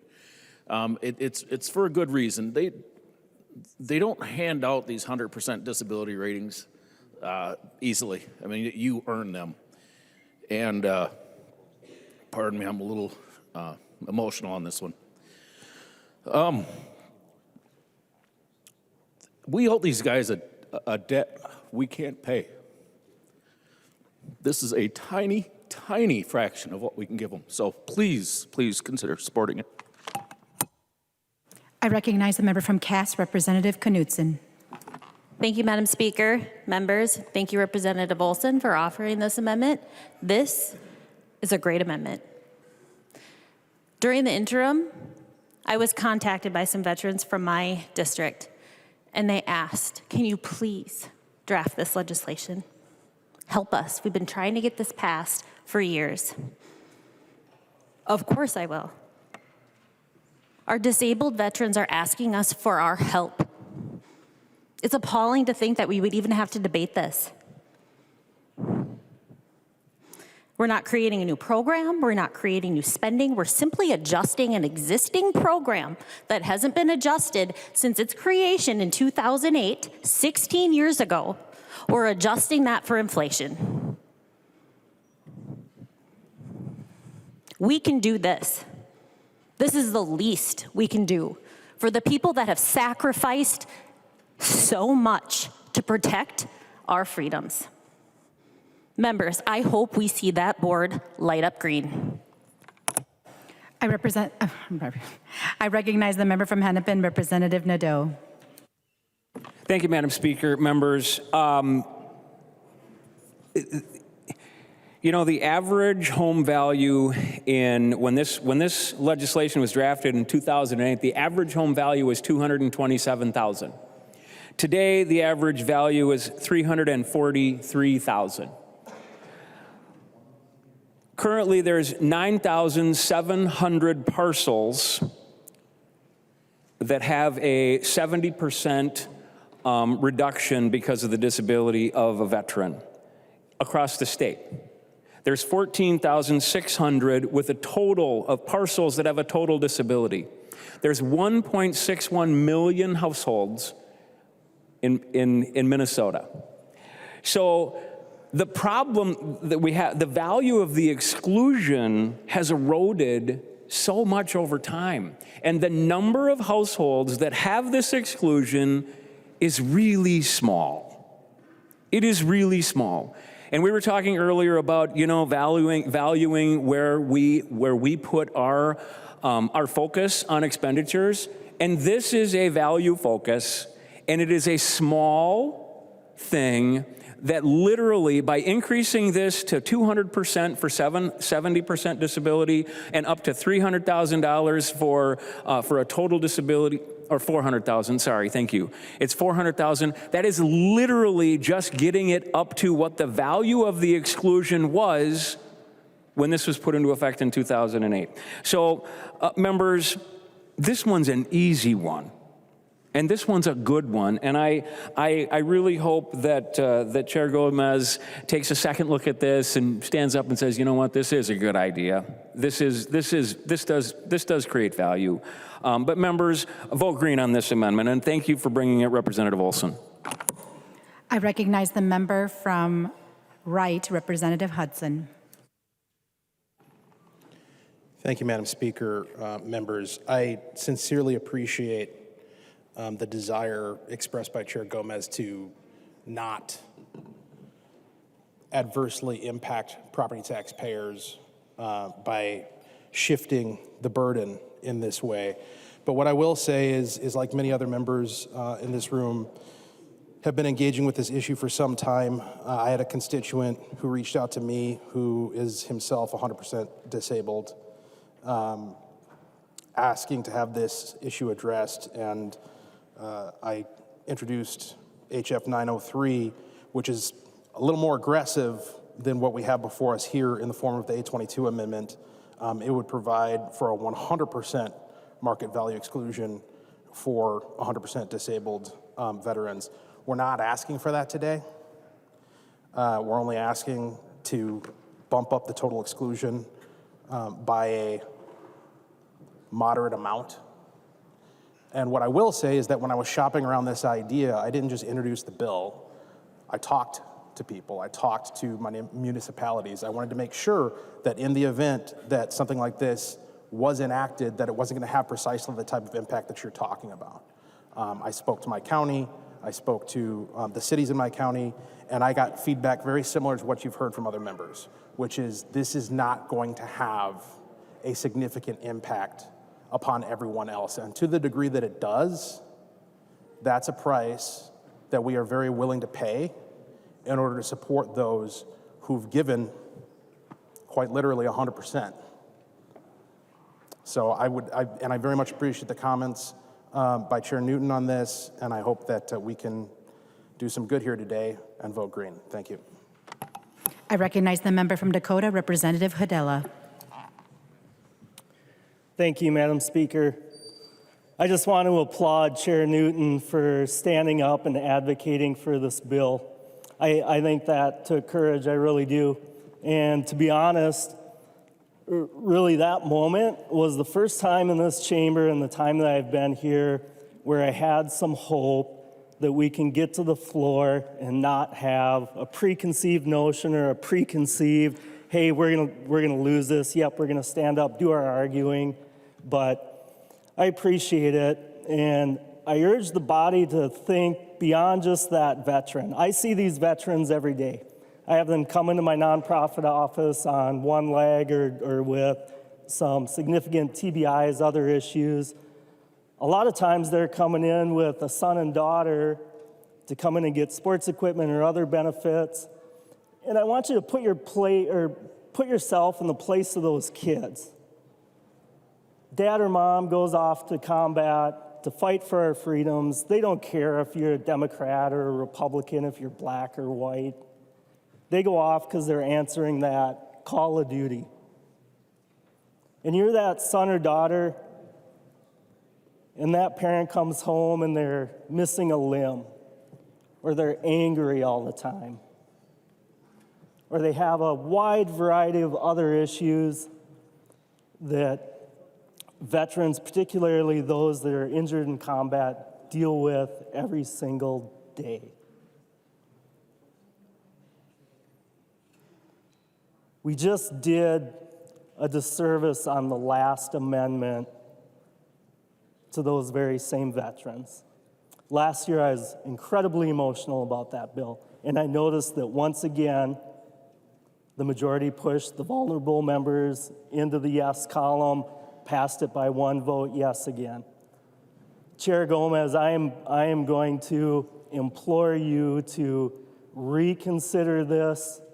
Our veterans out there, even beyond the property tax, are going to be in a worse position due to the electronic pull tabs being pushed back through again.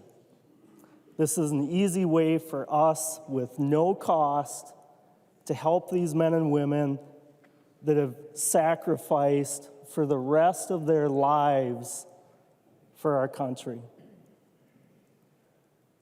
And so did their kids. I encourage a green vote. I recognize the member from Washington, Representative Weens. Well, much has been said already. I just want to do a couple of highlights. In this country, there's only about 1% that serve. Minnesota, we're at about 5%. We're a state that serves. And I don't know if we can applaud, but I think we should just applaud for all the veterans in the state of Minnesota that have served and come back and continued to be good community members. So whether we can do that or not, I'm just going to go ahead and say it.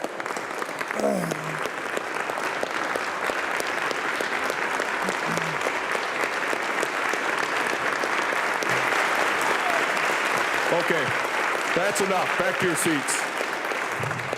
Members, Sorry. though it is a nice thing for us to do, it is actually not the custom of the House to do that. So, Representative Weens, you have the floor. I'm prepared to be flogged later. Thank you, Command Sergeant Major Newton, for standing up for our veterans. This is an equity issue. This is also a mental health issue. This is one of our primary missions with our veterans, with the MDVA, to fight homelessness. With this small exclusion, veterans can adjust their homes, fit their homes to what may be their disability needs or their family needs. Those small things make a big difference, the appreciation. Now, some of you may not have neighbors, but most veterans are good neighbors, unless you're my neighbor. I'm a little ornery at times, but I try. And I just implore you and thank you for considering this, all members of this body. Thank you, Madam Speaker. I recognize the member from Washington, Representative Anderson. Thank you, Madam Speaker. I want to put on another point. There is a lot of the things that we do or should be doing should have a public purpose. And that's what you would set policy on, ideally. I think there's a very, very clear public purpose here, and that's to keep vets in their homes, to keep them in their homes, to make it affordable. And whether they have a family or whether their children are grown, they have needs. And the worst thing we can do is to force our vets and their families out of their homes because they can no longer afford it. This is a provision that simply asks us to catch up to inflation. That's all it's asking. It's a tiny, tiny, tiny sliver. It's not going to affect or barely affect other property taxpayers. And I appreciate some members of the majority saying that they want to help, but they haven't. The fact is that we haven't passed this. And we had a $17 billion surplus, and we didn't help, and it didn't pass. So maybe now it's time. We can do this. It's something that is the right thing to do, not only for our vets, but also for the state. So thank you, Madam Chair. I recognize the member from Clearwater, Representative Grossell. Thank you, Madam Speaker. And members, just a quick trip through a little bit of history. My family's served in every conflict from World War I to present. And I give thanks to God every day that all of my family members came home whole. They came home whole. But there's a lot of people, family members, men and women alike, in all branches of service who did not. And frankly, they need our help. So Representative Olson, thank you for bringing this amendment forward. Representative Newton, thank you as well, sir. I shouldn't call you sir, you work for a living. So that's... So I just want to ask you folks, you got a chance to do something right today. Do something good. And that's all you're going to be doing, is doing something good today.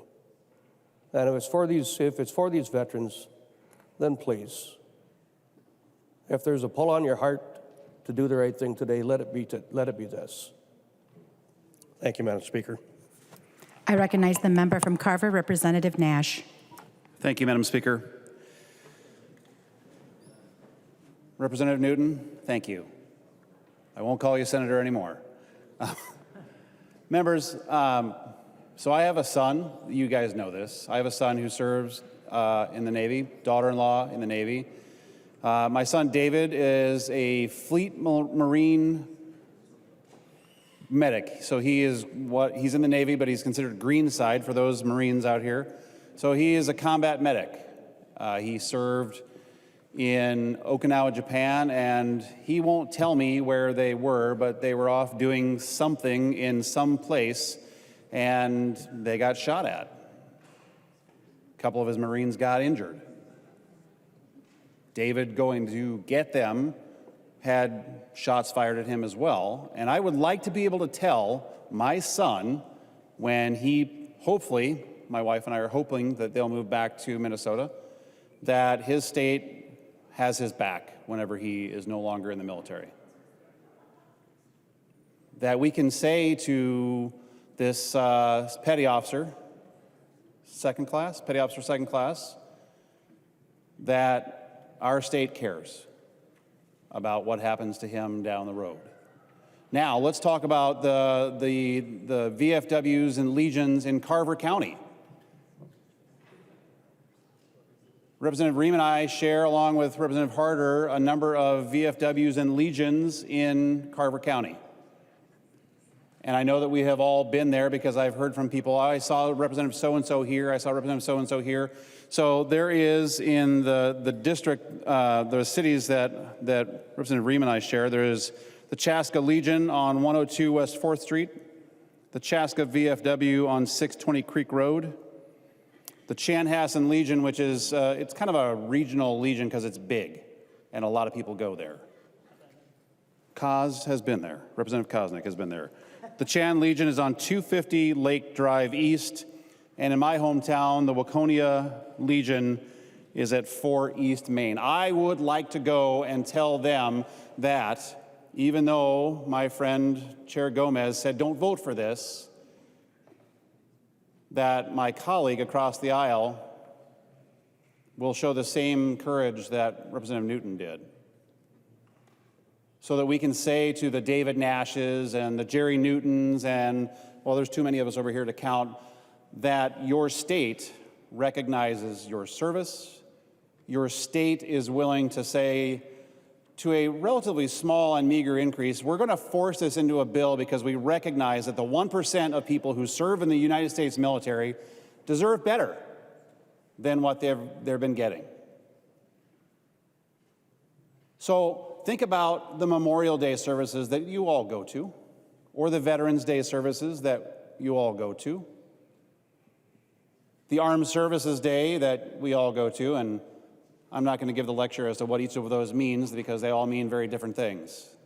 But you have a chance today to say that you're going to prioritize the people who you bump elbows with in Chaska, in Chanhassen, that you stood proudly and voted in favor of the American serviceman or servicewoman for their sacrifice. 1% of our country, 1%, put on the uniform and, like my friends over here and like my own son, say, I will stand in the way on your behalf. So now we have the chance to say, we will stand in the way of your tax chair and we have your back. That's your chance today. Members, do the right thing for the American service person. Thank you. I recognize the member from LeSueur, Representative Farr. Thank you, Madam Speaker. And thank you, Sergeant Major, for your comments and for standing up here for veterans. So that means a lot. I just want to remind the body that we're talking about people that have a 70 to 100% disability. And I know a lot of them. I've served with a lot of them. And they're not all visual wounds. Oftentimes they are, but they're not all. And so I'll share a quick story. About a year ago, I was watching some post from a friend of mine and just knew something was up. And so I reached out to him to see what was going on, and happened to find out that he was considering brushing his teeth with his 9mm, and got his wife from work and got a hold of him, got him to some help. But he has never been the same person since coming back from combat. And so, you know, it's been a long time since we've addressed this exclusion. I think it's time for an update, and I do want to say, Chair Gomez, I think you are, you're hitting the point on the head. You talked about shifting the burden to other taxpayers, and I get that, but I want to talk about shifting the burden off of these veterans. That's equally as important. And as I hear this issue, not only from veterans, but talk to others in the district, I haven't heard anyone say that I wouldn't carry my share of that burden for those veterans. They're willing to do that. So I think this is a great amendment. I appreciate all the support out there, and I think this is something we need to get done, so I would definitely ask for a green vote. Thank you. I recognize the member from Pine, Representative Nelson. Thank you, Madam Speaker, and thank you, members. And veterans is something that I've supported for a long time. My dad was drafted in Vietnam, and after boot camp and weapons training, getting his orders, A through M, you're going to Vietnam, N through Z, you're going to Germany.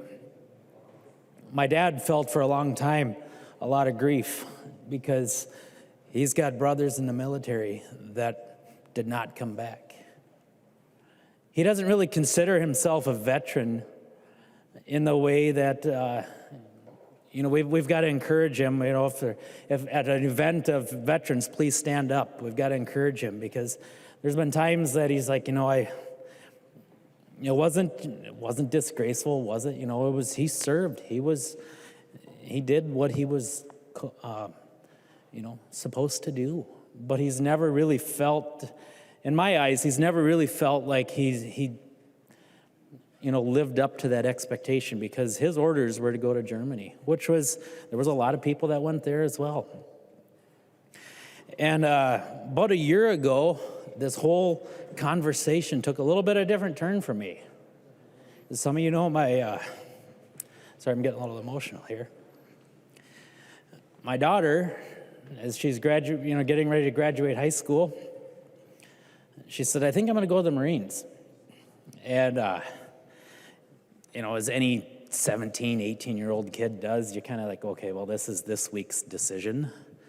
But, it's something that she really pushed for, and she worked hard to get there, did a lot of PT, and couple weeks ago, she graduated from boot camp, and we went out to graduation, and to see the pride of these and the precision of these young men and women and serving their country. And I remember asking her before, when she's getting ready to sign, I said, with doing this, I said, you're writing out a blank check for our country. You're signing your name on the line. And you're saying, whatever that amount is, I'm going to pay it. I would love to be able to tell her that Minnesota has your back. And we should. So after boot camp, she's home for 10 days on leave, and she'd come by here and visit the Capitol one day, and it was so great to have her here. Exciting, and she was up home spending time with the family. I was down here, and the Veterans Day on the Hill was that week, and meeting with our veterans group from Pine County, and one of the veterans there, they're going around the room kind of sharing what they would like to have, what their concerns are. And he said, I'm, as a disabled veteran, he said, I've been exempt. He goes, that cap has been there. But he said, the inflation of the houses, my house I haven't done anything to it. But he said, the value of my house, they just increased the value $125,000 this year. He said, I'm no longer, yes, the first part of it is exempt. But he said, I'm above that. So he said, I don't know where that extra is going to come, that I'm going to be able to pay my property taxes. How am I going to do that? He said, I'm probably going to have to start working some part-time jobs. And this is, concerns that are real. And, members, can we please? It'll be a couple bucks on the backs of Minnesotans for that small percentage that is disabled. This needs to be adjusted. Please vote green. I recognize the member from St. Louis, Representative Zalesnikar. Thank you, Madam Chair, and thank you, members. I didn't plan on speaking on this at all, but I felt like I had a dagger go through my heart when I heard a recommended no vote. And why would I feel that way? I haven't served. I feel that way because I've spent 40 years of my life caring for people who did. And I just can't fathom something that could cost. I've looked at the spreadsheets, and I appreciate, Chair Gomez, what you're saying about wanting to have equity. I understand that. I looked at the data, and we're talking $5 it would affect most of us for a year. How do you not value $5 for people that sacrificed their life? And as important as we all think we are in this chamber, of being the few selected that actually made it to the House of Representatives, we are nothing compared to the value of the people that sacrificed their life to give us the freedoms and the opportunities to be in these seats. So I'm standing for the veterans that I've served in the sense of healthcare for the last 40 years, listening to their stories. And we're talking about disabled vets. And I've had so many emails, and I was so grateful that Representative Knudsen wrote this and Representative Olson is carrying this, because they've all sent me emails saying, Natalie, we're going to be the next homeless group. Do you understand the inflation on our houses? We have not done anything to make our house more valuable. We're in the same house we've been in. We are disabled. And we are going to get priced out of our home, and where will we go? Do you care where we're going to go? And I said, yes, Minnesota cares. This body should be doing nothing but being bipartisan for the people who served us. I don't care if you have a D behind your name, an I, or an R. it doesn't matter. So thank you, Chair Newton, for rising for the people that put it all on the line. And I haven't just served that group of people. 13 years ago, I drew a family's name in the Salvation Army for Christmas. Many of you probably have done that. It was for a vet serving who left to try to make their life better for their family. And he never dreamt that he would be hit with shrapnel and he would become one of these people who was going to be disabled for the rest of their life. And I learned a lot about what that is because I've went through to the points that have been made. The mental health issues, the anger. Watch the children go through this. And we're talking about putting a roof over people's head and children's head. When they don't have a house, the children are at risk too. His children are at risk because they're getting priced out of their homes. And so I stand for the children and I stand for the vets. I pray that you will reconsider and vote for this bill. Thank you. It's been a long day. I recognize the member from Hennepin, Representative Gomez. Thank you, Madam Speaker, and I want to thank everybody that's gotten up and spoken on this amendment on both sides of the aisle, and I want to thank all of my members who've come and talked to me while this discussion is happening, and just telling me more about your thoughts as this has been unrolling. And so, I take my responsibility as the tax chair really seriously, of course. It's like a big honor that the speaker has asked me to be in this role. And I'll say that, like, sometimes it feels like, we all have kind of our little areas, right? Like our lanes, our things in this place that we feel is like our thing that we have to uphold. And so, and part of that is really, for me, is about kind of erosion of tax base. And it's not like exciting. Most people don't care about the erosion of the tax base or tax shifts. And I'll say that, like, I think sometimes, we can get like focused on our thing. So like, this is $5 billion worth of market value shifted onto other taxpayers, and we're contemplating $2 billion more market value shifted onto other taxpayers. And in my tax tunnel vision, that's like such an important thing, right? But we're here for people, right? We're here to try to do the right thing for people who need it.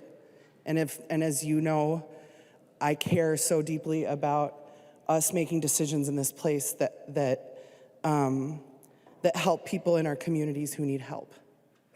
And we're also like, we all do these jobs and we're all human beings, and human beings change their mind when they hear new information. And I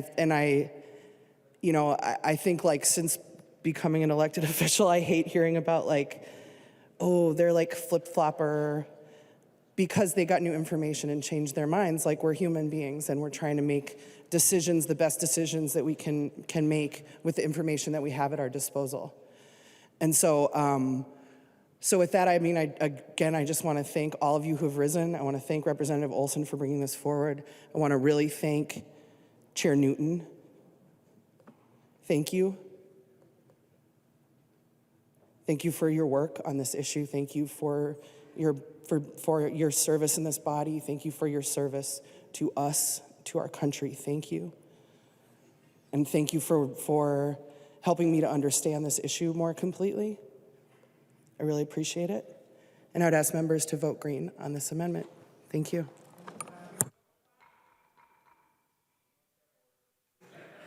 To the author of the amendment, Representative Olson. Thank you, Madam Chair. Thank you, members. And thank you, Chair Gomez, for your words.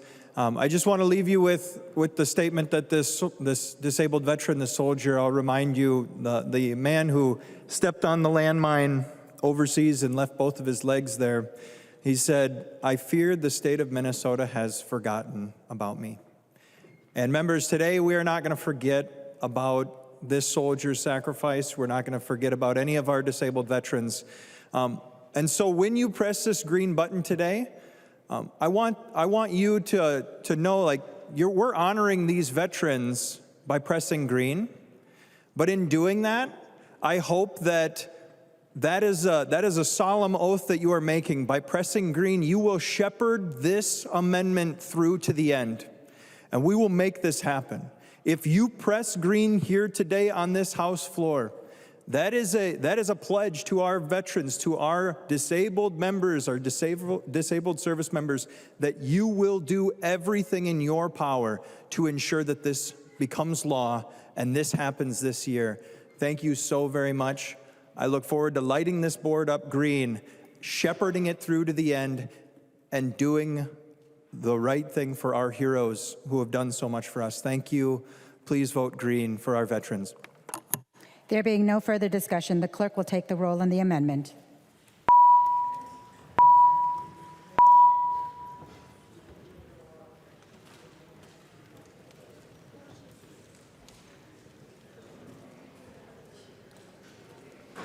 The chief clerk will call the names of the members voting remotely. Carroll.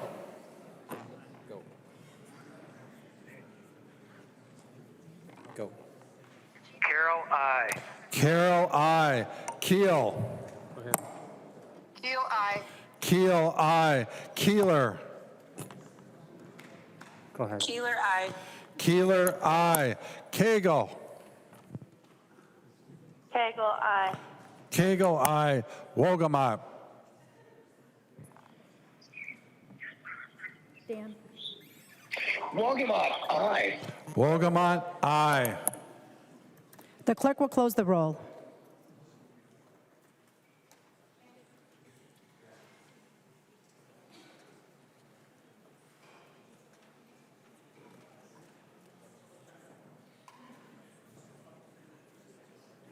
There being 128 yeas and 0 nays, the motion prevails and the amendment is adopted.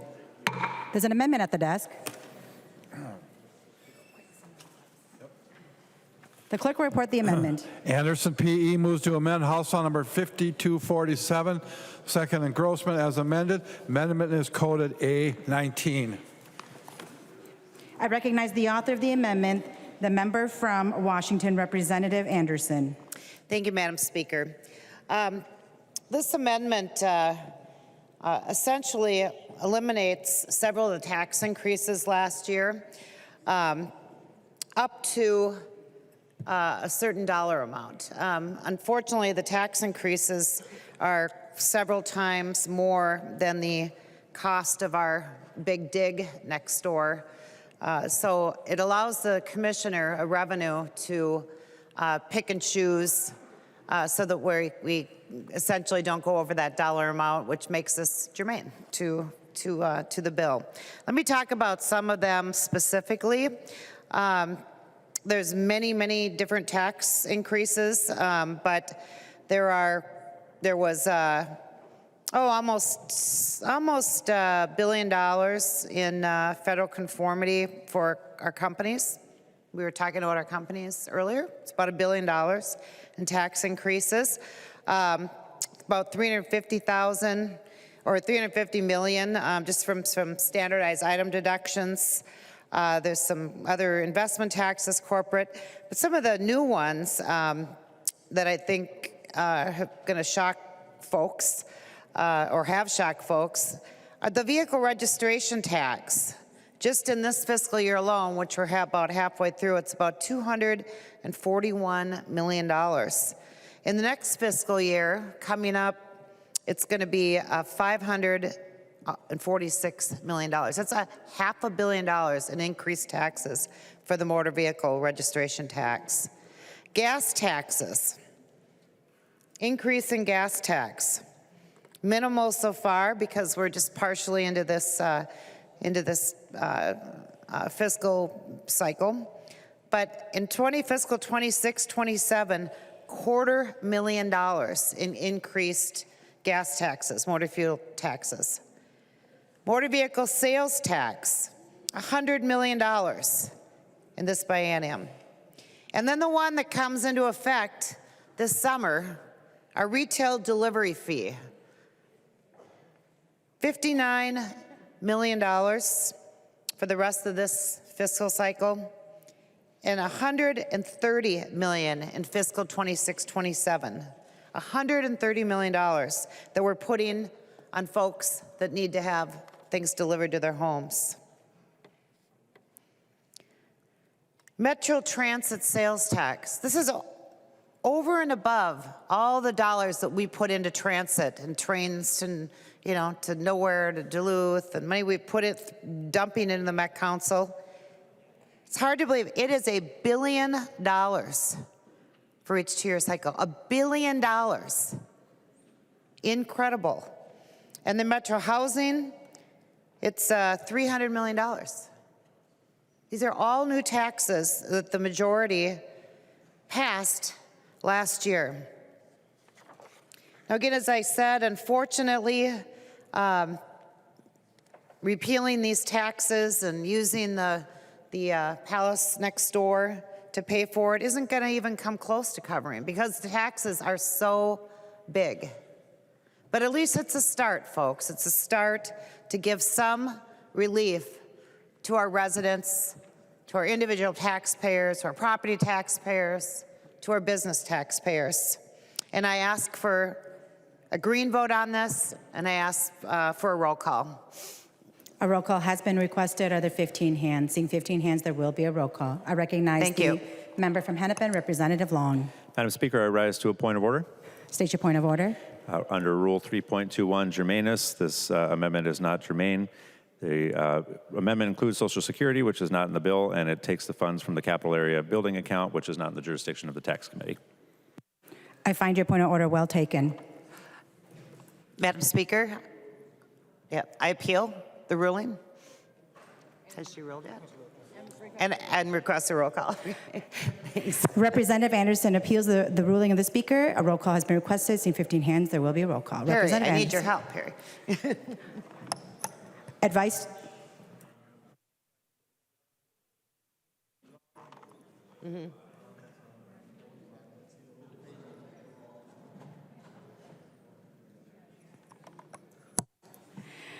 The question before the body is, shall the decision of the Speaker stand as the judgment of the House? A yes or a green vote supports the ruling of the Speaker. A no or a red vote goes against the ruling of the Speaker.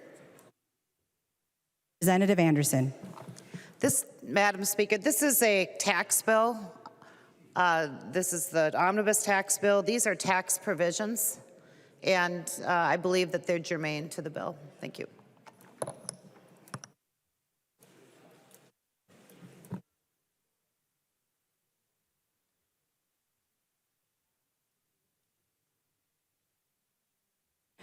Members, before we vote, I will just remind the body again, the question before the body is, shall this decision of the Speaker stand as the judgment of the House? A yes or a green vote supports the ruling of the Speaker. A no or a red vote goes against the ruling of the Speaker. The clerk will take the roll.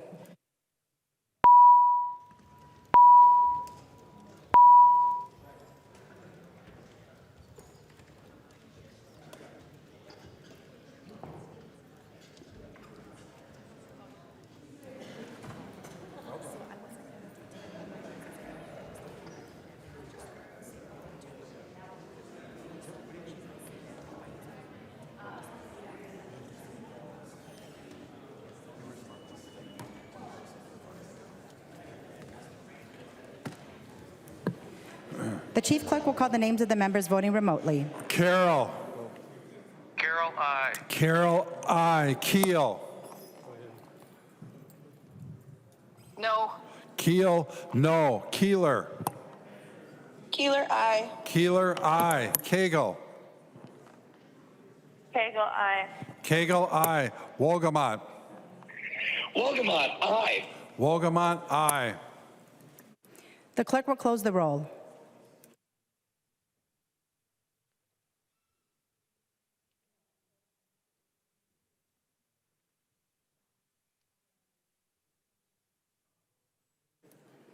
There being 67 yeas and 61 nays, it is the judgment of the House that the decision of the Speaker shall stand. There's an amendment at the desk. The clerk will report the amendment. Whitty moves to amend House File Number 5247, the second engrossment as amended. The amendment is coded A24. I recognize the author of the amendment, the member from Dakota, Representative Whitty. Thank you, Speaker. Thank you, members. Currently, our seniors need our help. They're struggling with the rising cost, inflation, cost for food 18% up, gas, and then struggling to stay in their homes with property tax. My amendment would help. Last campaign season, I think all of us made campaign promises to eliminate the Social Security tax for our seniors. So my 829 would completely eliminate the tax on Social Security and use money from the SOB debt payments. We are just one of 11 states that still tax our Social Security. I ask for a roll call. A roll call has been requested. Seeing 15 hands, there will be a roll call. And for your support for our seniors. Thank you. Madam Speaker? For what purpose do you rise? Rise to a point of order. State your point of order. Under Rule Point 321, this amendment is not germane. This amendment discusses the Social Security tax, which is not in the bill, and also the capital area building account that the amendment wants to put the money into is under state government jurisdiction, not the jurisdiction of taxes. And in addition, the funding also exceeds the actual budgeted amount. Advice? Representative Whitty, do you have any advice? Representative Whitty. I missed the question. There being no other advice in front of the body, I've studied the amendment, I have reviewed the bill, and I've considered your advice. I am ruling that the point of order is well taken. Madam Speaker, I appeal your ruling and I ask for a roll call. A roll call has been requested. Seeing 15 hands, there will be a roll call on the repeal of the Speaker's ruling. Representative Robbins.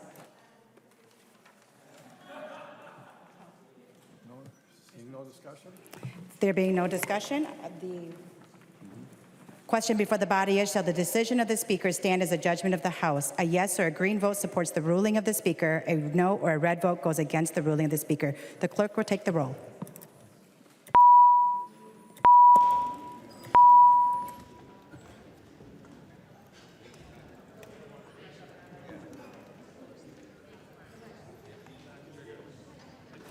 The Chief Clerk will call the names of the members voting remotely. Carroll. Carroll, aye. Carroll, aye. Keel. Keel, no. Keel, no. Keeler. Keeler, aye. Keeler, aye. Cagle. Cagle, aye. Cagle, aye. Wolgamott. Wolgamott, aye. Wolgamott, aye. The clerk will close the roll.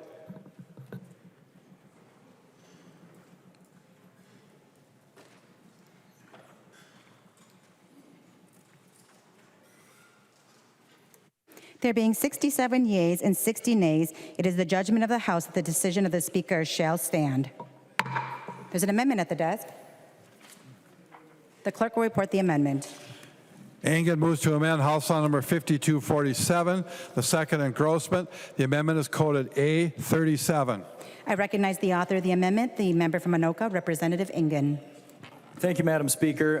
About a year ago, actually exactly a year ago, we passed this A37 amendment unanimously off of this floor. It would eliminate the sales taxes collected on infant care items.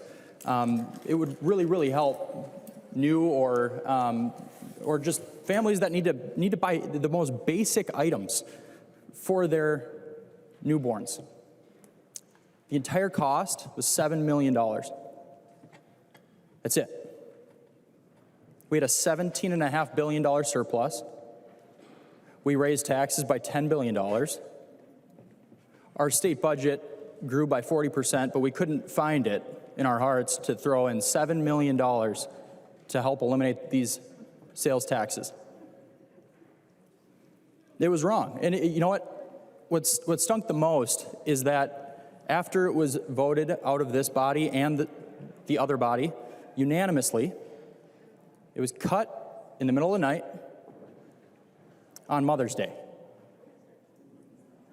That was Mother's Day for Minnesotans. That's what they woke up to. I had a lot of people reach out saying this would really help them. But you guys said no. So let's try it again. For the same cost of the SOB, the renovation for our palace here, we could fund this sales tax elimination for 104 years. Members, I request a yes vote, and I would also request a roll call. A roll call has been requested. Seeing 15 hands, there will be a roll call. Madam Speaker, For point what of purpose- order. For what purpose do you rise? State your point of order. Under House Rule 3.21, this is not germane. Social Security is not in the bill. The capital area building account that this pulls from is under the jurisdiction of State Gov. Advice. Representative Ingen. Thank you, Madam Speaker. This has nothing to do with Social Security, as Representative Berg just stated. I don't know if she's following where we're going with this. Listening helps. We're talking about infant care items, baby items, cribs, strollers, diapers. Those types of items, that's what we're talking about here. So I would request that you find this amendment germane. And the point of order should not be well taken. Further advice. Madam Speaker, For what purpose do you rise? for advice. Advice. State your advice. So actually, it's not germane, not because of the Social Security, but actually because of the baby products. That section is not in the bill. Nor the capital costs are in the bill as well. Representative Quam. Thank you, Madam Speaker. Advice. As stated, that we're giving advice on is a flawed motion for germaneness. So my advice is to rule against the flawed statement that was brought forward. I have studied the amendment. I have reviewed the bill. I've considered your advice. I'm ruling that the point of order is well taken. Madam Speaker, I request an appeal on the ruling of the Speaker. Representative Ingham requests a appealing of the ruling of the Speaker. I'd like to roll call that, please. Madam Seeing Speaker. 15 hands, there will be a roll call. Just a reminder to the body, the question before the body is, shall the decision of the Speaker stand as the judgment of the House? A yes or a green vote supports the ruling of the Speaker. A no or a red vote goes against the ruling of the Speaker. The clerk will take the roll.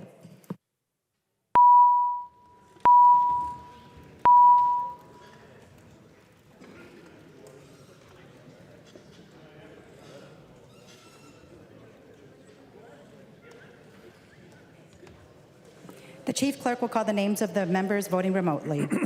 Carroll. Carroll, aye. Carroll, aye. Keel. Keel, no. Keel, no. Keeler. Keeler, aye. Keeler, aye. Cagle. Cagle, aye. Cagle, aye. Wogamont. Wolgamott, aye. Wogamont, aye. The clerk will close the roll.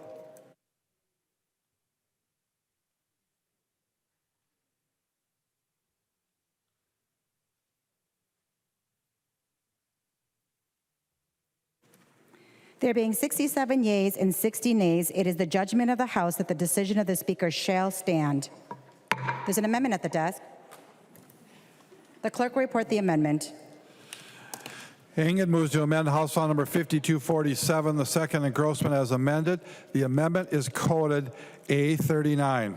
I recognize the author of the amendment, the member from Anoka, Representative Ingen. Thank you, Madam Speaker. And before Representative Berg or others try to rule this one out of order and not germane as well, I just want to remind you guys I sent around a packet. I'm going to read off some of the headlines regarding what this amendment is for. The Star Trib on July 27th of 2023. The hunt is on for back-to-school supplies as Minnesota parents search for savings. Inflation driving up the cost of school supplies by at least 18%. That's from the St. Cloud Times. Carol Levin, this back-to-school shopping season could be the most expensive on record. Here's how much Minneapolis families will spend this year on back-to-school items. It's a record number this year of how much parents are having to dole out for the most basic necessities that their kids need to go to school and get a good education. I tried introducing this one last year. I didn't want to press my luck after we had passed out unanimously the sales tax exemption for infant care items. I thought, awesome, that was good enough, but we just saw the board not that long ago. You guys went back on that one too. So hopefully you'll take up this one, make it a little bit easier for families to afford the most basic necessities for their kid to get a good education. Thank you so much, and I would request a roll call, Madam Speaker. A roll call has been requested. Seeing 15 hands, there will be a roll call. Point of order. State your point of order. Once again, under House Rule 3.21, this amendment is not germane because the capital area building account is not in the bill. Advice.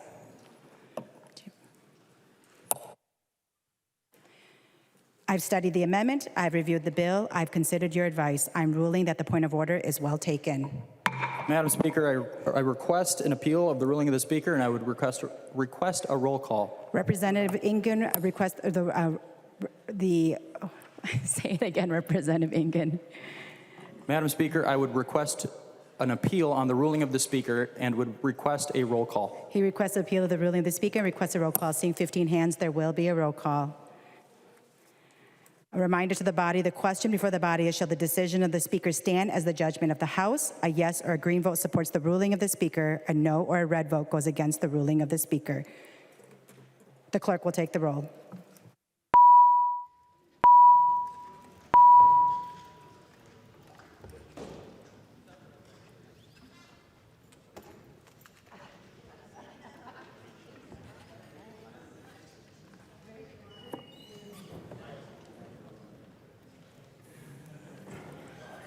The Chief Clerk will call the names of the members voting remotely. Carroll. Carroll, aye. Carroll, aye. Keel. Keel, no. Keel, no. Keeler. Keeler, aye. Keeler, aye. Cagle. Cagle, aye. Cagle, aye. Wolgamott. Wolgamott, aye. Wolgamott, aye. Have all the members who wish to vote voted? The clerk will close the roll.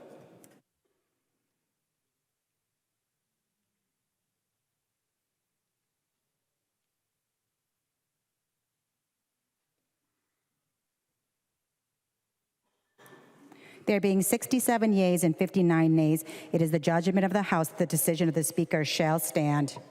There's an amendment at the desk. The clerk will report the amendment. Olson B moves to amend House File Number 5247. The second engrossment as amended. The amendment is coded A38. I recognize the author of the amendment, the member from Martin, Representative Olson. Thank you, Madam Speaker and members. Historically, bullion, collectible currency, these items have been seen as a hedge against inflation. But when the state of Minnesota is collecting 7, 8, sometimes even 9% sales tax on these items, that hedge against inflation no longer plays into account.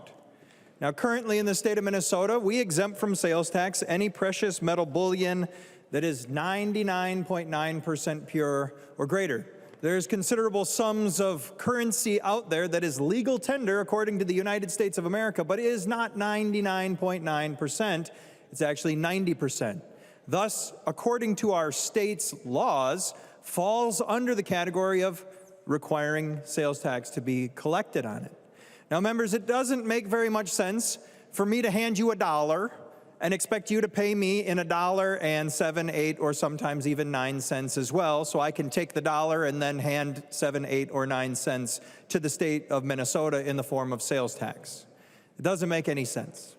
Now, this collectible currency that we're talking about exempting from sales tax is, in fact, legal tender. You can take a $10 gold piece, you can take it to the bank, and you can say, I want $10 deposited into my account. They might look at you like you're a little bit crazy, but they will take it as $10. This is legal tender. We should not be collecting sales tax on it. But when you're talking about collecting taxes for the state of Minnesota, this sales tax doesn't garner very much tax revenue. It's about $2 million worth of tax revenue that we're offsetting with this amendment. That's not a whole lot because people who collect and stack, as what it's, in the cool lingo that we use, we call it stacking. You stack your precious metals.